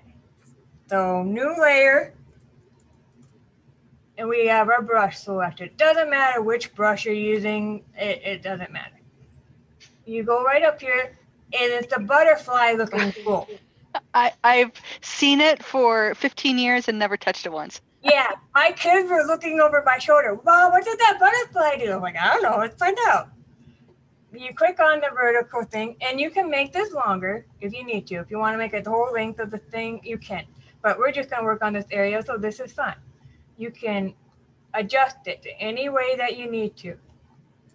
It's just a really thin line, and we're just putting it here because this is where we're going to work. We want it go from there to about there, just because that's be about how I want it for this aspect.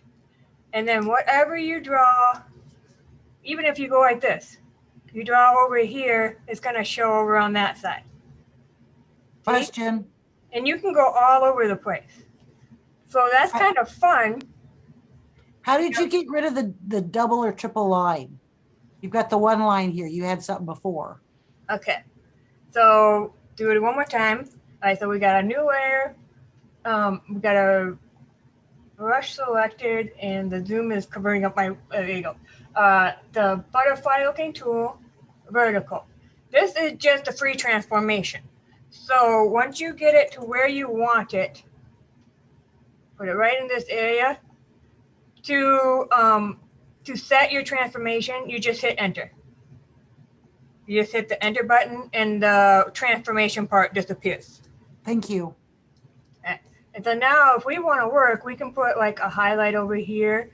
Is, you know, like when you see like the, you know, put something here, we can kind of go like over in this area, and then we can change our color. We put like a couple of black lines in this area, thing like this. You know, and it's just gonna like kind of make it look like a symmetrical looking thing. You know, and we can change the color here and kind of work it up in here. And we can go to our mixer brush. We can, we want to go back. I think I lost my slide. But see, that's how it works. So you just kind of go, and you can, and then when you get it where you want it, you can kind of blend everything together, and you can kind of keep going. But that tool allows you to draw something. So like if we wanted to, something that we can draw real quick. Oh, there. So if I go back to my brush tool, that tool is back again. So I'm gonna go ahead and delete. Let's go back to this one, get a new vertical line tool, and say that we want to draw a potion bottle. So we're gonna put that line there. We're gonna zoom in. I see a potion bottle is gonna be kind of a grayish color. Maybe more like in there, an amberish color. So all I have to worry about is drawing this side. But I can overlap, because then if I draw on this side, it's just gonna show up there. Okay, so we're gonna go there. And if I tweak this side a little bit, it's gonna go here. And say, well, maybe there's like a little bit of a lip for this bottle. Okay, and then maybe like there's like a stopper thing. Okay, and then let's put a little bit. I don't like, and the same thing if I erase it. Whatever I erase on this side, it shows up on the other side too. Well, my eraser is at a opacity. So whatever I erase on this side erases on that other side too. So, you know, this way it just kind of, I don't know, it makes it so you're a little bit, you don't have to be the world perfect drawer in order to draw something, because you just do a completely uniform bottle right there. Let's go ahead and add. How did you get rid of the thin blue line? I missed that. The what? The thin blue line that you're using to draw the symmetrical. It disappears when you select a different tool, but it'll come back when you go back to the thing. If you're done with it, you just come up here and say symmetry off. Okay, thank you. And then I was gonna put, I don't know, opacity, because that bottle was kind of, we'll kind of go like right in here. We'll have it about like that full. Maybe since it'll be at an angle, we'll kind of put it over. Yeah. There, and then let's say we want to this, and we can do it with blending mode too. So I can say shade this a little bit right here. Let's go ahead and kind of make this whole stopper there a little bit darker with color. And if I go over, there we go. And then, you know, kind of like right in there. So that's how you can draw something really quick without, you know, because whatever I do on this side is going to show up on that side. So we can kind of show up right there.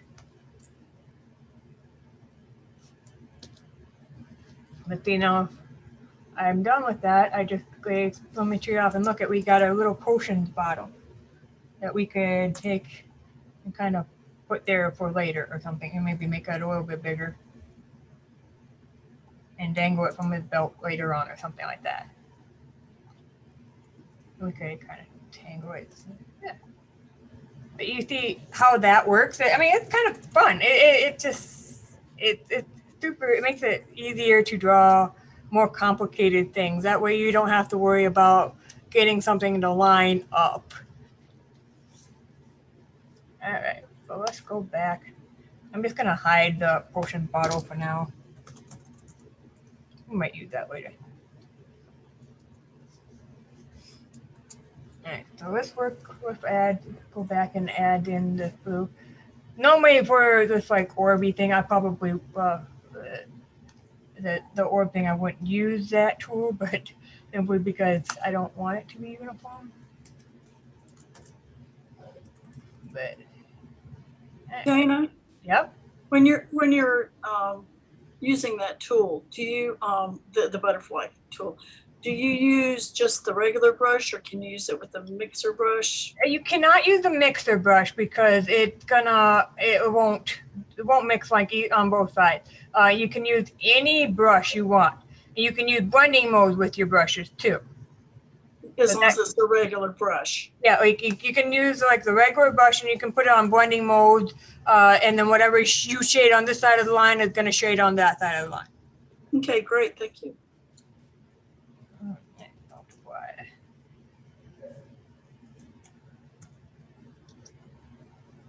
All right, so we're going to go ahead and add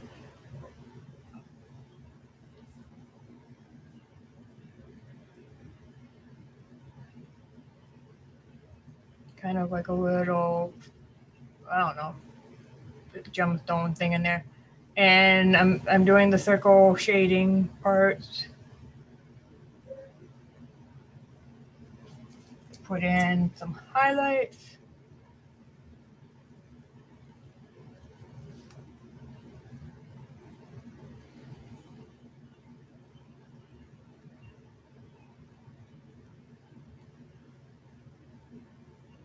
But yeah, I show you how to use the symmetrical tool a lot on the image on Try Create with the warrior, the Celtic warrior image. That one, I drew quite a few things that it's just fun, you know, and you don't have to, with Photoshop, there's so many easy ways that you can kind of tweak. If something doesn't quite work, you can transform it, or, you know, you can erase it and try it again, however you want to do so.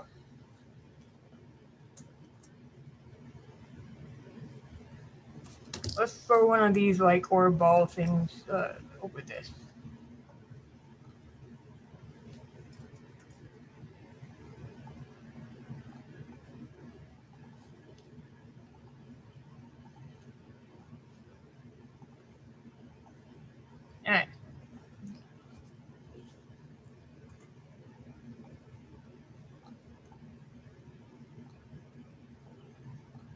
circle right there.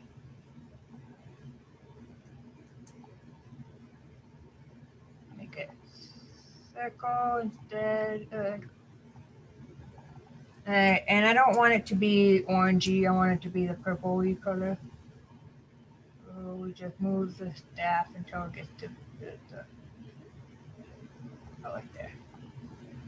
And if that's too dark, I can bring up my levels, and I can kind of start darkening that down a bit until it's the right value that I want.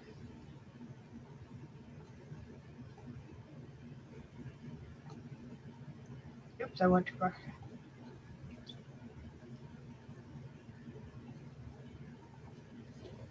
But that's looking pretty cool, kind of. All right, so then if we've got a light here, we need to cast that light up into our bird.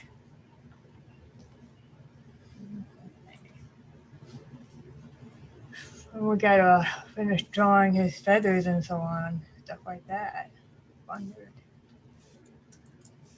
Let's go ahead and save it again.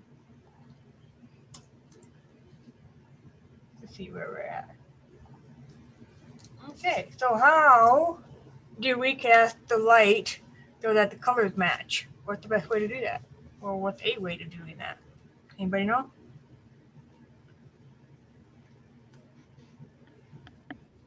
Color blend mode. Yeah, you can do that. Color blend mode on the brush. That works.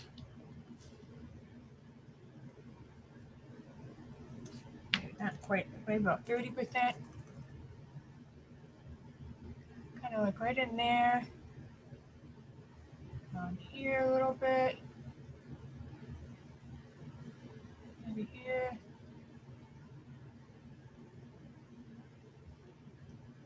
A little bit there. Good.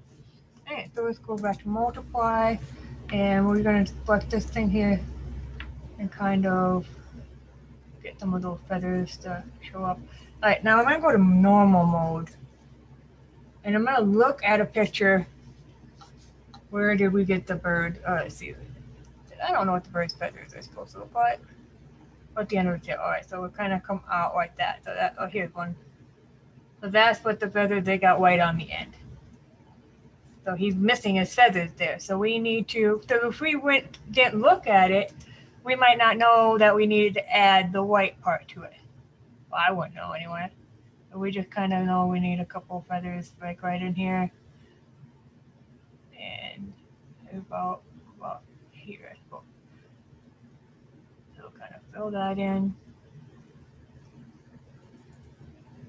And then maybe, and then we'll kind of grab this color. I mean, that's not the right color, but just kind of grab some of that for the end of the feathers. There, I do them tail feathers. Not very good tail feathers yet, but that's the rough draft, right? I mean, it's the right shape-ish right in there. That'd be about how they would be. If I didn't like that, I can erase it and do it over again. However, you know, and then you just go in there. That's where I think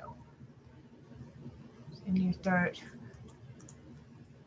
matching up with what you kind of see from here. So maybe kind of draw a line this way. All right, so then that feather goes there. And here is like another feather. And you just kind of keep drawing and you keep adding the highlights and shadows until your bird feathers match up with what's up top. And go into next screen mode. And let's grab this color right here. And we're just going to kind of do the highlights a little bit right in here.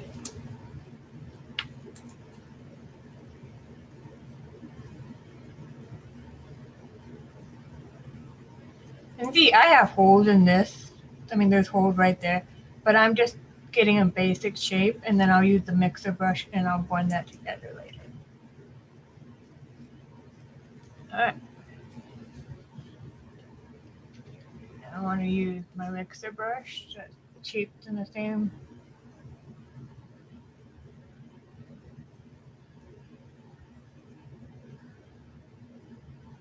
push back from that there.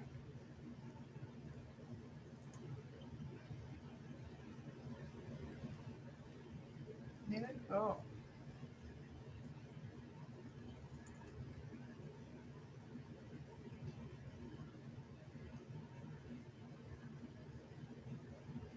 And you can use like the multiple line brush on a bird too. I did that on the bird and the crabby bird, the cranky bird thing. I did it on that bird. It was multiple line tool. Save me time.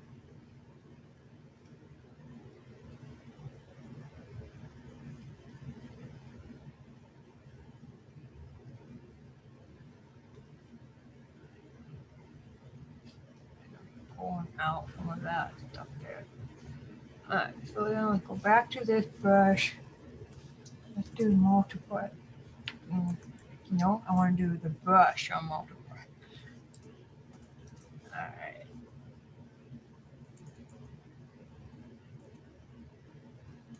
Changing the size of your brush will help you, to get more detail in certain areas, or make it so that I use the keyboard. One hand's on the mouse or the stylus, and the other hand's on the keyboard.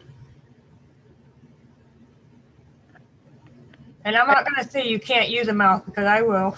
I'll use both. So I've programmed the dial on my Intuos to change the brush size. yeah, you can totally. I usually just use the rotation thing, but I'll go Yep. through right there is where the brush size. Yep. Whichever works best. It's all.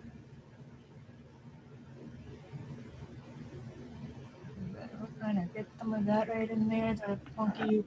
Add a few more details right in there, so it's not quite so right. And then this.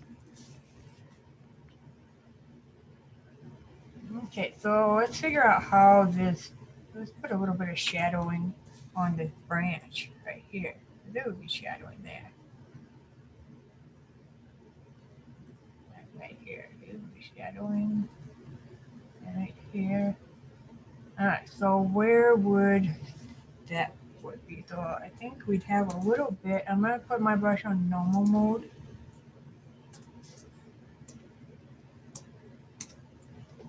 I think we'd have like a little bit of like this showing.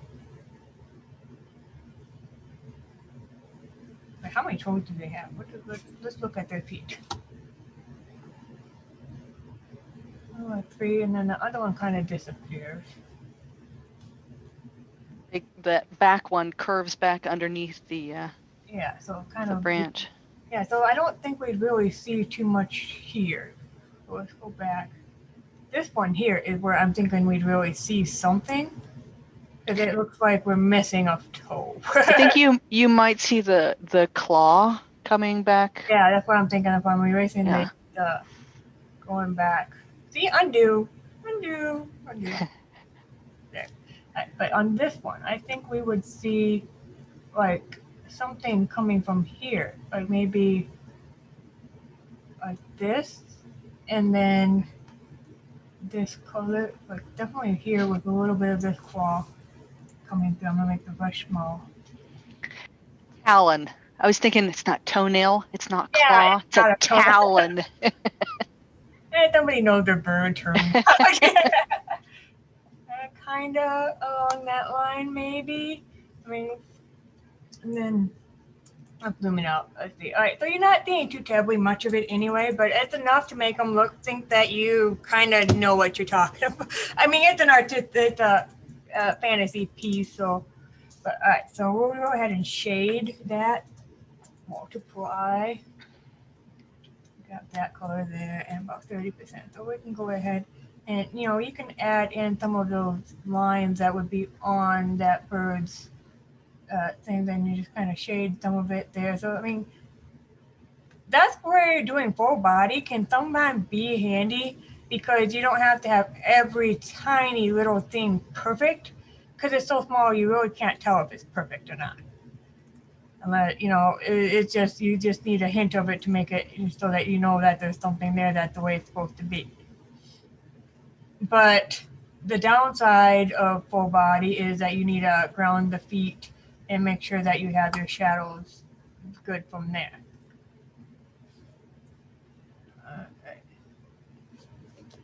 I think that leg looked really skinny. I don't know, he just didn't get enough to eat or what, but I'm gonna put a little bit more feathers. I mean, I think the term bird legs come from somewhere, right? These skinny little bird legs. Yeah, but oh no, it looks like you need more. Yeah, poof right there. So we're just gonna, and the same thing from here. We're just gonna kind of add a little bit, kind of coming over. We'll make him look like he's got poofy legs. Why not? Same thing as we'll just add a couple of feathers in there. And multiply, and we just oops, that was at 100. We don't want 100. She's doing everything with the regular brush tally. She's changing the blend modes from multiply to darken, and screen or lighten to lighter. Yep, it's multiply to darken it, and then yeah, there we go. We just kind of keep adding in some more of the detail, and we just kind of keep going to make him.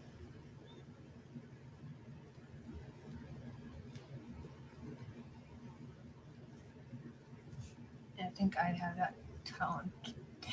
Yeah, no, there's a talent too bright right there. So we're just gonna kind of darken that, and then turning it to screen mode right here, and this right here, there should be some kind of highlight right there because of where the brush is coming from, where the light is coming from.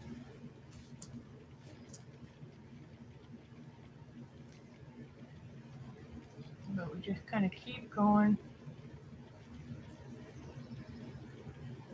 And we just kind of keep adding.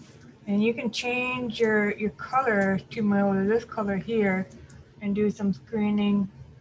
Well, maybe do some colors with the color mode. I switch it to color mode instead so that you can kind of add some of the color into there with that. You know, like where its color cap would be, or maybe a little bit right in here.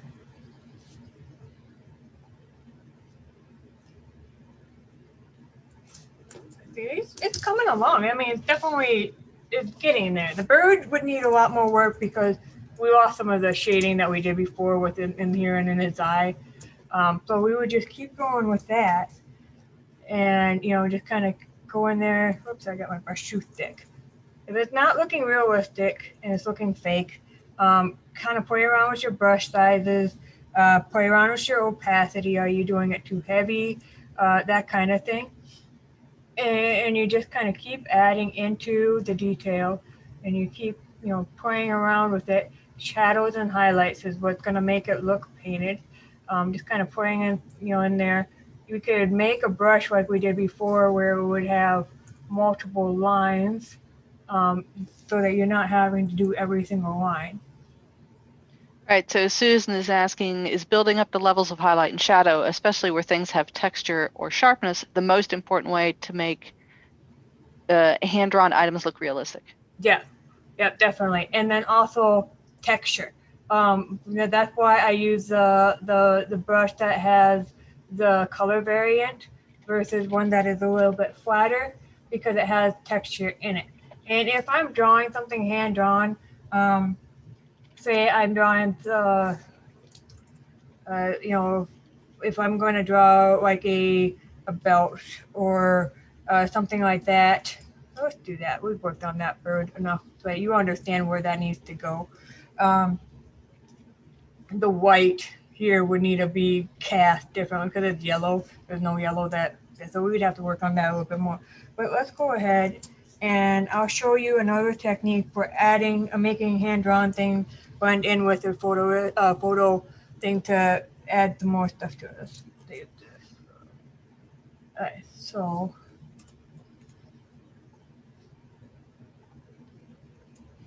let's add like a sling. That way that'll be something that we can draw that I think would stand out the most and be easiest to see. So let's make it kind of like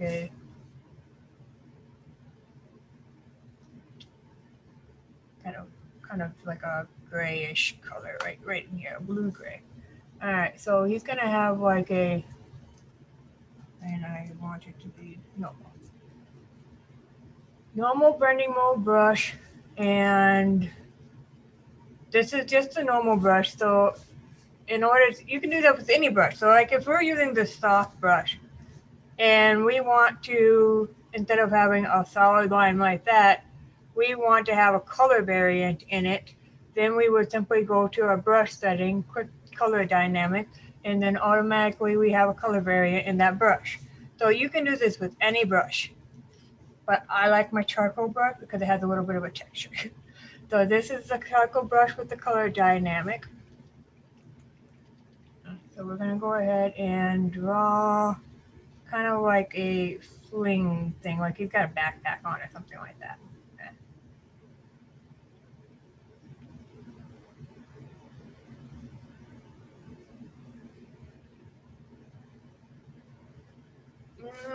Maybe not quite like that. Let's go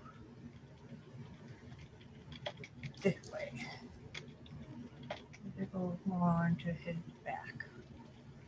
A lot of times when I draw something, I don't get it right the first time. I redraw it. You know, that's how, yeah. So something like that, I think, would kind of work. And then maybe we could have, yeah, let's do this. Let's do like a sword.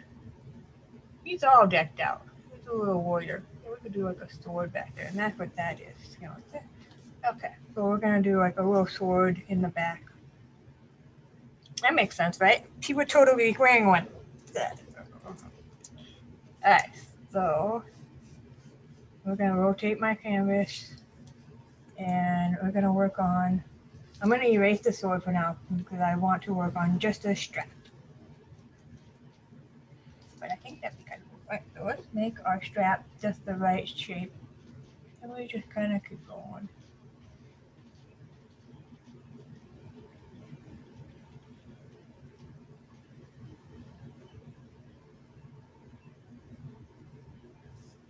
And then the eraser, I want like that harsher. Kind of come in here. I don't know what that line, that. And then like right in here, go.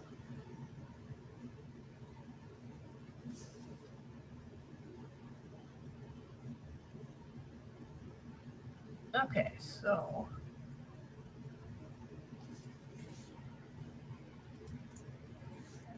I have no idea what this took. All right, so now we've got that.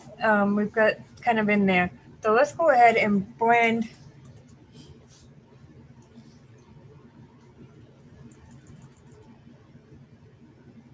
Kind of blend this a little bit. I want to do like 30% opacity and just kind of blend that in just a little bit so that we're not losing all the details. I've got something weird going on.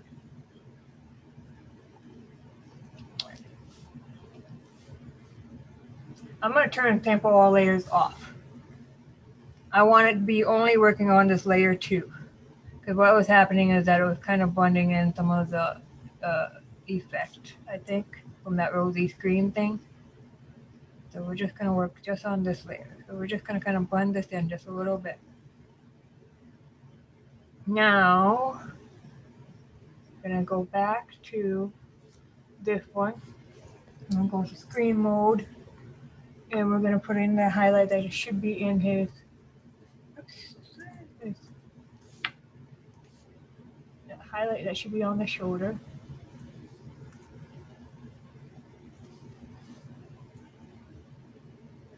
Right there. And kind of come down.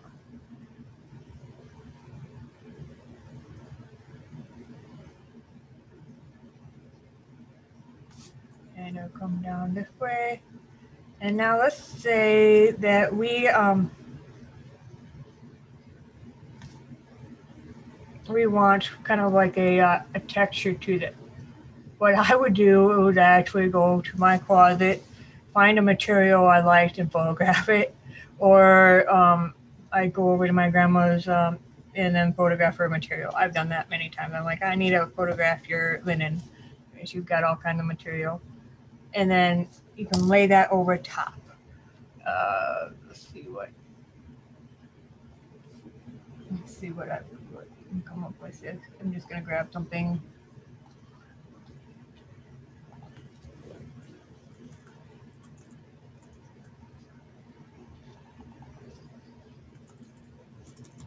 Let's say that is a leather belt. Leather, so I'm just gonna look for some leather right here. That won't work.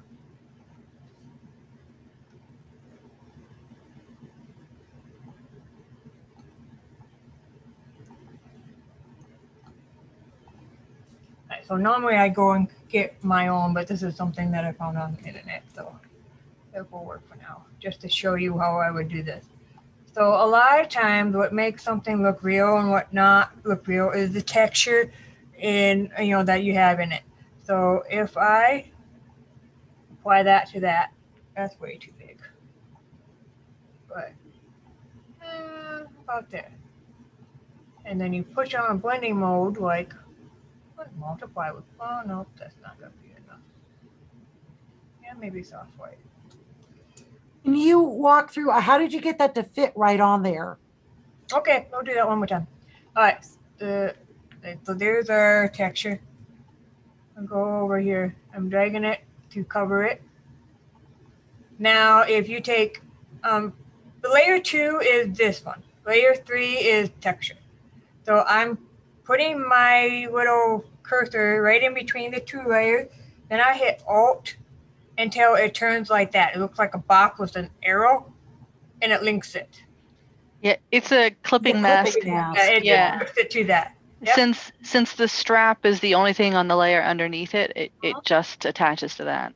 Yep, just like that. So then, now if we zoom in on this, it actually has that texture now. If we want that to be a bit lighter, we can make it lighter. So that's kind of how another way that I would make it. Like his shirt doesn't really have as much texture, but his skin does. So maybe we could put like a little bit of something on that. But what I do when I'm all done toward the end, I often add just a little bit of texture to kind of hide some of that is missing. So that's another thing. But we could certainly do this, and then I'm going to use the clone tool. And I'm going to do current layer only, because I'm on layer 2, which is this. So I'm just going to grab this and just clone that all the way down.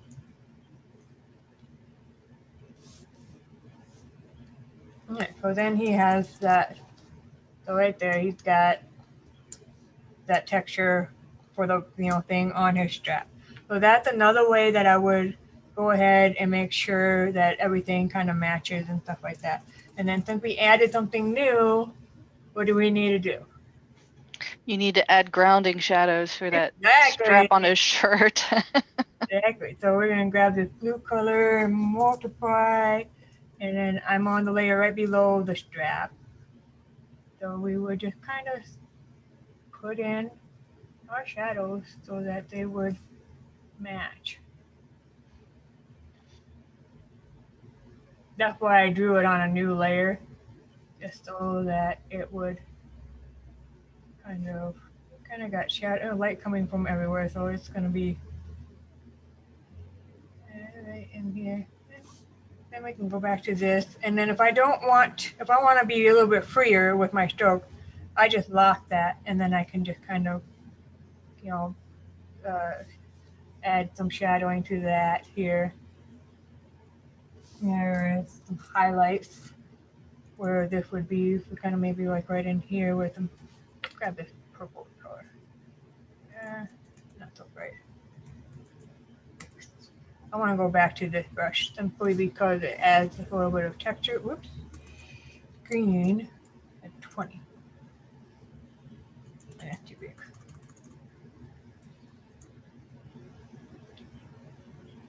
And see there, you just kind of add in your highlights and shadows over and over and over again.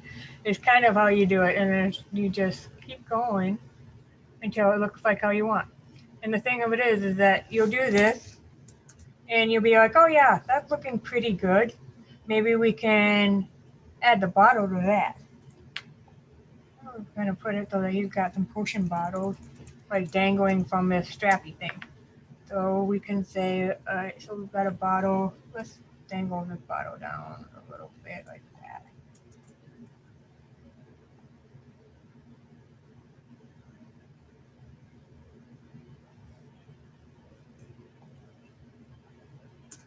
Alright, we'll put that bottle about right there. Alright, so then we've got a bottle going in there. It's gonna go right there. So let's put some shadow underneath right in here. I got the strap how I want it, so I'm gonna merge the strap in this layer over here together simply because it's starting to be a lot, a little bit much there. And same thing with this rosy grove. We'll get rid of that too. There. And then we just have the bottle and then our main thing. So I just kind of add one thing at a time and then merge them as I go when I start to feel a little bit overwhelmed by certain layers.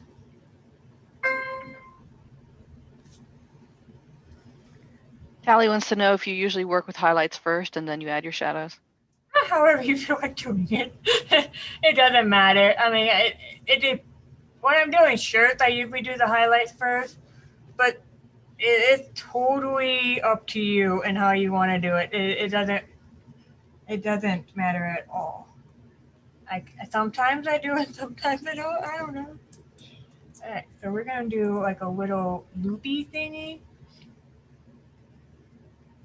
like the things that you have on things sometimes go like that. So we're gonna make like a little loop. So we have something to attach this bottle to. And then maybe we'll make like another little loop here so that like we have multiple loops on this cool sword belt thing. Kind of like that. And then we're gonna go multiply. So we've got kind of like an underneath here too.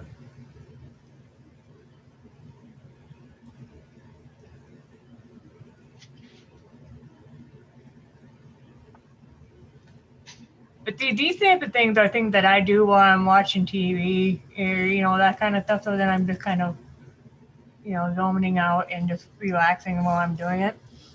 And then let's add this color from this thing. That would be the color of our the bottle right there. 100 normal. Alright, so let's add like the rope. Oh, I don't think it's a little bit bright.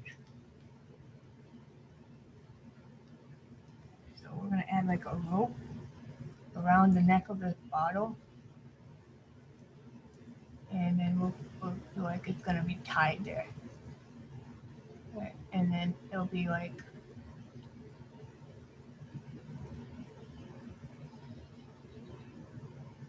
that. Yeah. So kind of like that, That'd be cool. So then let's. Alright. Let's go to the multiply mode and start defining where it. Oops. I kind of. Let's define where there's shadows from this would be. That's going to be over top. See, that one's over top. This is the bottle. It's going to be like a knot right in here.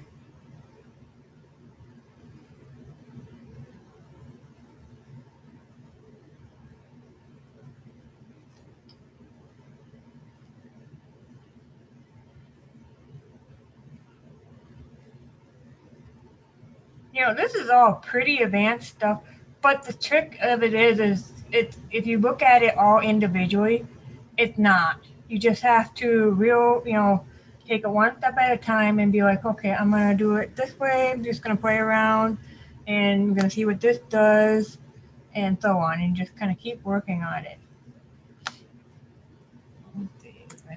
One.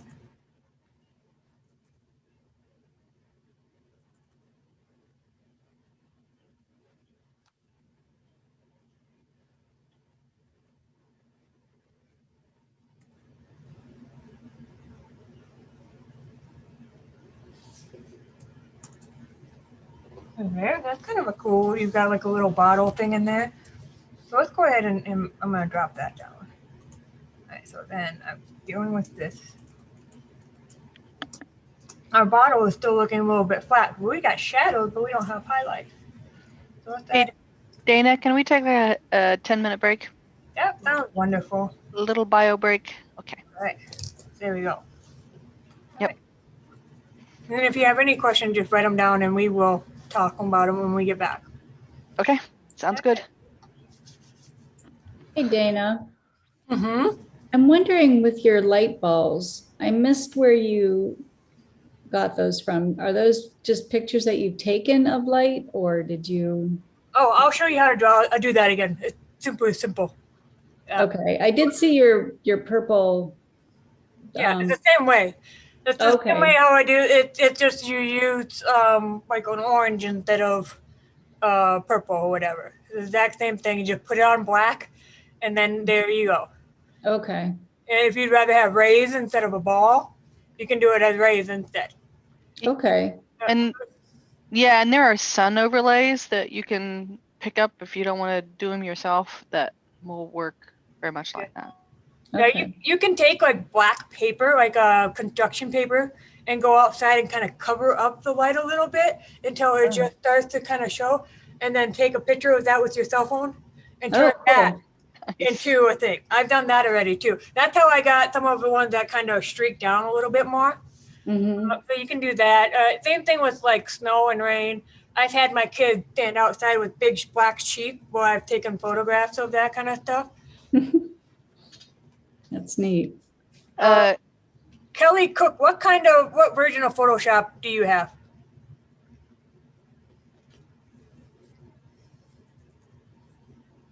You have to be on the brush tool in order to find it, Kelly. If you have to hit the brush tool and then it'll show up. It's the butterfly looking thing. Okay. I am, where am I? I'm the most recent, whatever the most recent CS. Yeah. You have to be in your brush. Yes. You have a brush tool and it looks like a Okay, butterfly at the top. And I've seen it before, and that's why it's really weird that I'm not finding it. It's like it's turned off. Oh, wait. Oh my gosh. Okay. I just found it. Perfect. Thank you. Yeah, no, it's kind of fun. You know, I've used it, I use it quite often for even, it kind of breaks up large bodies. Like if you have to color like a whole thing in, you can just draw this to it and just color in half of it, and you like, especially if you're going to be something, and then that needs to be shaded the same way on both sides. So that's fun. I've got a question about using the oil paint filter on the background. Mhm. So as Christy was asking about, I think what she was about covering up the pixels. Mhm. If you use it and it looks overdone, Yeah. do you decrease? I'm not looking at it, so I don't know whether you can decrease an opacity or decrease something on it, but still maintain the pixels being covered up. Does that make sense? Yeah, let's go to one of these. I'll show you here quick. I'll just grab this one. Okay. All right, so if I go to that filter, stylize oil paint, Mm-hmm. and we get in here and we overdo it.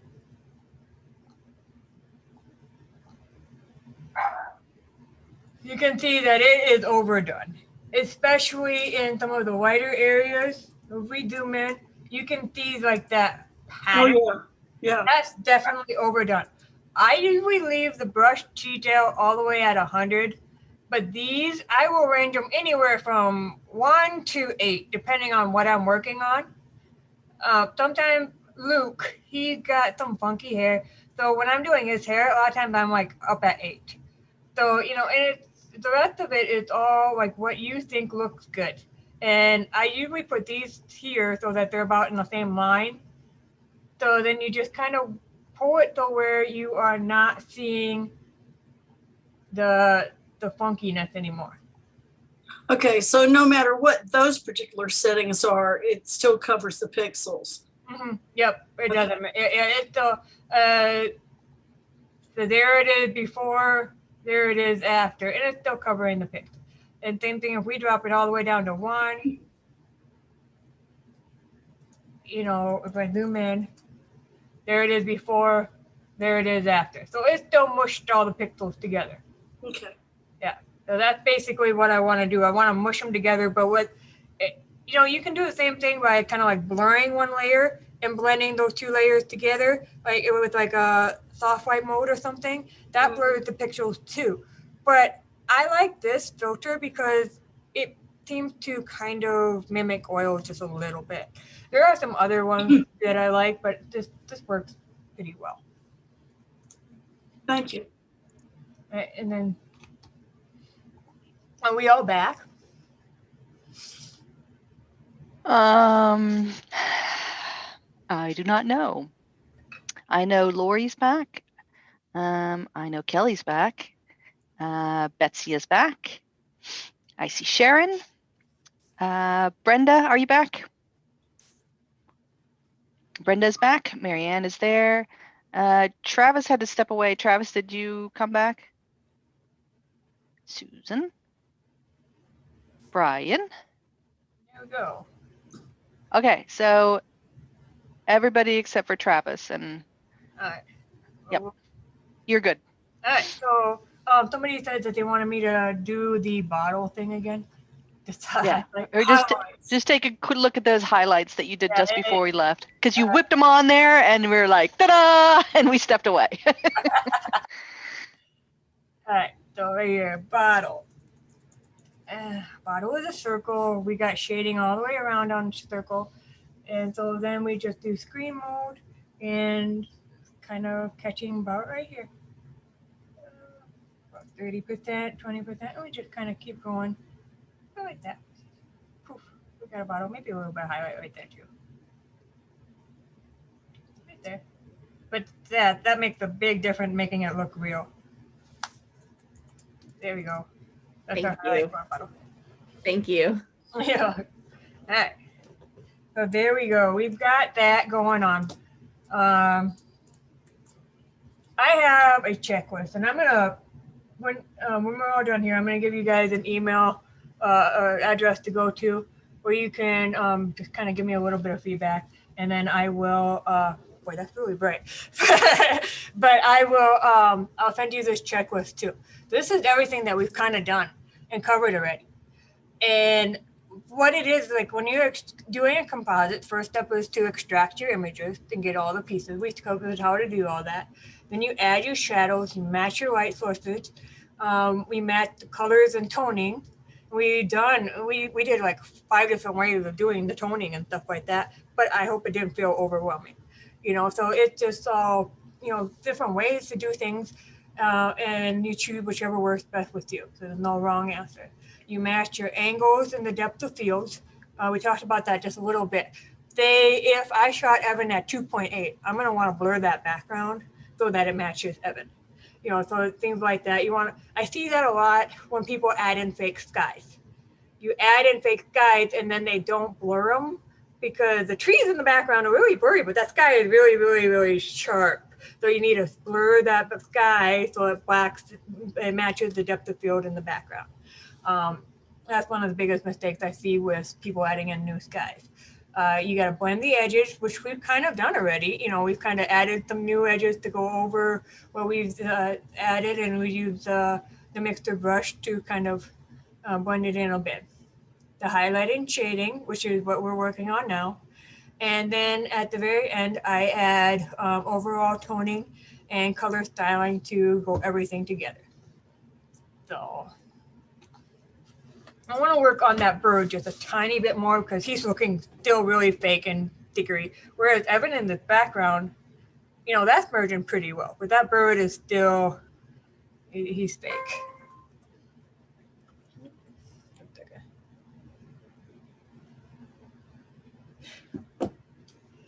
Alrighty.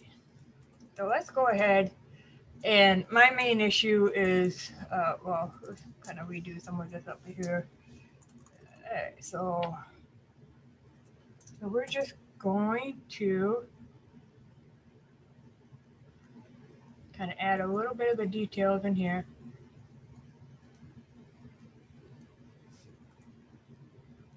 I mean, I won't get the bird completely perfect, but I want to get him so that he doesn't look like a sticker, you know. And I'm just going to go with this mixer brush and kind of pull out those edges just a bit. Because birds usually have feathers that stick out all over the place. Right here. Kind of pull that in. And then my main thing that I don't like is the coloring of this. Because white would catch whatever color is around it. And there is nothing of that color. So that's what's making it look fakey. So let's go ahead and we would have a little bit of this color here. A lot of times doing these images, as you're working, you ask yourself, what is it that I don't like? What's making it look fake? What's making it look off? And then once you figure that out, like the fact that the Wildcat Warrior's head looked like it was added. You know, I couldn't tell you exactly how to fix it right away, but then I figured it out. It was like the easiest thing in the world to fix. So, but you know, trying to figure out like what the problem, why don't I like it? Then you can figure out that there's got to be a solution for that, and you just keep working on it until you find one. You got to be a little bit stubborn sometimes. And then I'm also going to grab more of like this color, but just kind of like a soft gray here. And try working that into this. Maybe not, but just a little bit more white there. Working that in there. Then it would kind of match up with, get that green out of there, I think. Another thing that we can do, I think will help, is, so this is why I save my preset, and I, you know, or make actions. This way I can just quickly say, okay, I want that same blue warming tone thing that we used before, add a little bit of blue to that bird. Oops. So I'm going to drop down this, like right in here, and I'm going to take that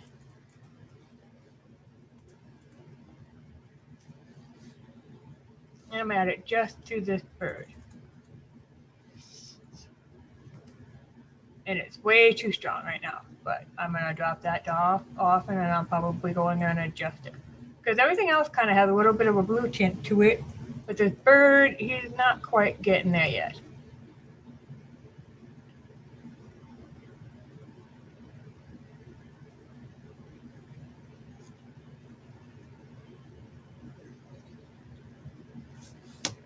So that pretty, and I'm sloppy. I don't always get everything perfect, but when I get in, tweak it.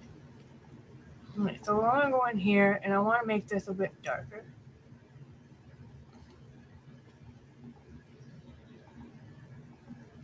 But that's kind of, maybe this way, just a little bit darker too.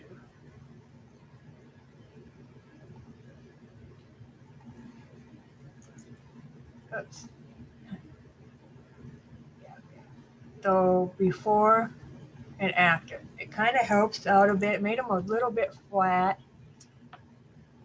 But if I do that other thing that we had, where we added the deep blue toning, which was the gradient map, if we click that one on it, that's going to make it a little bit sharper. So take that off and we'll add it just to this. And see if that fixes our problem. Yeah, look at that white. That fixed that white issue a lot. Makes that a lot better.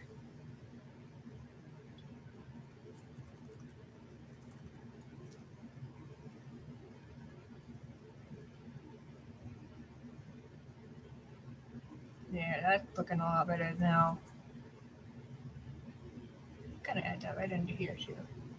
And if you hadn't saved it as an action, you could have gone back to one of your earlier saved images where that was still a Dragged it. group Yep, and just dragged it up. copied it over. Yeah. Yep, and when we save the gradient, because you have to save the gradient in order to, well, so we have that gradient there, we can redo it pretty easy, but this saves us steps. I don't like it too heavy right in here, so I'm gonna go with like 30% and take it off right here where it is too much. And I'm just gonna erase that one a little bit. Boy, that's too much right in there. Put it right in here. And then we'll put this one back on. I think that one really kind of helps make it.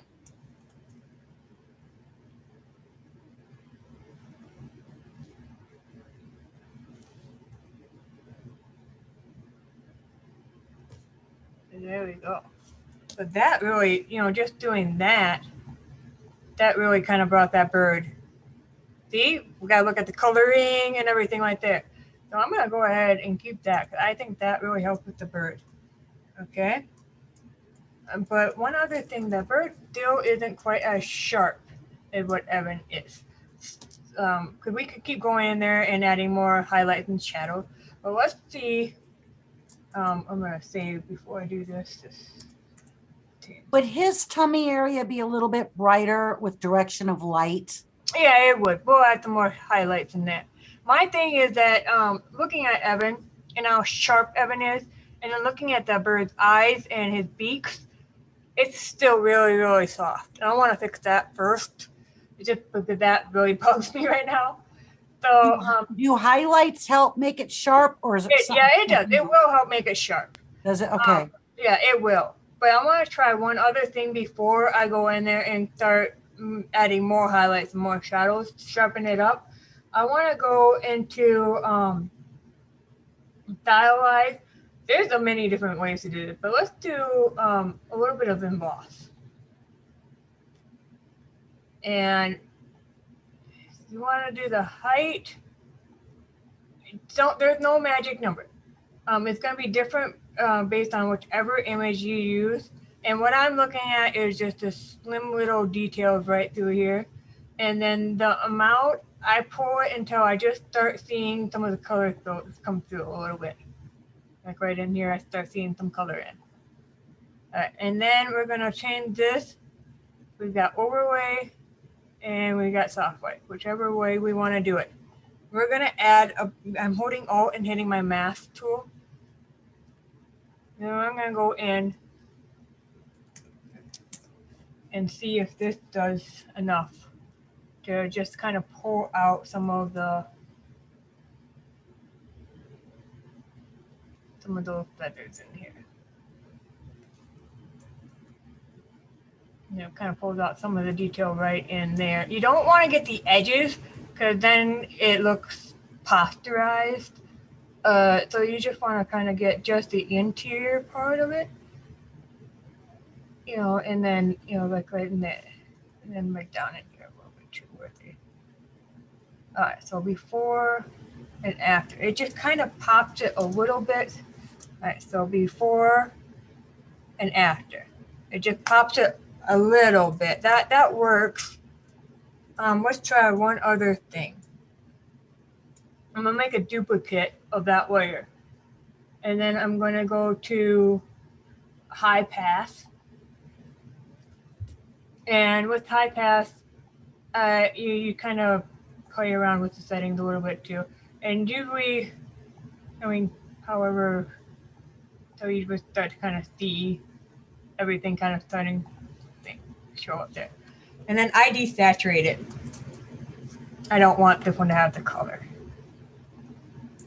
Then I say high overlay there, and then black.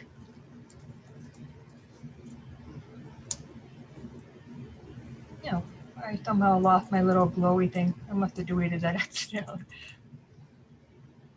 But right in there. But yeah, so now the bird is starting to look a little bit more realistic. He was realistic, but he's starting to match better. Like right in, yeah, that looks better. See, before that, And after that, and if it's too strong, you can switch it to soft white before and after that. And if it's still too strong, you can drop the opacity. But I think that looks pretty good, like right in there. Oh, we lost our glow. I'll add that in. I must have accidentally deleted it.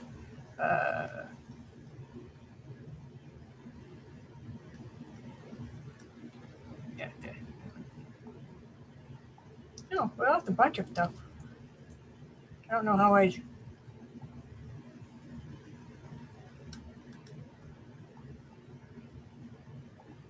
Yeah, that's funny. Okay, let's go back here.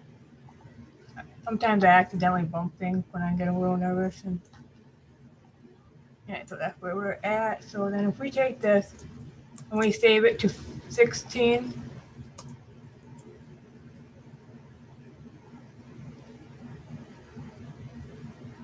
and then we can flatten this part, say Control A, Control C for copy. Then we can go back to our 15. Paste that on there. And then the only thing that I had, never mind. What's going on? Okay, just 1 second. Okay, so I gotta go back to the 15. Right there, open that. I thought it had opened, but it didn't. Okay. All right, so this layer here, I want this one so I could Control A, Control C. We're gonna put that back on our 16. And then I had already done some changes to that bird, so I'm just gonna mask that bird back in. So that's how I fix mistakes when I accidentally do things sometimes.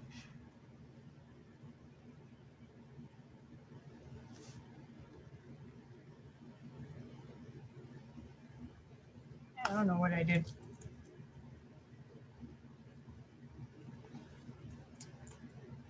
Yeah, all right, well, we'll go there. We'll just start it back at this area. All right, so we've got everything pretty well situated right in here.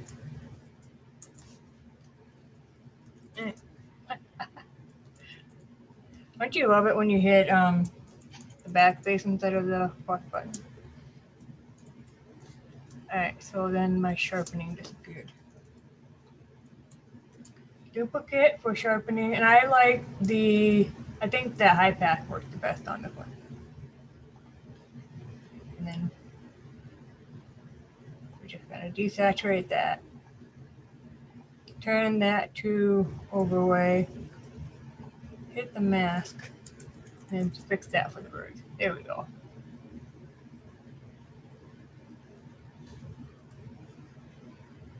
There we go. Get that bird in there. All right, now he's sharp, just like Evan is. And then we'll go ahead and add some more highlights, because if this is bright, he should be bright right in here too. And his tail feathers would catch some of that brightness too.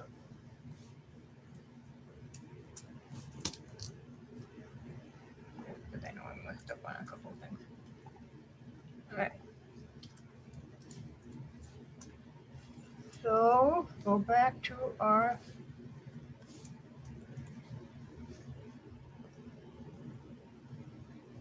and go in there, and we're hitting screen. Oops, that's at 100. We want it about 20%. 10 to 20 is generally pretty decent. Go in there, go zoom in so we can see what we're doing. I mean, his feathers are pretty black. I don't know what's going on with this like weird design, so I'm just gonna kind of push that out. It's probably something he had, you know, the right in there. But we'll just, and then right in here, we'll just kind of add that highlight.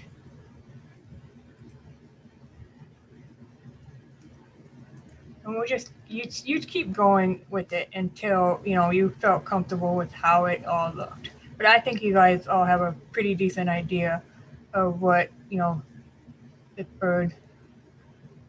what we need to do as far as, because it's the same thing over and over and over again. It's highlights and shadows and highlights and shadows. We've got our white on the end. Yeah. So that's coming along. But if we take a look at what we've done so far today, we started there and then we've gone here. And we just kind of kept piecing things together. And we've got this bird in there. And then now, here we are. We're right there. That's pretty decent. I mean, it's definitely not finished. But another thing I want to show you is some ways to kind of, we've done the toning already, but we did it to like the background, and then we did it to Evan, and then we did it to the birds. We haven't toned everything all together yet. And sometimes that will really kind of help tie things together. Then also, I like to add a little bit of texture too. So let's go ahead and play around with adding some. There's this one spot right here. I'm going to go ahead and kind of fix that. It's like this weird, I don't know why that would be dark there. I'm just going to carry it out over this way a little bit. And then those rocks were quite bright in the foreground. There we go. You can kind of play around with some of that. When we just keep going. And so what we do now is that we're going to play around with the overall toning and everything like that, and, getting all that together. So let's go ahead. One thing I do like using is the exposure X5. I think that's fun. It has a lot of different things to it. It's all right there. And then this is something that I usually do toward the end. And you can kind of look at all the different options. Some of them kind of take away some of the blue that we have, and some of them kind of add to it. So you find something that's kind of cool with, you find something that you like and then you tweak it. Even with programs like this, the key to finding your own style is going to be to treating them like the recipe card and understanding that you can adjust it however you want. Let's do something like this. I like this, but I don't like the fact that it completely took away the blue. So let's kind of play around with kind of bringing it this way and bringing this to the cooler side of things. And then right in there. And then also it's very, very dark. So I don't want this one. I don't want that one. Don't want that. I usually turn off a bunch of that. I definitely don't want any green. And I don't want any overlays. And no vignette. And I don't even know what that is. But okay, tonal curve. This is same way that we did where we adjusted the thing before, where it went in right here and it adjusted each thing. So if we want, we could adjust here to, if we think something is a little bit too dark here. Or we can go up to the exposure thing and kind of play around with this just a little bit too. And maybe pump up the shadows a tiny bit. And maybe bring down the contrast a little bit. Kind of like right in there until we start to see something that we like. This was our before. And this is the after. We're kind of getting it a little bit more dramatic. I kind of like that. I wish we had a little bit more like right in there maybe. And maybe a tiny bit more saturation. It's a little bit like right there. Right, so before and after. And apply that. Okay, so that's starting to look kind of cool. Then we can go ahead and just kind of like to zoom in and wonder what that white stripe is on his head right there. We'll get rid of that. Even better. Nice. So we're getting that. And then another thing is to play around with some like textures. Sometimes you can let's see, find my textures. Right here. I don't think it'll work for this image, but one thing you can do is you can take, you can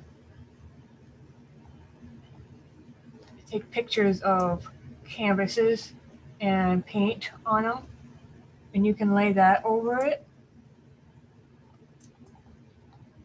And then just change the blending modes. And sometimes that kind of adds to it. I don't think that's going to be the right choice for something like this though, simply because we don't want it to go too far that way. But we're going to go ahead and make a, see, yeah, sometimes we can drop the opacity of this a little bit. Right there. Right. Now we're going to make a duplicate of this. And I'm gonna make sure to save because I think that's what happened the last time is that I tried opening that and then it decided that it didn't like us.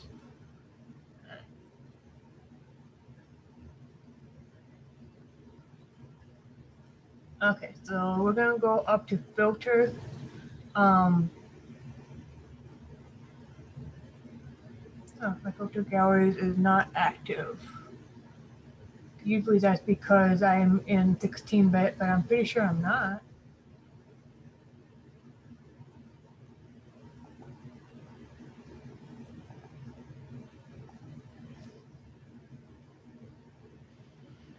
Mode at the top. Yeah, that's what I'm looking. Oh, there Yeah, it is. you're in I 16, am in yeah. 16-bit. That's why it crashed on me earlier.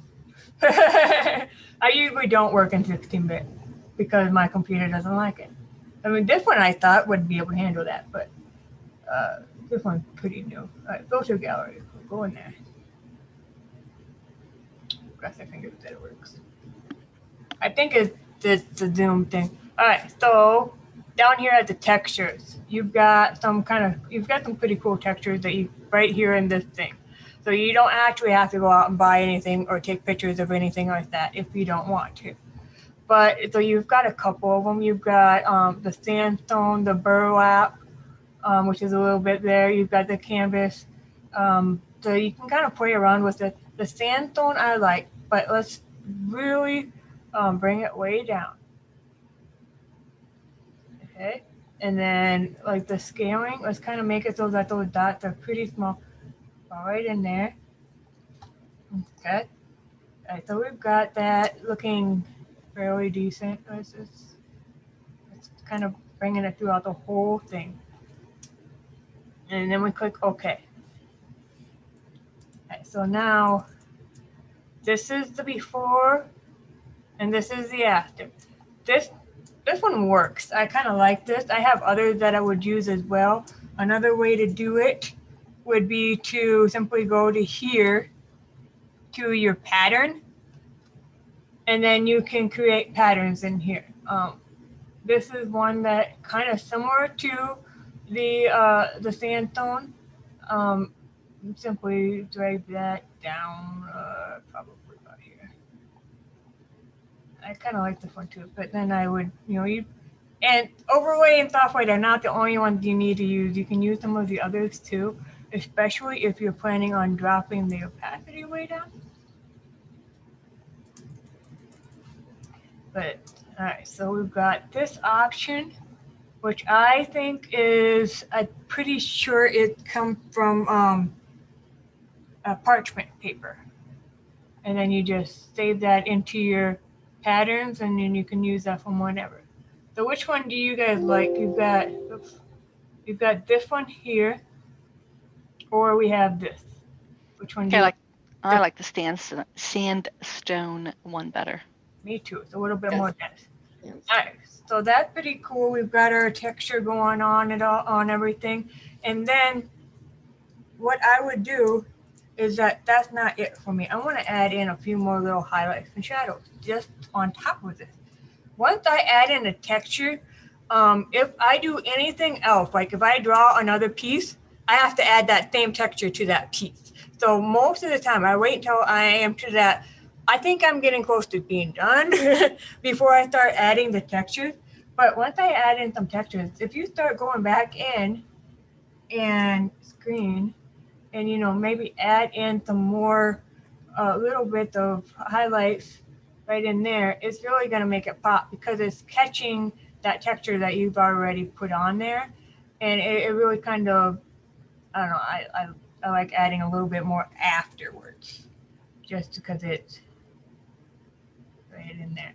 And you can even add just a bit to him just to make him look a little bit more. And usually when I do a face, I'm like at 5 to 10.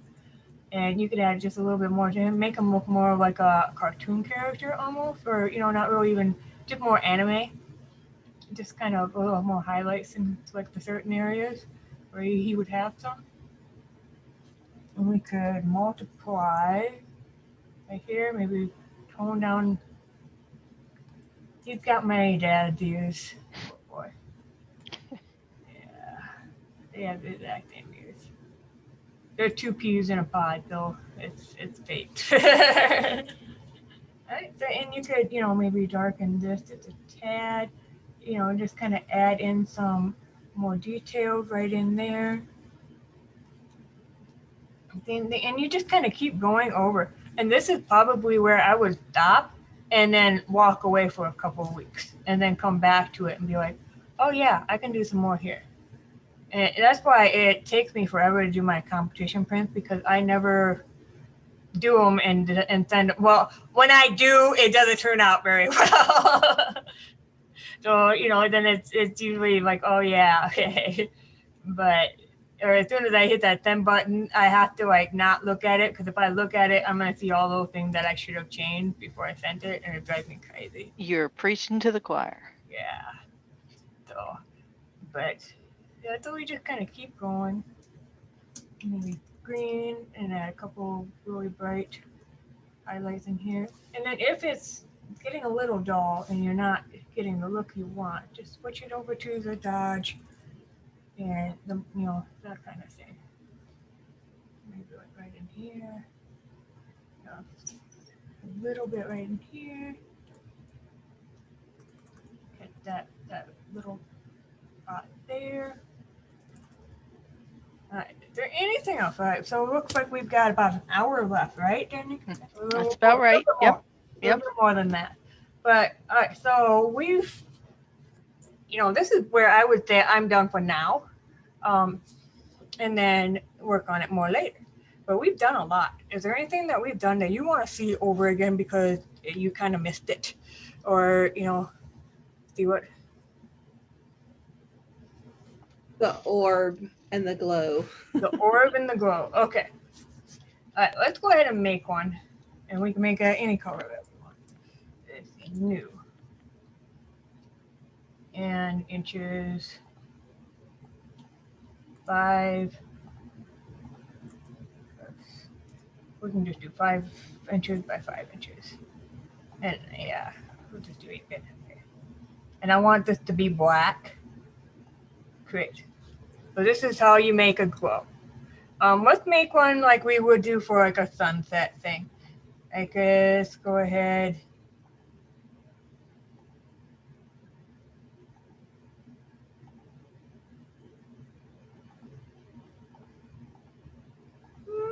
There we go. We've got the soft glow. And we want our brush to be normal at 100%. Now this is a feather. So where you see that circle, it's gonna spread out from there just a little bit. So this is where I like to use my mouse versus a pen. I just tap once. Then I bring my thing in and tap again. And then maybe go and bring your color just a bit brighter. And then maybe drop the opacity about 20 and just kind of tap. There, that's pretty decent. If you start seeing where it's like really banding thing, you can go to filter, blur, Gaussian blur, and just kind of blur it a little bit more so that the banding's not bothering you. And then let's make that center just a tad bit brighter. Right there. Okay, so there that works. All right, so that's what I would save. And then I keep that in my little folder. And that way I don't have to make that ever again. It's done. That'd be 2 seconds or a minute or however long it took. So then you just take this and you bring it into here. And you say screen. And you transform that to however size. So you could, like if you wanted to do like a sun glare back in here, you could do that. And then if you decided that is way too orangey for the look we're after, go to Control U to bring up the hue saturation, and you just kind of play around with it until it's the right hue for our look. So that's kind of cool to add just a little bit of backlighting back in there, and then you just make it so it just barely hits. That's how you could do that. Let's read that. That's actually kind of neat. We'll read that a little bit. All right, so then let's duplicate our ball and bring it back down here. And then we're just gonna make something floating off over here. All right, so we've got this here. And that's our orb. So then let's do a new layer. We can make this default, it doesn't matter. And go to render clouds. Okay, and then let's switch the blending mode of this over to, let's do soft white, that works. And we're gonna go ahead and transform this to about there. And we're gonna hit Alt and then our layer map. And I've got about 50% on my brush. And then I'm gonna switch it to 30 and I'm just gonna make our little orb back in this. And then if we want the orb to kind of spark the electricity, which I think is fun, we go another new layer, filter, render clouds. And then it's filter, render, difference clouds. And then you go to Control M for this, and you kind of bring it all the way up and kind of bring that up until you start seeing those squiggly little worms, like that. Click OK. Then it's Control I to invert. And if you decide you want it a little bit darker, you can always bring back this and, kind of bring this down. So you start seeing those little lightning things. All right. And then you turn that to screen. And let's go ahead and make that smaller. So where it would fit in here.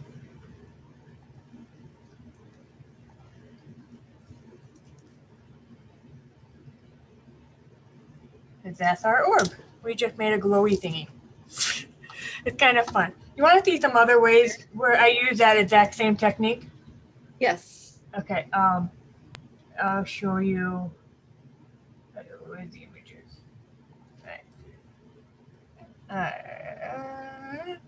Right here. Okay, you see behind him where you've got like that, the fog. That is the clouds being back in there to act like foggy stuff. And then right here is that same orb with the lightning. And see, there's a piece of the lightning where I just kind of stuck it in there, like that. So that, see, there's that lightning thread, and there I just used the, all right, here's one thing I think I should show you. I think it's fun. So let's go back, do the clouds the lightning thing one more time. Let's make our lightning. All right, so render clouds. And then you go filter, render, different clouds. All right, and then Control M, and you kind of jack that up so that you've got your little wiggly black wormy things. Take in there, however you want to do it. And then it's Control I to invert it. You can go ahead and make that a little bit more. Now, let's say you want this to be a different color, like I did the green. Hue and saturation. You can jack this up as much as you want, but since that's black and white, it's not going to change. But if you click colorize, it will. then you can go here and you can change it to whatever color you want. So if you wanted some funky color lightning, that's how you get it. So I did that, and I'm pretty sure I stuck that one over here with the avatar. Right here. So the same thing, you've got the glow, you've got the clouds, and you've got your lightning. And this time I put the color on it.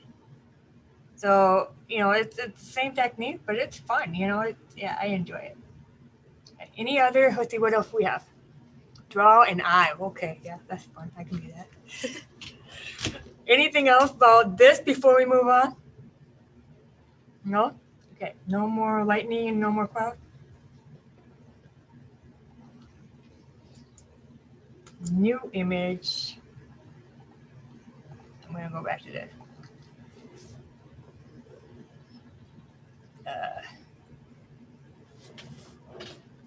Alrighty, so let's draw an eyeball. This is so much fun. Okay. So I'm gonna cheat because I don't want to have to sit there and try and make a circle. So we're gonna draw a circle. If you go down shift, it's a perfect circle. So we'll make our eye about right there. Okay. And what color? I know. Be fine. We'll make him a gold eye. So we're gonna throw that. Yeah, so there's our gold eye. Now I'm drawing freehand. So I'm gonna go ahead and use my brush that has that color variant in it. And we're going to use this. So now this is gonna be the skin that goes around the eye.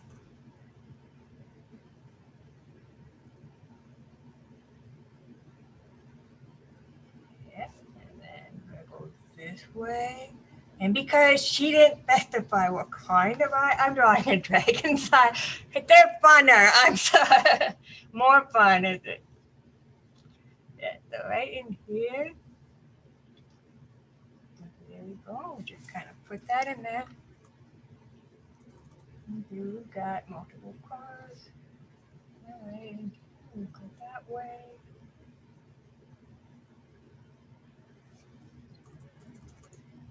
And then let's do black.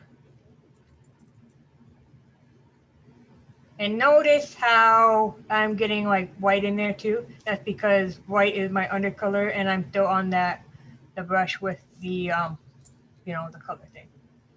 Okay, so right there. So now let's do kind of a reddish gray, kind of like right in here. And we're just gonna kind of put a little bit of that color right in here.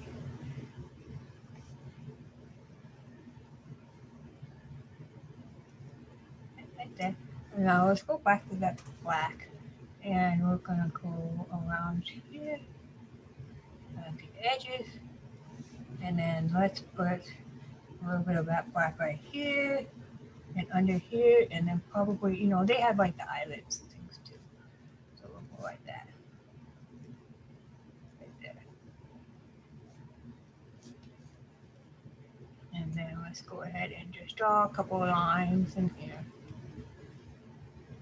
And let's go back to this color and let's select another color that is around that. Yeah, just like that. We'll pull some of that in there too.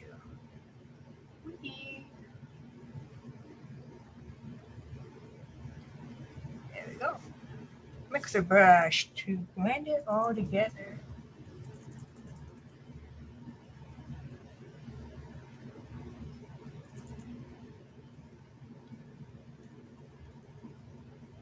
This is the fun part.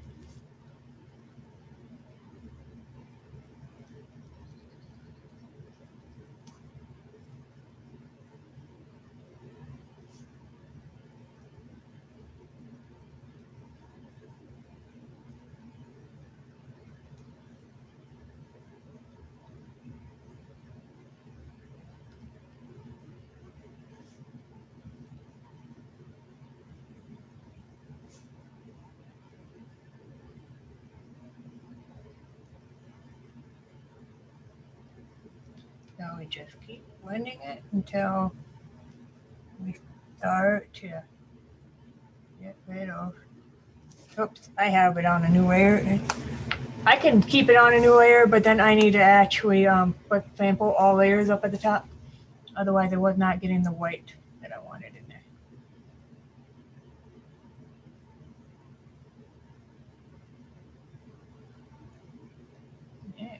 Oh.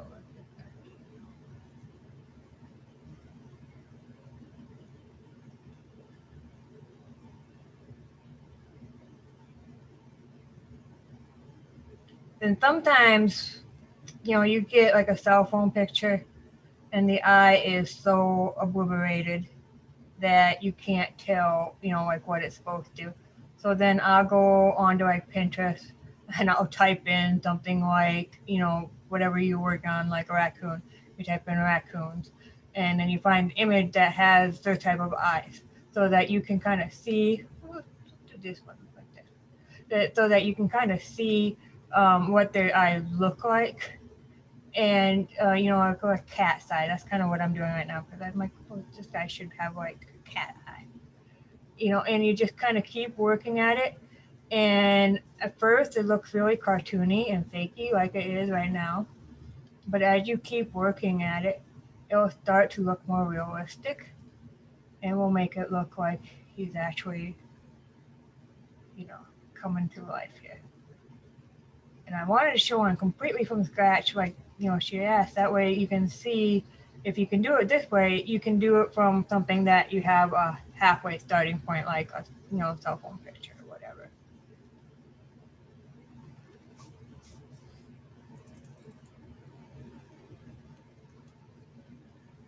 I'm just gonna kind of pull that out a little bit, just because it makes it look. All right, so now we've got everything blended, and we've kind of got a halfway starting point.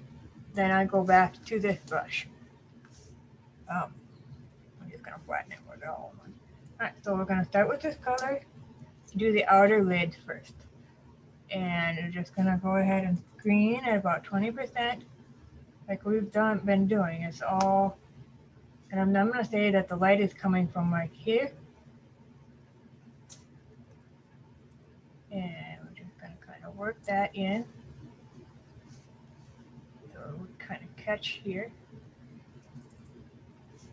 And then we'll work on our eyelash here.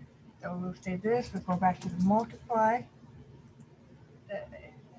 And we just kind of backward. And we're just gonna kind of work it in from the outer edge in, because we've got a circle, so we want to make sure we have that shading on the outer edge. And we're gonna go in, and we're just gonna kind of pull that this way a little bit.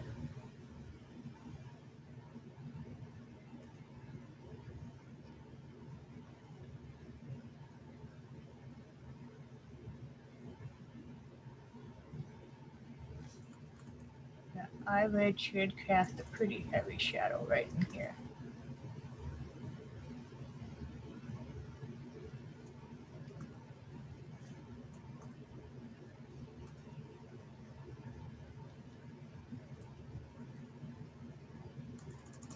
Okay, and then the thing, let's go ahead and right in here, it's gotta be a little bit deeper.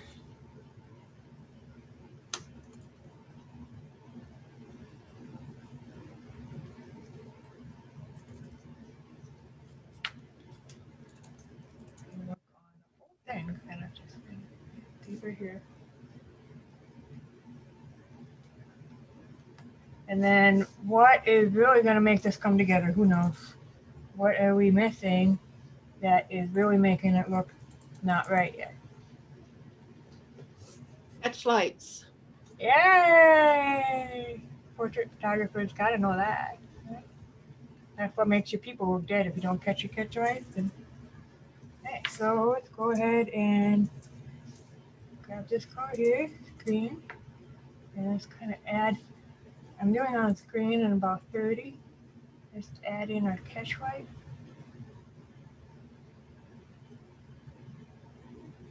And catch lights often are not perfectly round unless they're done in the studio.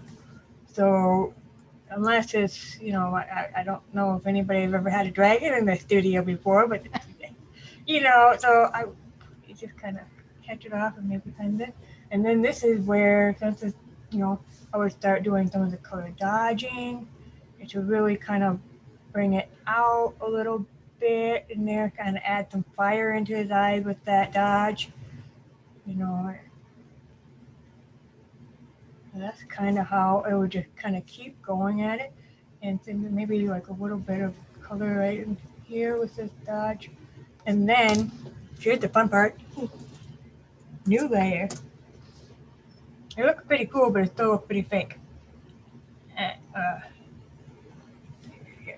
I'll show you how I did this all the way up to photos more montages. Let's go to animal pictures. Going on to the zoo. I would imagine that their skin is going to kind of look like that, right? Let's see. Anyways, let's take this one. Okay. So then let's just open it up. I don't want to make any changes here. So we're just going to crop this in. And I'm just going to do a square crop because it doesn't really matter. And I would actually crop different areas, but for this, let's just do, we'll do this part right here. Okay. So we got this. Now let's make this black and white. Yep. And then let's up the values of the black and white one. Make the white black whiter and the dark blacker. That looks pretty good right in there. And now we say edit, define brush preset. And now this is where it would be. This is going to be done. So I would actually go and title this Dragon Skin. Whatever. Okay, so now we come over here, new layer, and then we can actually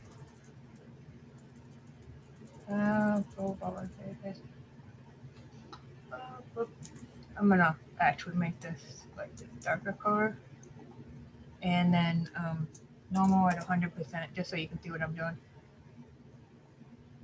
And then let's kind of change that around just a little bit, like this. And then you can also go to this warp tool and set the grid so that you can kind of transform it to go with however his skin is here, And you say, okay, hit enter, okay. And now change this to multiply. And we're gonna put that on our little dragon.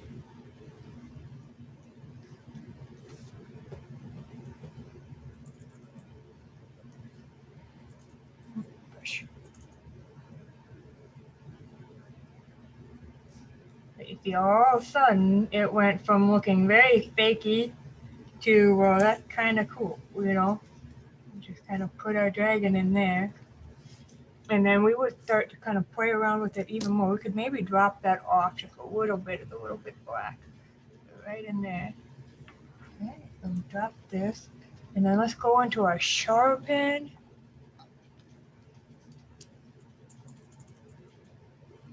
And really kind of sharpen our irises just a little bit here. And then I'm going to go ahead and go back to the soft mode with the with that brush, and I'm just going to have about 30%, and I'm just going to, the white part of his eye, just going to soften that up just a tad. And then maybe in something like this, you might actually want to draw in a couple of like lines for the, the redness of his eyes to make them look meaner, or, something like that, depending on what you're after.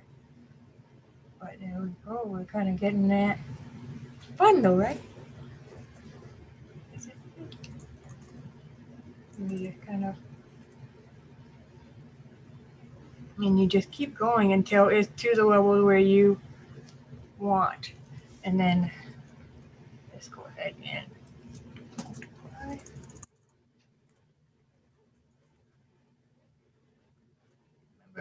got a ball, so we want to really make sure that we get that ball so it doesn't look.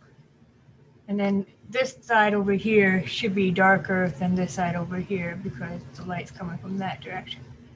So then we just kind of keep playing around with it until it gets light. Oops. That corner right in there. We just kind of keep playing.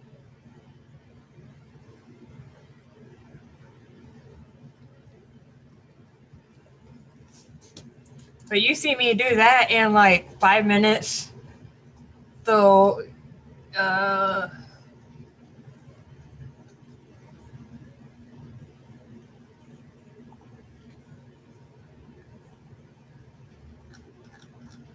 there. So there's the dragon's eyes and stuff like that. So, that's exactly how I did that. It's simply just blocking out the color, shadows and highlights, and the textures and so on. Yeah, the textures really get it out of the cartoon stage. And then also, you just keep working on. If you look in somebody's eyes, they've got all kinds of lines and little specks of color. So the more of that you put in, the less cartoon it's going to be. And then you can even, if you ever see somebody like looking at a fire and you see that fire reflecting in there, you want to take it to the next stage, try and figure that out, because that will really, it's fun, but it's frustrating at the same time. I had fun with that in one of my images that I can't show you. But, so that's kind of, that's the eyeball. All right.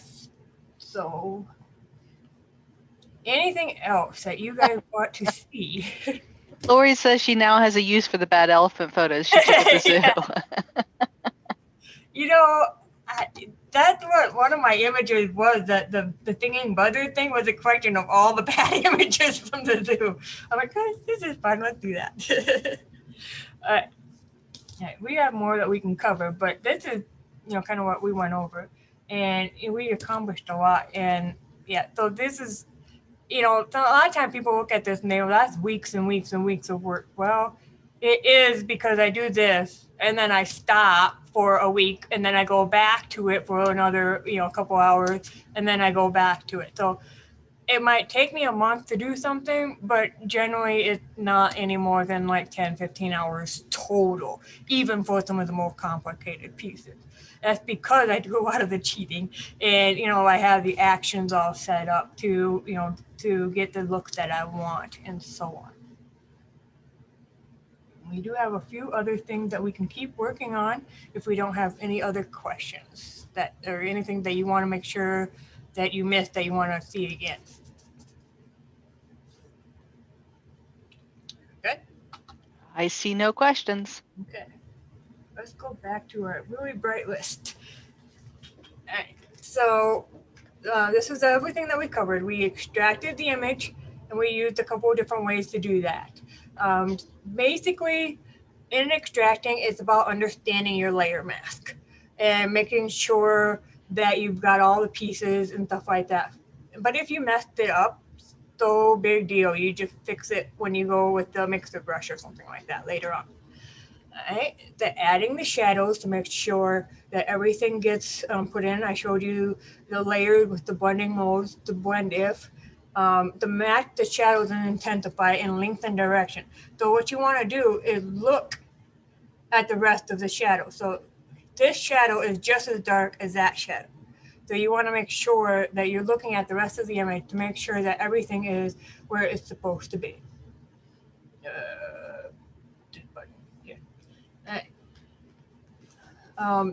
The catch lights, in an eye, that's really, I forget that sometimes. But if all your lighting is coming from this way and your catch light is over here because you forgot to move it, they're going to yell at you about that. And they say, hey, that doesn't look quite right. But, so that's something that you want to make sure that if you do change the direction of the light, change the catch lights as well. Match the angles and the depth of focus. You can use the puppet warp tool. I hate that tool. I was just going to ask you.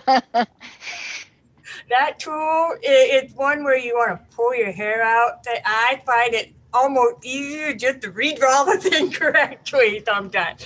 But, you know, and often what I'll do, instead of actually puppet warping, I'll cut his arm off and then like reposition it this way and then draw it back in together the way it's supposed to be. That's actually easier than the puppet warp sometimes. But, you know, it's good for some things, especially if it's not like something like, if it's like a stick and you need to bend it, puppet work great. But if it's like an arm, it's so easy to make it look like it doesn't quite match. You know, it like you made it look like spaghetti type thing. All right, so blending edges, we use the mixing brush, and then we also use brush on the different blending modes to add that stuff like that, so it doesn't look like he's a sticker. We did highlight and shading. That's about pretty much 90% of what I do is highlighting and shading. But that's kind of what makes it look. And the brush that I use makes it look like it is painted because of all the texture and stuff like that is occurring during the highlighting and shading part. And then overall toning and color styling. So we use levels, layer maps, hue saturation layers, and plugins, and so on. That's all the options. So we covered everything there. I just want to double check. Somebody said they have a question. You have two items you want to composite, and they have opposite direction of light. Can you totally flip the light direction? Yes, you can, without flipping the item. Let's do that. Let's find something to put right here.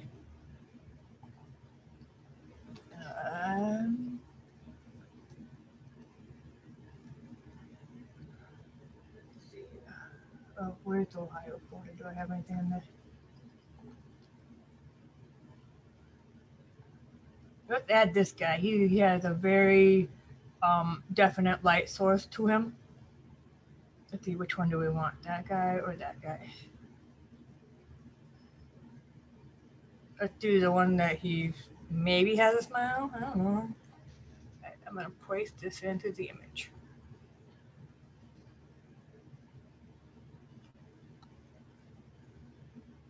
Yeah, and I'm just going to drop the exposure on him just a little bit. That way I'm not having to redraw the parts. I'm going to have to a little bit right there where you lost all the detail on his foot. And I'm going to hit OK.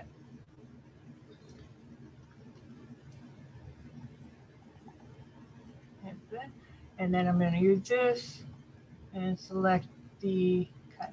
I got so sad watching the coyote because all we do is pace back and forth. I don't like coyotes because they scare me. We get them in our backyard too often, and they can be vicious. But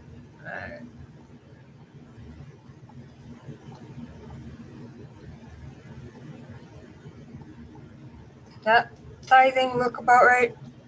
I think so. All right. So this is going to show you how I do the thing with the feathers too. With the get rid of that and my tail. 800 new.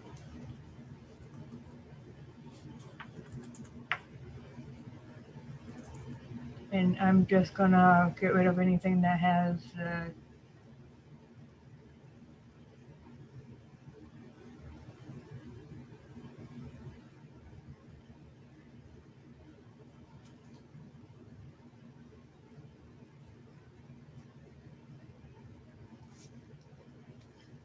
just to be easier, I'm gonna kind of shove him down here. I know he's kind of out of the picture, but he'll be hidden by the rock then. Right.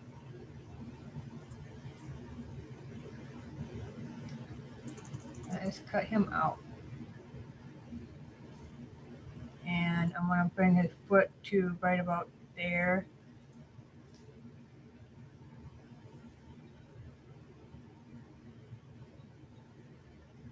And cut out that.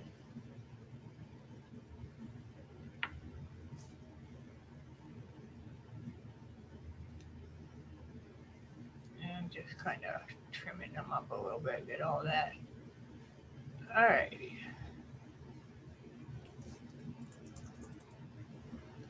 Get him out of there. Okay, so there we go. All right, so we've got him but obviously he's incredibly bright and the lighting is coming from more this way rather than, kind of up over here. And then we should have some like rim lighting back in here. And this should be much, much darker to kind of match what Evan does. And this should be here should be darker. So let's work on getting him to match this way. The first thing I want to do, since I have my mask where I want it, I'm just going to go ahead and apply. Well, first thing I have to do is to make it a rasterized layer and apply the layer mask.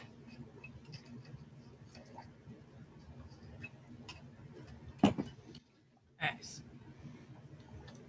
I'm going to go ahead and duplicate this and turn this one off just so that you can see what we're doing here. So now, nice. So I'm going to go ahead and lock the layer. And I'm going to select this color right here. You can do it if it's going to be a big stretch. You might find it easier to try to use curves or levels and then mask that off. There's a difference. You ever see up here where it says opacity and flow? There's a difference between opacity and flow. What that is, okay, we'll show you. Opacity. If I turn my opacity to 20% and I am not lifting up my brush, and then I'm going back over this, it is not adding to it. I have not lifted my pen up off of my tablet. I'm still going. It's only 20% and that's all it's going to allow.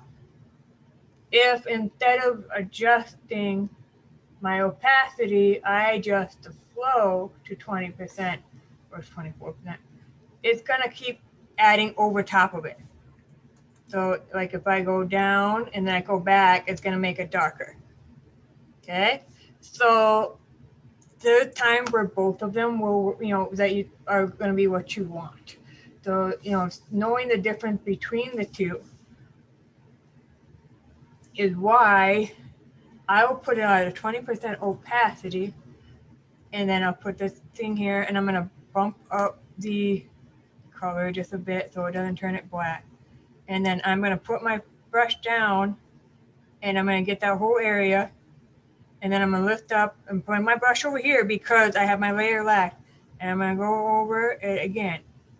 And I keep doing that over and over again because it is not building up on it. It is simply going to keep, it's just going to put a new layer on it each time.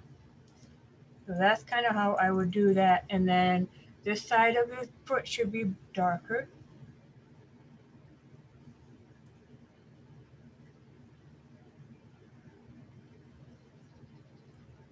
Oh, I had it on normal. That's why I was being all weird. Like, let's try that again. Layer lock, multiply mode. There we go. I'm wondering why that little piece there was not darkening. And I just keep going. What I'm doing is I'm trying to make this and this about the same shape. And I know that when I get to this spot, it's going to make those little lines there, but that's fine. I'll fix that. And then I'm going to go ahead and do this dark shadow right here to match Evan. I'm looking at Evan here because that's what we want. We want that guy to match kind of Evan with where he is darker and kind of same thing with what's right here. I haven't lifted up my tablet yet, my pen yet, so I'm going to go over this again without making it even more dark. Okay, so right here, I'm going to get this part more. And get this part more. And then this is exactly how you just keep going at it. And sometimes if you start seeing that it's looking splotchy, then what you can do, I find that way a little bit faster for me sometimes, but you can go ahead and start doing it this way, where you just darken it this way, and then put your mask back on and link that so that it's only affecting that layer, and then start going,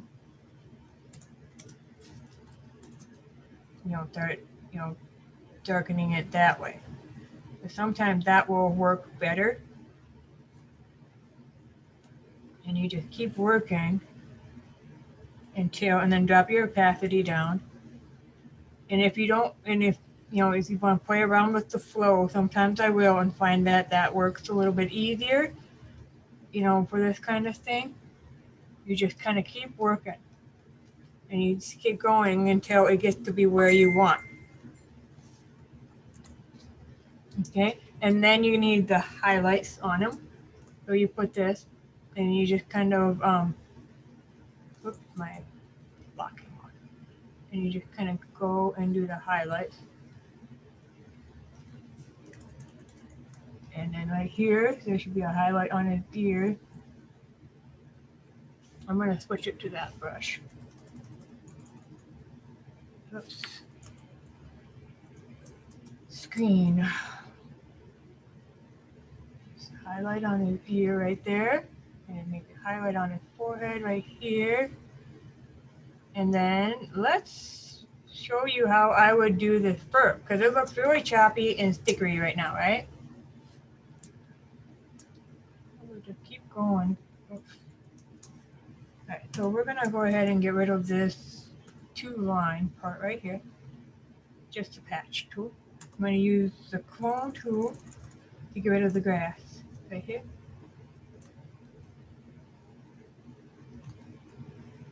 And let's drop this down.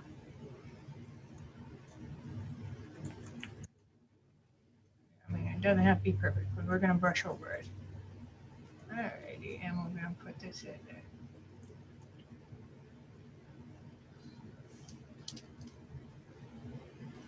I have my eraser, and I'm just going to erase.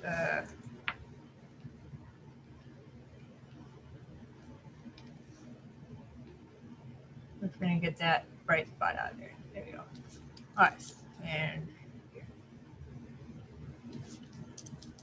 So now he's got a lot of highlights and a lot of shadows right in here. And another way we can kind of start working that and switching that around would be to start playing into those and adding more detail and getting the edges. This brush, let's see how this one works.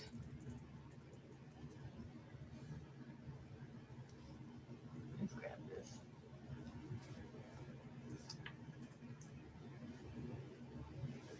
Is that one of your brushes? Yeah, and I'm going to show you exactly what it is here. I just want to see if this is the one I want to use or not.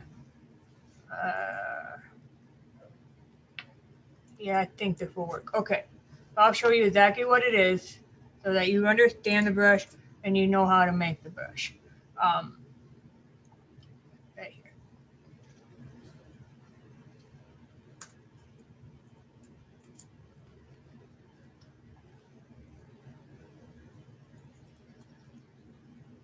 Okay, so what I did, I made this brush when I was doing some raccoons. There's an image on TriCreate that has 2 girls and a bunch of raccoons. So I kind of looked at their fur and I drew some lines based on where their fur was. And then I dragged those lines onto a separate piece of paper just like this. And I kind of tweaked them a little bit because fur, it is thicker, like even your hair. It's thicker in the base, but then at the end it kind of frays out just a little bit. Some of the, like the horsehair, you can really see that because it's thicker. But that's how hair is. So I kind of went in and erased the tip just a bit. So that's what this brush is. Okay, so then we say edit, define brush preset. Doesn't matter what you call it, because this is what you're going to throw away. Okay, now let's go back just so that we've got the right color. Oops. Let's go back and select this this one for this color and a lighter one in this color. Now, if we start brushing, that doesn't look like what we want at all, right? So we need to change our brush to look how we want it to. So we're going to go here, and the first thing we're going to do is start playing around with the spacing just a little bit. And maybe about in there, and then so then what happens? That kind of yeah, it kind of gets to where we want, you know, maybe, yeah, that might work. So then let's go ahead and look in the shape dynamics. And let's play around with the size jitter a little bit. We've got a little bit this way. And now if you want your brushes to kind of, you know, angle just a little bit, you can do that. And then also,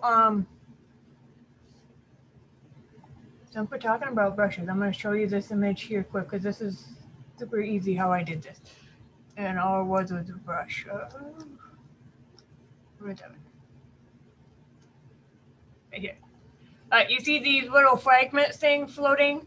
That's just a square brush, and then I jacked it way up. You know, I messed with the jitter. You know, like how this all just kind of, you know, different sizes, different colors in there. It's just a brush. That's how he did the pixelization, like he's going into the video game. All right, so we're gonna kind of play around with this just a little bit to see kind of how it goes. I just did it, you know, kind of right there. That's getting there.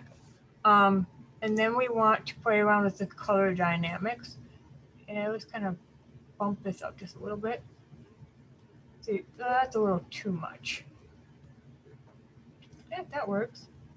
And let's go back here and we'll do initial direction so that I can put it any way I want, and rather than just going straight, I can kind of go this way. That works. Yeah. I'm just gonna go back to the wiping. And then if you're ever working in your brush, you make a line and then like 5 minutes later, it seems like your line actually starts to appear. Turn your smoothing off on your brush, because sometimes that will cause issues. Like if you all of a sudden you notice that you're really lagging, just turn it off. Yeah, it'd be just fine. There are even more. So you can do like the scattering. Like here is where I did like the squares. I made the scattering so that it kind of went this way.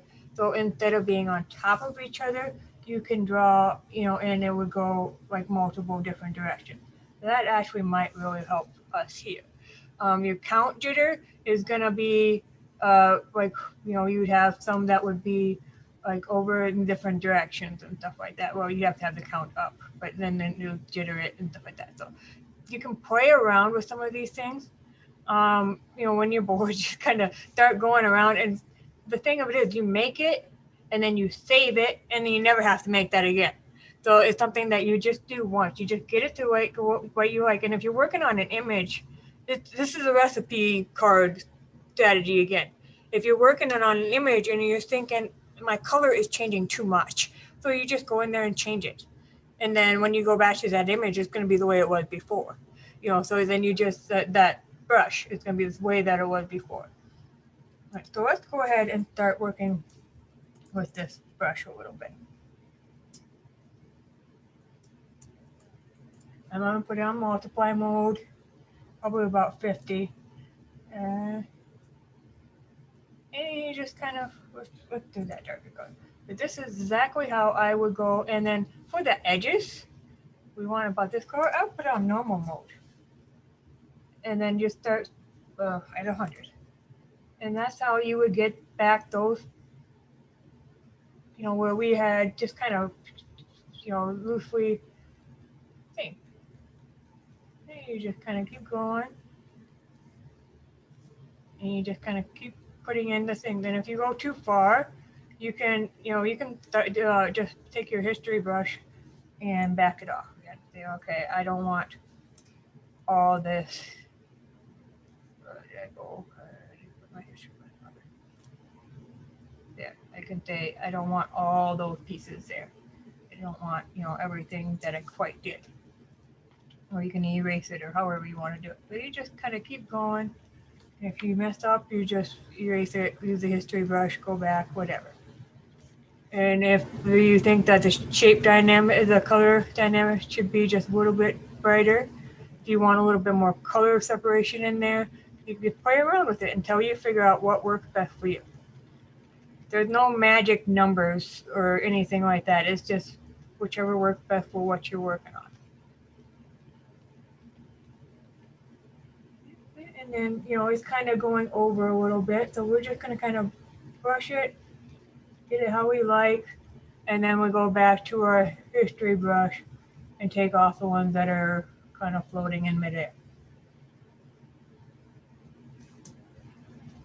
And this is how we're going to change the direction of that light, and then also work in, those extra hairs and stuff like that to make it look so that it's painted and so on. Oops. And I do think that the art brush does work a little bit better than this grit brush, but naughty doggies. All right, so, and you just kind of keep going. And over here, where we lost the detail, this is exactly how we get it back. Let's change the color to this. About 30% multiply. There we go. And poof, we've got our color back in that foot. So you see exactly how you make this brush. So you all can do it. Just, yeah. And then you just change the blending modes and you keep working on it until you get all the lighting. You multiply where it needs to be darker. You keep thinking that the lighting's coming from back there. So this here should be darker. And you just keep going. Maybe this here should be a little bit lighter. And you just keep changing the opacity and the size of the brush to make it work and make it fit. But from where we at and what we've done already, we've definitely started changing the lighting. Now, if we have any questions while I've been doing this here.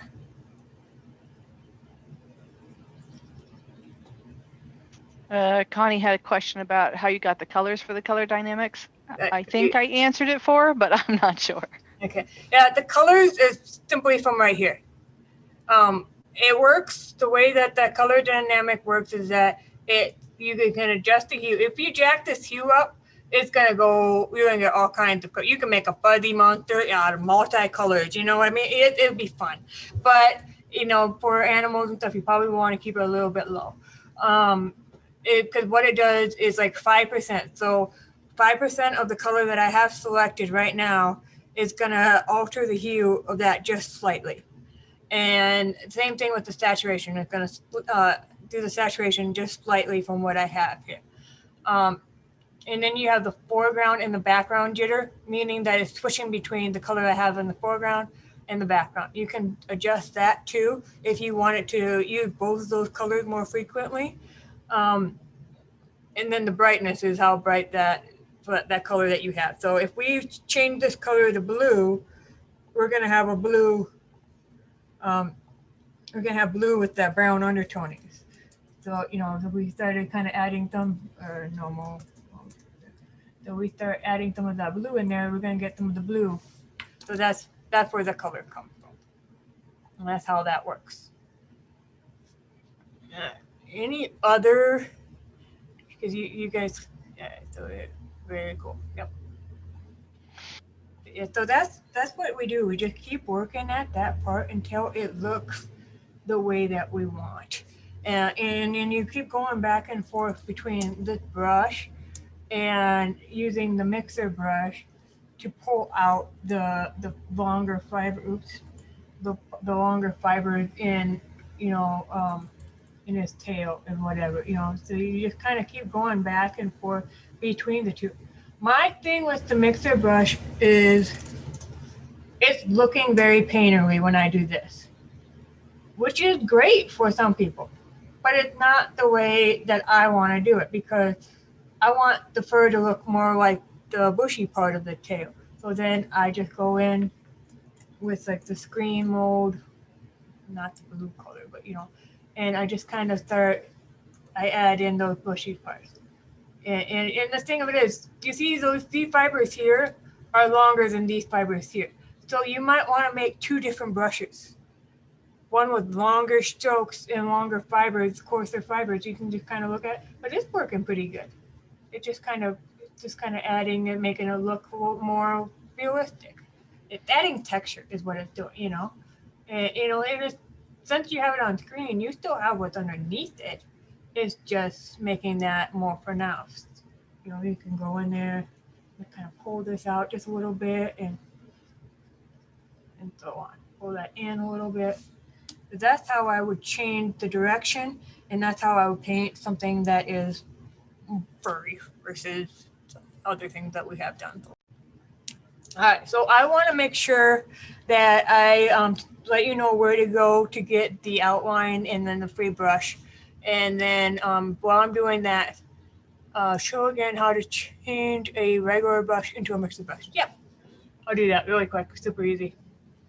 All right, so what you do is you select your mixer brush, open up your palette, and then you just simply hold down Control Alt and you click on it. You know you did it right if it turns orange. So that's how you do it. So for like this brush, I made this brush, this normal brush here, this one here, that looks like, this is the one that I'm going to give you. I'm going to give you this brush. All right, so I made this brush and it only has the black. That's all it is. It's just the one color. Okay, and then I went in, but you guys have to figure out how to do these next two things. I made it into a color dynamic with some changes, you know, probably right around something along this line. That way, when I went in and I dabbed it multiple times, there, you can see that it made a different thing. And I saved that brush as brush color or whatever it's called, charcoal brush color or whatever.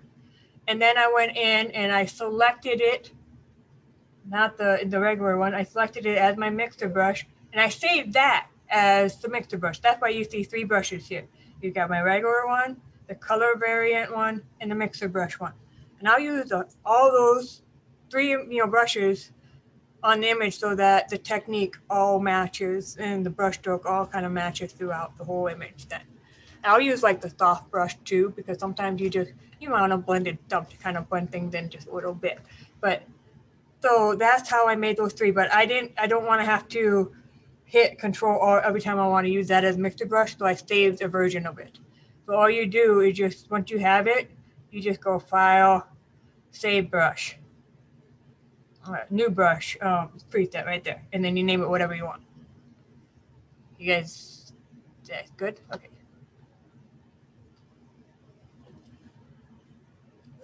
All right, so I'm going to show you where to get the free stuff, and I will put a link in the comments. Where's my website? Right there. Alrighty, my website. All right, so me and WordPress don't get along, so this part of the website is a little bit elementary, but I did the best I could. All right, so right here, this link, program assessments. If you click that, I'm gonna put this link in the chat box, and I'll put that right there. Just fill this out the best as it. I mean, it would really help me out to know how I did, but just fill it out, and then come Monday or whenever I get them, I will go ahead and send you guys the outline along with the brush so that you can play around with that and see exactly, kind of play around with it a little bit. Go over the grounding shadows again, certainly. We can certainly do that.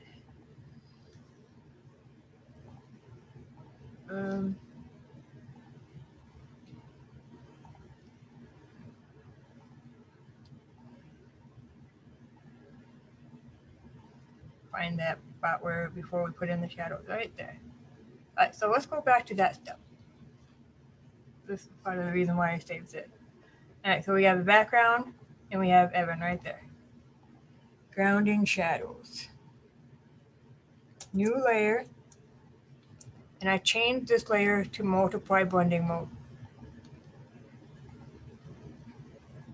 Okay, and now this is one time where I use the soft brush, not the shadows. I want them to be a little bit more softer. So I usually, and now remember, it's not black. it's more the blue. And I want to kind of up the saturation of that blue. And now I want to make sure, probably third around like 20%. And I want to just kind of keep adding in the shadows as far as I think they would go. So we'll just kind of go right in here. And maybe 30%. And we're just kind of making that leg how it comes out. And we're just kind of pulling this. The same thing with this little stick thing. We just kind of pull that. And we just kind of keep working on it. The darker core of the subject. And then here, we're going to go ahead and put our mask. And then since it is darker towards the subject and lighter away, we just simply want to just kind of bring it down just a little bit.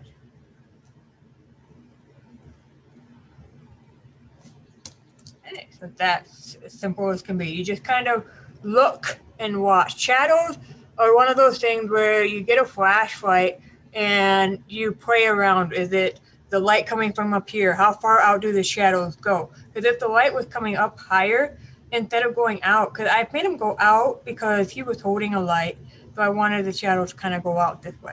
So you just look around and see what light sources it is, and you kind of match those.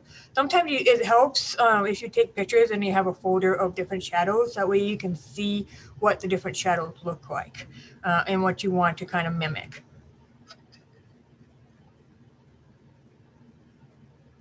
All right. We still got some time. What else do you want to know? Let's see, anything I go too fast that was kind of confusing? I mean, we covered a lot today, but taking it one step at a time, we were able to get quite a ways.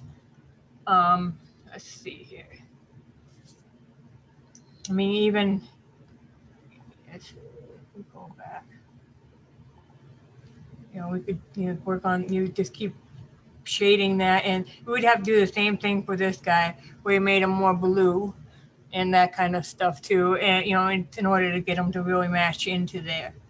It's definitely doable. It's not the easiest thing to change the direction completely, but it's definitely doable. I think I've done that on, I did that on pretty much all of these images. You guys want to see how I do that? That's really fun and easy. Should we do that? Yes. Make the audience. Let's find that. I love this piece. I remember seeing it in the print competition. See if I can find. It's crowded right here. Okay. So these birds were not very good. They were the ones where they looked the wrong direction. All right. Okay, so I'm going to show you. Let's just kind of take off a couple of these birds so you can see where I said. All right, so this is where I was at that point when I started adding in the animals. So what I did, all right, so there's the bird, and I masked him out, right? I got the feathers the way I wanted, and I actually, I kind of made new feathers. I just kind of made the bird look the way I wanted him to. Added some feathers up there, and then I went and double-clicked on this. I'm gonna go ahead. Right, so I double-clicked on this. Here's the layer styles, and I added a color overlay and made them black. Okay, that's what silhouettes are, right? They're black. And then since the light kind of comes at you a little bit, I added not that one, the inner glow, just to kind of start to get it to where I wanted. And what that is, you just simply change your blending mode to normal and select the color, which is right there. So therefore, you went from bird that way to bird this way. And then you just, isn't that like the easiest thing? And that's how you make, yeah. How I make your light rays, sure, that's really simple. All right, so then the same thing with these birds. Then here's the thing, once you do it once, all you do is you say, copy layer style,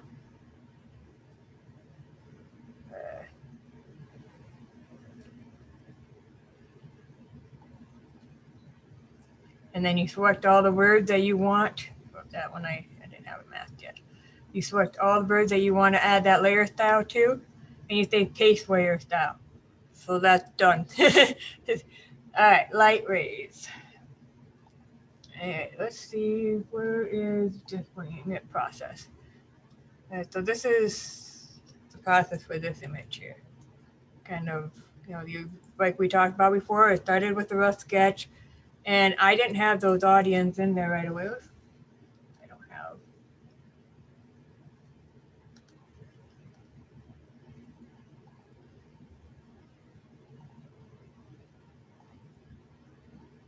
Sure, I don't click on the wrong ear. Cranky, no, that's Cranky Bird. Buzzard's right there. Alrighty, where is just before I put in the light rays?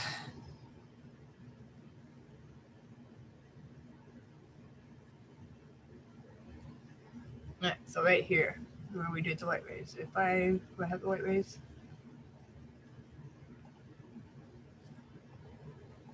Okay, so this is what the light rays are here.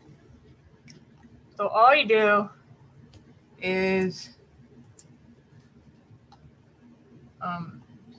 let's do 8 for the width and create. All you do is just draw some light rays.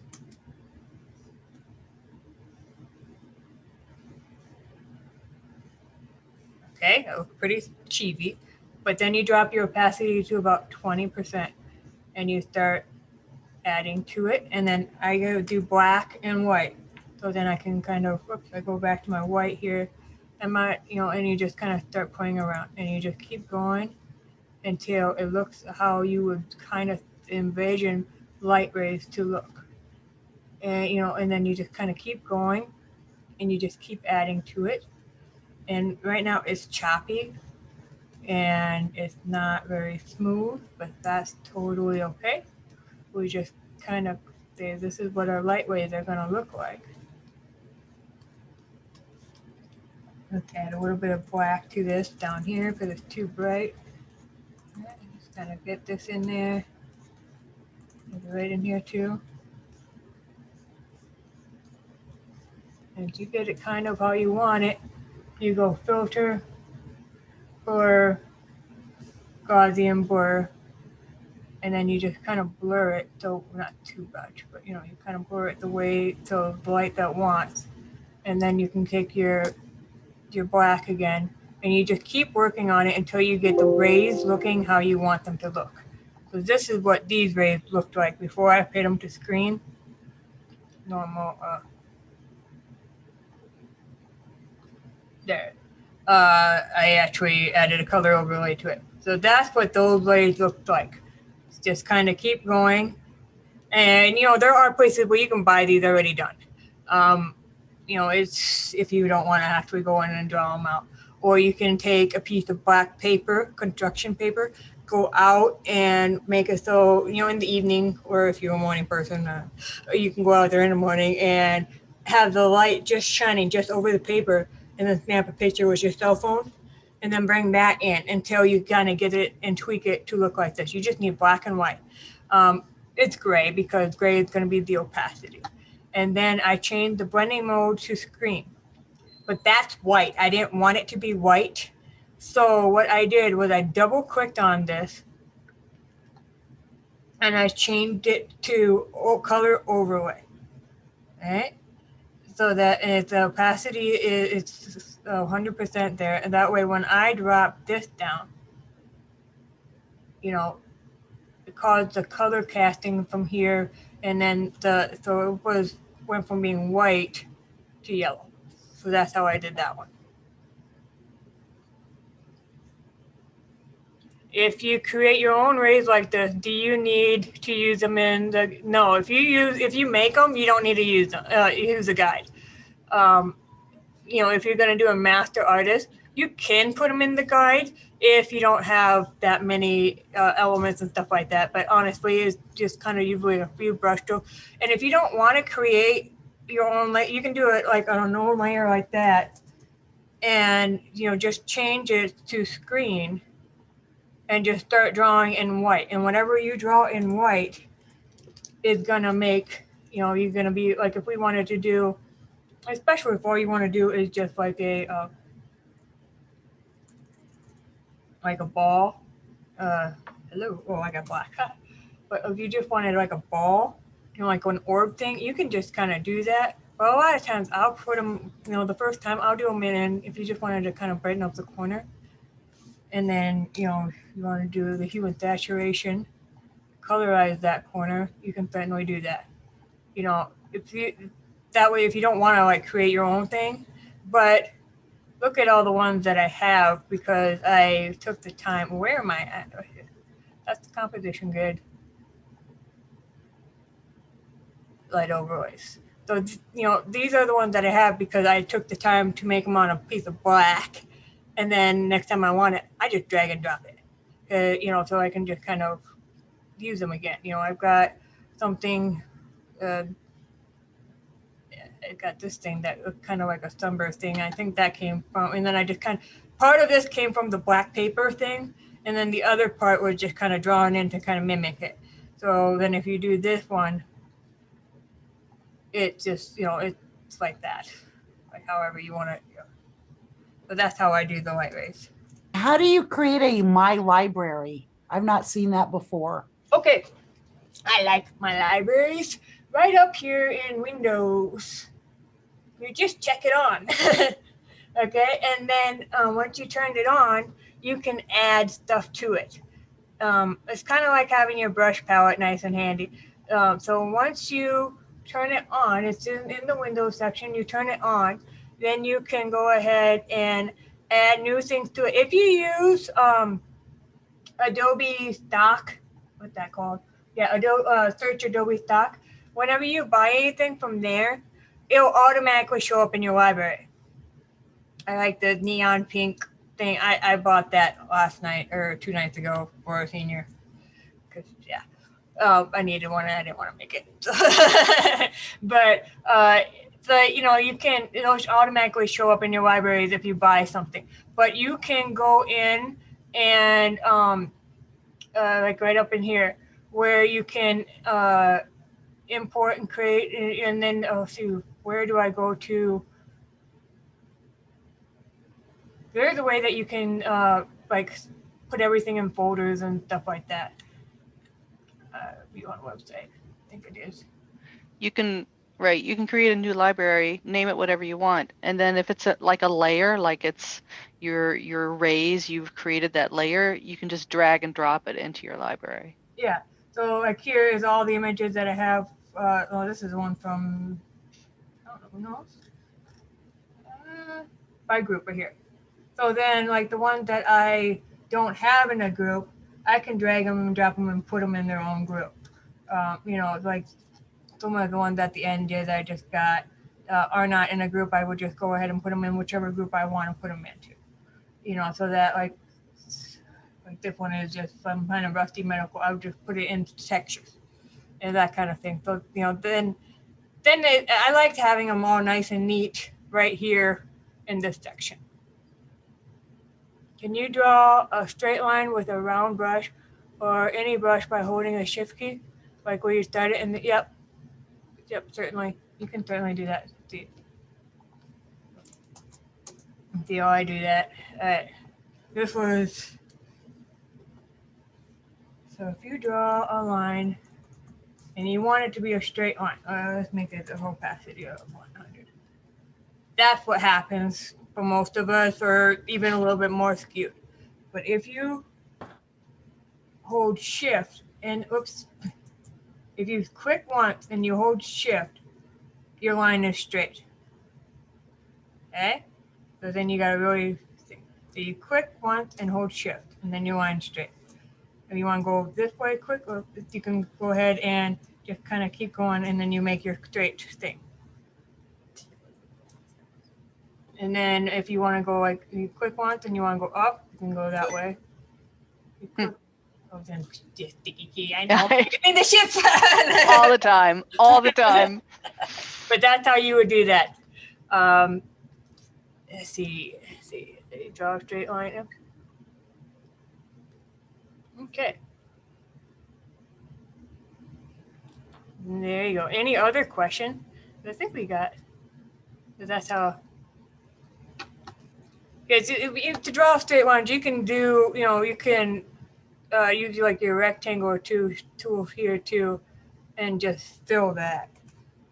If you don't, and then you can just kind of, so that's another way to, there's so many different ways that you can draw a straight line. But if you already have your pen tool and you want to do it that way, you can just hold the shift tool down. You have to click once and then you can go.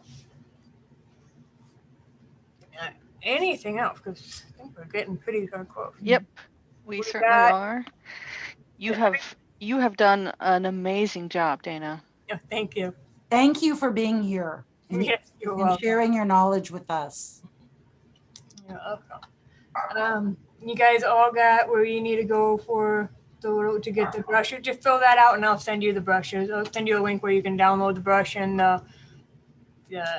I think the checklist is kind of nice because sometimes, you just kind of like to know what you need to think about sometimes. And I'll send an email out to everybody that has the link to the feedback and also that Word document. And as soon as I can get the recording done and ready, I will also include that.